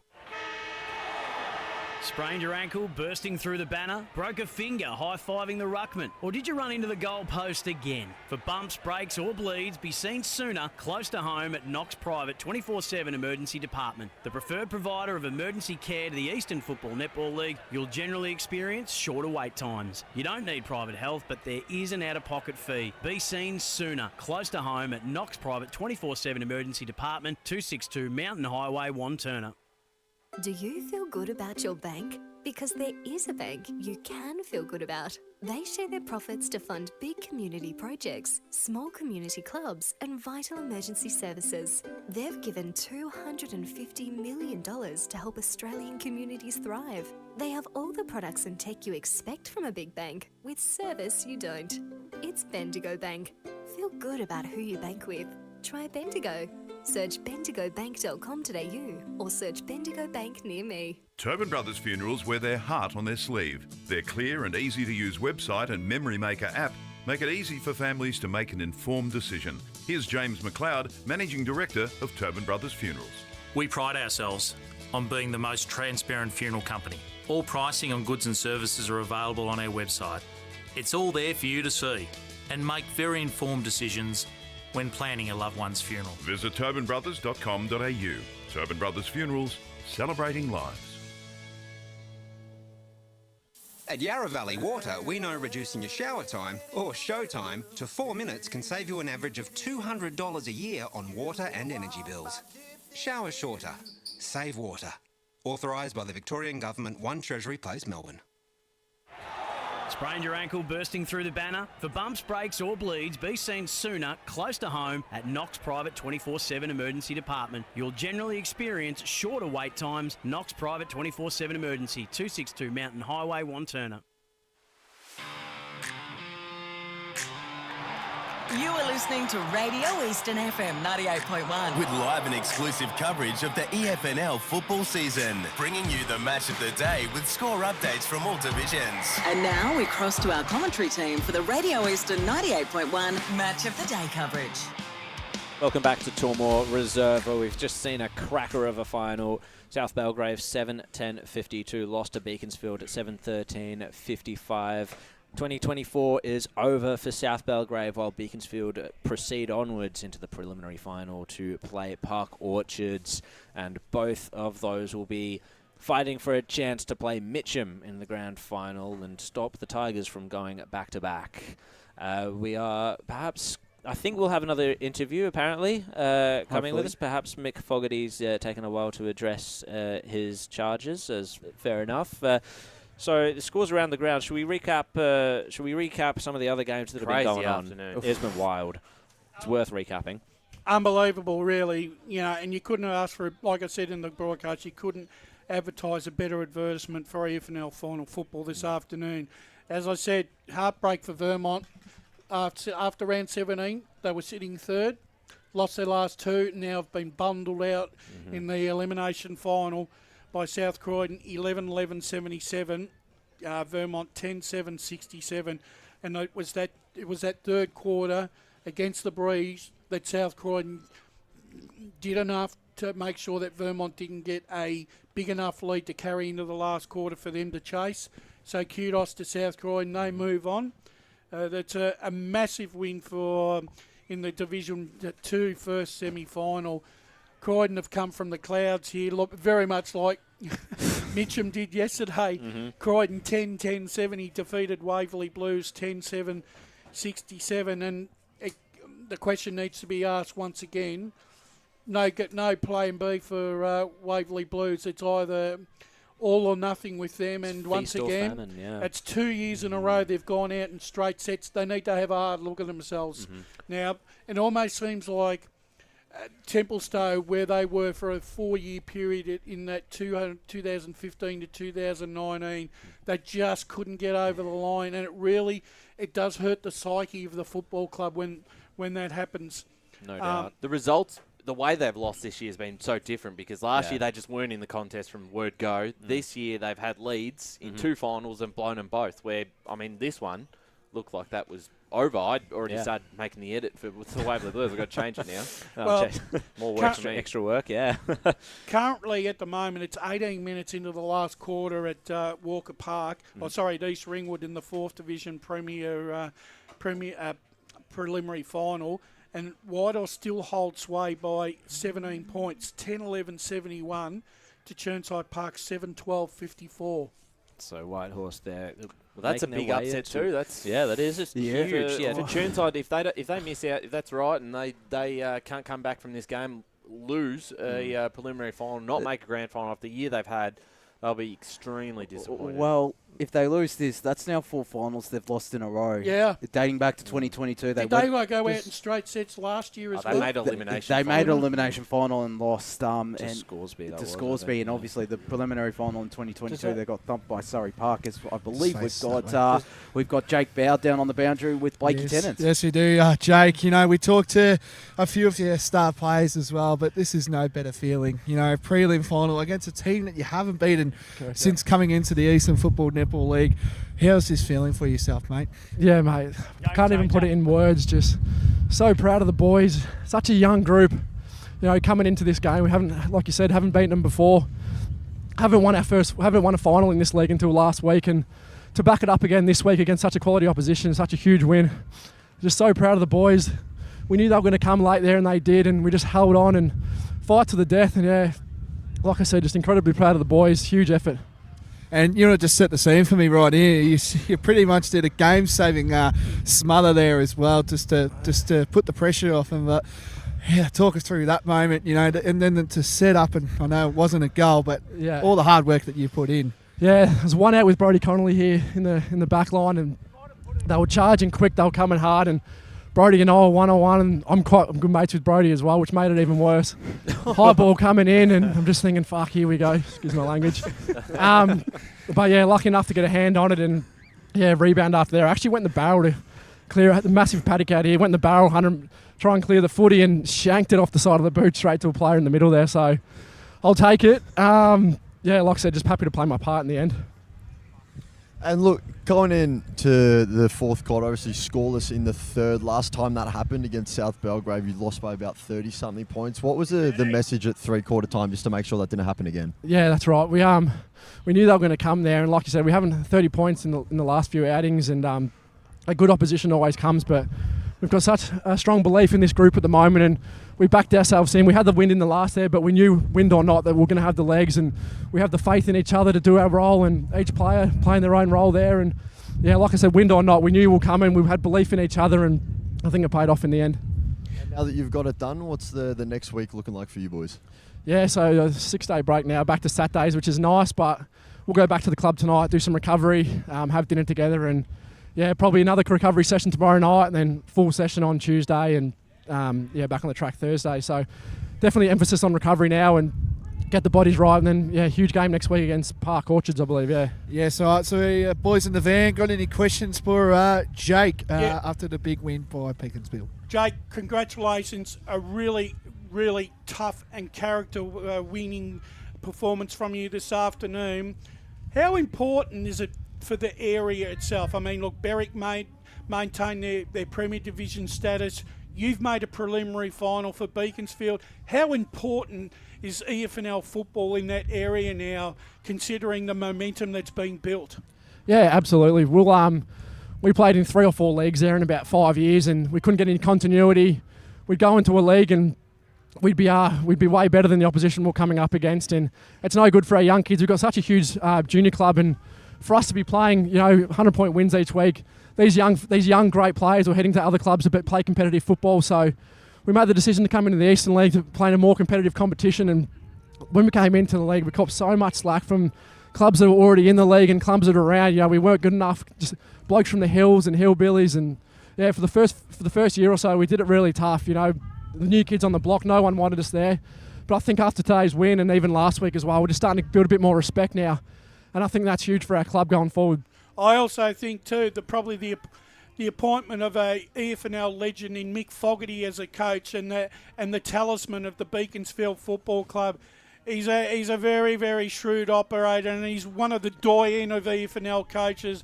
What a big plus to have him, leading the club from the front, because he's such an astute coach, and he knows exactly how to get the job done. Yeah, you hit the nail on the head there. We're so lucky to have Mick in our corner. Unbelievable reputation. We all know what he did at Noble Park there. But now he's building his own career at Beaconsfield now. So he was obviously Noble Park great, but he's slowly becoming a Beaconsfield great too. And we're so lucky to have him. His relationship building with the players is just second to none. I've never had a more caring coach.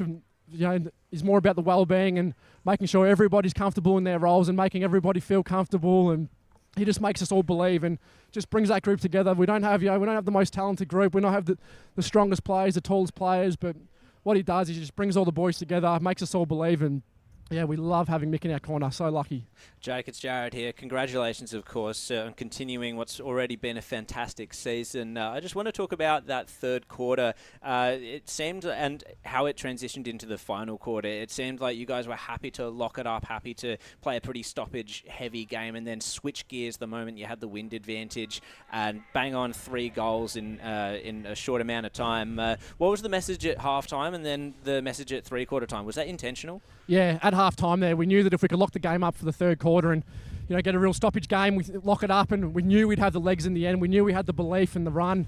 So that's, you hit the nail on the head there. In the third quarter, we're just all about stoppages, just stoppage after stoppage, slow the game up, because we knew they couldn't go with us in the last quarter. And with that belief, like I've said multiple times, we knew if we were in the game at three-quarter time, we'd have that belief, we'd have that run, and that's exactly what happened.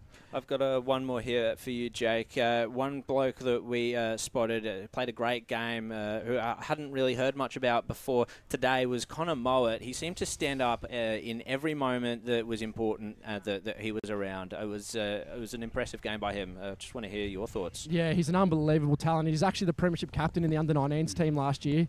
So he's only 19, 20 years old, and he plays like a bloody 200-game legend down back there. He's so calm under pressure. He's strong under the ball. He doesn't take a backward step. And for a player of his age, it's just, it's pretty special. Jake, it's Josh Ward here. Congratulations on the win. What's it been like interchanging between the defence and the forward line this season? Yeah, it has its challenges, but in the end of the day, I'm just happy to play my role wherever I'm required. And it is hard. It's hard to prepare because I don't know where I'm playing myself. But I'm just happy to play wherever I'm put in, and just put my best foot forward, play my role, and at the end of the day, that's all I can do, isn't it? And playing alongside some pretty talented youngsters as well, Kate Delarue, Kobe Shipp on VFL list alongside the likes of Moat, Finn Devine, part of that under-19s premiership last year. Does it give a sense of energy around the group and some of the older players? Oh, mate, absolutely. Like, these guys are all on VFL lists, and for whatever reason, they don't get a game on their VFL side, and they come back to us, and they could go one of two ways. They come back to us and put their tails between their legs and think, why aren't I playing VFL? And they can come out and play selfish footy to try and get their name forward for VFL selection. But it's complete opposite. They come back, they play their role, they're up and about, heaps of energy, and they just fucking... Sorry, excuse me. I just get excited talking about them. They come back with the energy, they get everyone up and about, and like I said, they're just young group, especially with those few that you just mentioned there. And what it brings is just excitement. Like, these young kids are so excited to crack in, and I think it's paying dividends now. And Jake, before we let you go, you've got Park Orchards now next Saturday afternoon back here at Tormore Reserve. You guys are playing with so much belief, a lot of confidence, and the last time you played them, it was only a point in it, so I'm sure you're going to take a lot of confidence going into next week's game. Yeah, you have to. Like you said, last time we played them, there was 1 point in it, so we have to take heaps of encouragement from that. And Park Orchards aside, it doesn't matter who we're playing next week. I think from Montrose and South Belgrave today, like I said, doesn't matter who we're coming up against next week. I think we have to be confident. Like I said, we've got that belief now, and who knows where it's going to take us. Well, Jay, congratulations. You had a great game yourself. The side is on fire, bringing in some fantastic form into this final series. All the best next week. Enjoy tonight, and good luck. Thank you, boys. Appreciate everything you do. Also, just quickly, happy Father's Day to all the Beaky dads out there. Their support's unbelievable. Also, my old man, happy birthday for tomorrow, big fella. Well said. Happy birthday. That's a great advertisement there for all the fathers on Father's Day. And he obviously, besides dropping the F-bomb twice, spoke really well about the club. Look, it's a really exciting story for Beaconsfield now. They're going into a prelim, and I think last week was probably there may have been a few nerves and just ticking that box to get a finals win. Now they've built, obviously, that momentum and taking it into a preliminary final. There's no limit on what they can achieve this season. No, I just that interview was excellent. I feel so drawn into his energy and how Beaconsfield are going about things. He speaks so highly of the people around him, and is obviously very excited to be a Beaconsfield man. I reckon the good thing for Beaconsfield is they got a free hit next week. Yeah, they do. They're the ones that are not under pressure now. Mm-hmm. Park Orchards. Park Orchards are right.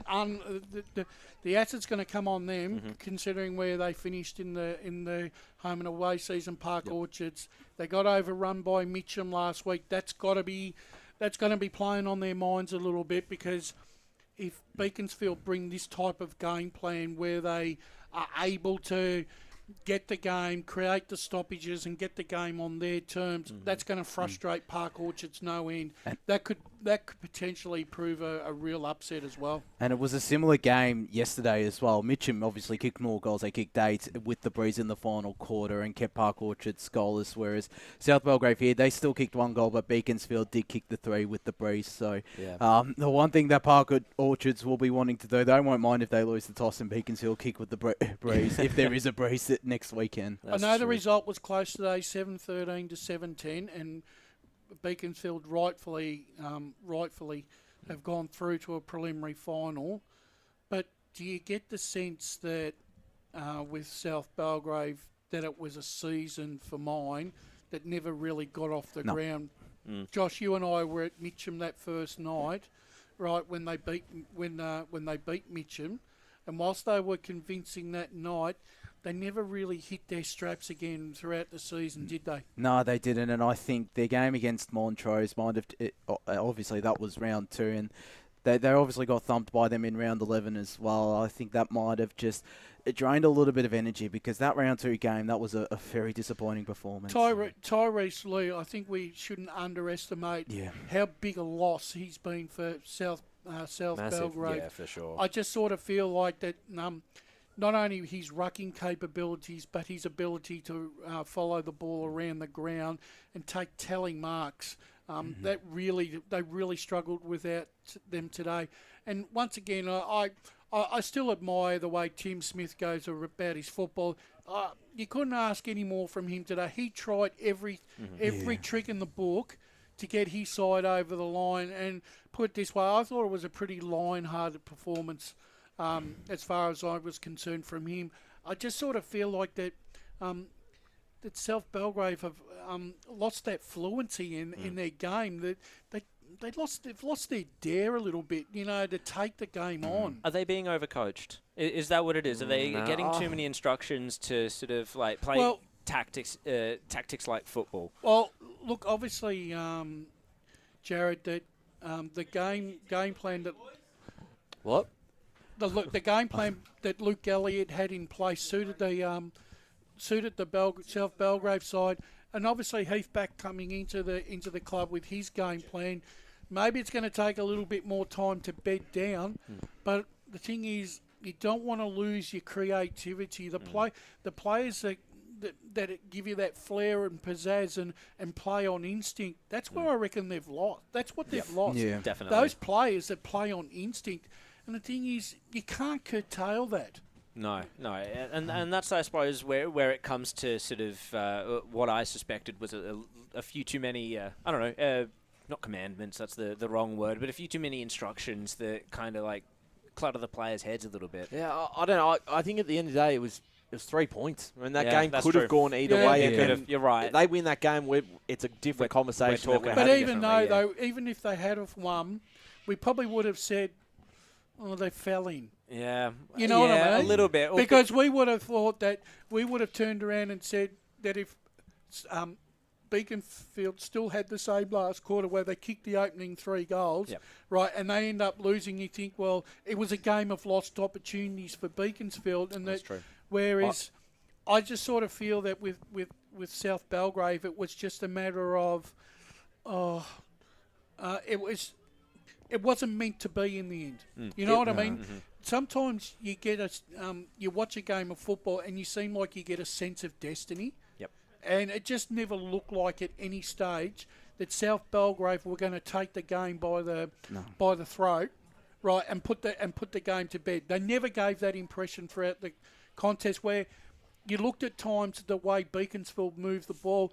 Yeah, it was a bit ugly in some ways, but it was more positive. It was. And the way I think Beaconsfield were able to have their influence and their impact on the game when South Belgrave had the momentum, I think that was huge. I think we can't underestimate how powerful it was to consistently force stoppages and just take some of the air out of the game when South Belgrave were consistently moving it forward. Yeah, and, look, the great thing about finals football is we love surprises, and we've had, put it this way, we've been blessed so far in the final series overall. We've had comebacks, we've had sides that we predicted have already made the final dance, and and there's still 4 weeks of mouth-watering even our football to go. Well, it's just unbelievable. Next weekend is going to be massive. Premier Division. I think it's East Ringwood and Balwyn on the Saturday. You've got South Croydon taking on Roval in elimination final, preliminary finals, grand finals kick-off as well. It's going to be massive, Blake. I think we've got to put some. I forgot to say it, and I think you said it too, Brush. Whitehorse, isn't that a bit of a story too? Yep. I think a few of us ruled him out of the finals contention. Yeah, I did. Yeah. I did. I think Ray predicted him. Ray jumped off, Yeah, and now he's jumped back on. Yeah. He's jumped back on his high chair as Ray. That's a big win though, like over Churnside Park. But we've got to think now. Churnside Park now have lost 2 straight sets in a row. Well, last 4 finals night, in a row. Yeah, forgot about that one. So it's a bit of a sour note for Lee Odom on his 300th game. It's just and it's also, I think, Dave Newlands and maybe Graydon Stevens' last game. I think what rubs salt into the wound is I hark back to the game that we did up at Kimberley Reserve when Churnside really were all over Whitehorse that afternoon. And at the end, you couldn't actually, after that performance, you couldn't really make a case for a Whitehorse moving forward. No, and I agree. think the thing is, you look at Whitehorse, since that moment onwards, their form, they look like they were ready to fall off a cliff, but they seem to be able to find something. Well, I mean, they have gone players back. Yep. Tom Young and Horvath. Young and Horvath in particular they probably have been pretty handy coming back into the lineup. But this is a wasted opportunity. Yeah, it's a to massive. not make the grand final after the year they've had, the form they had. I think they won again another 9 or 10 games in a row leading into that qualifying final against Scoresby. Had a poor day. We're really disappointing, and then lose to Whitehorse in a prelim. That is a wasted opportunity. However, putting on the crystal ball, Scoresby. We've said this for probably the last month of the season. Their form leading into the final series was let's be honest, it's been pretty irresistible. Yep. Right?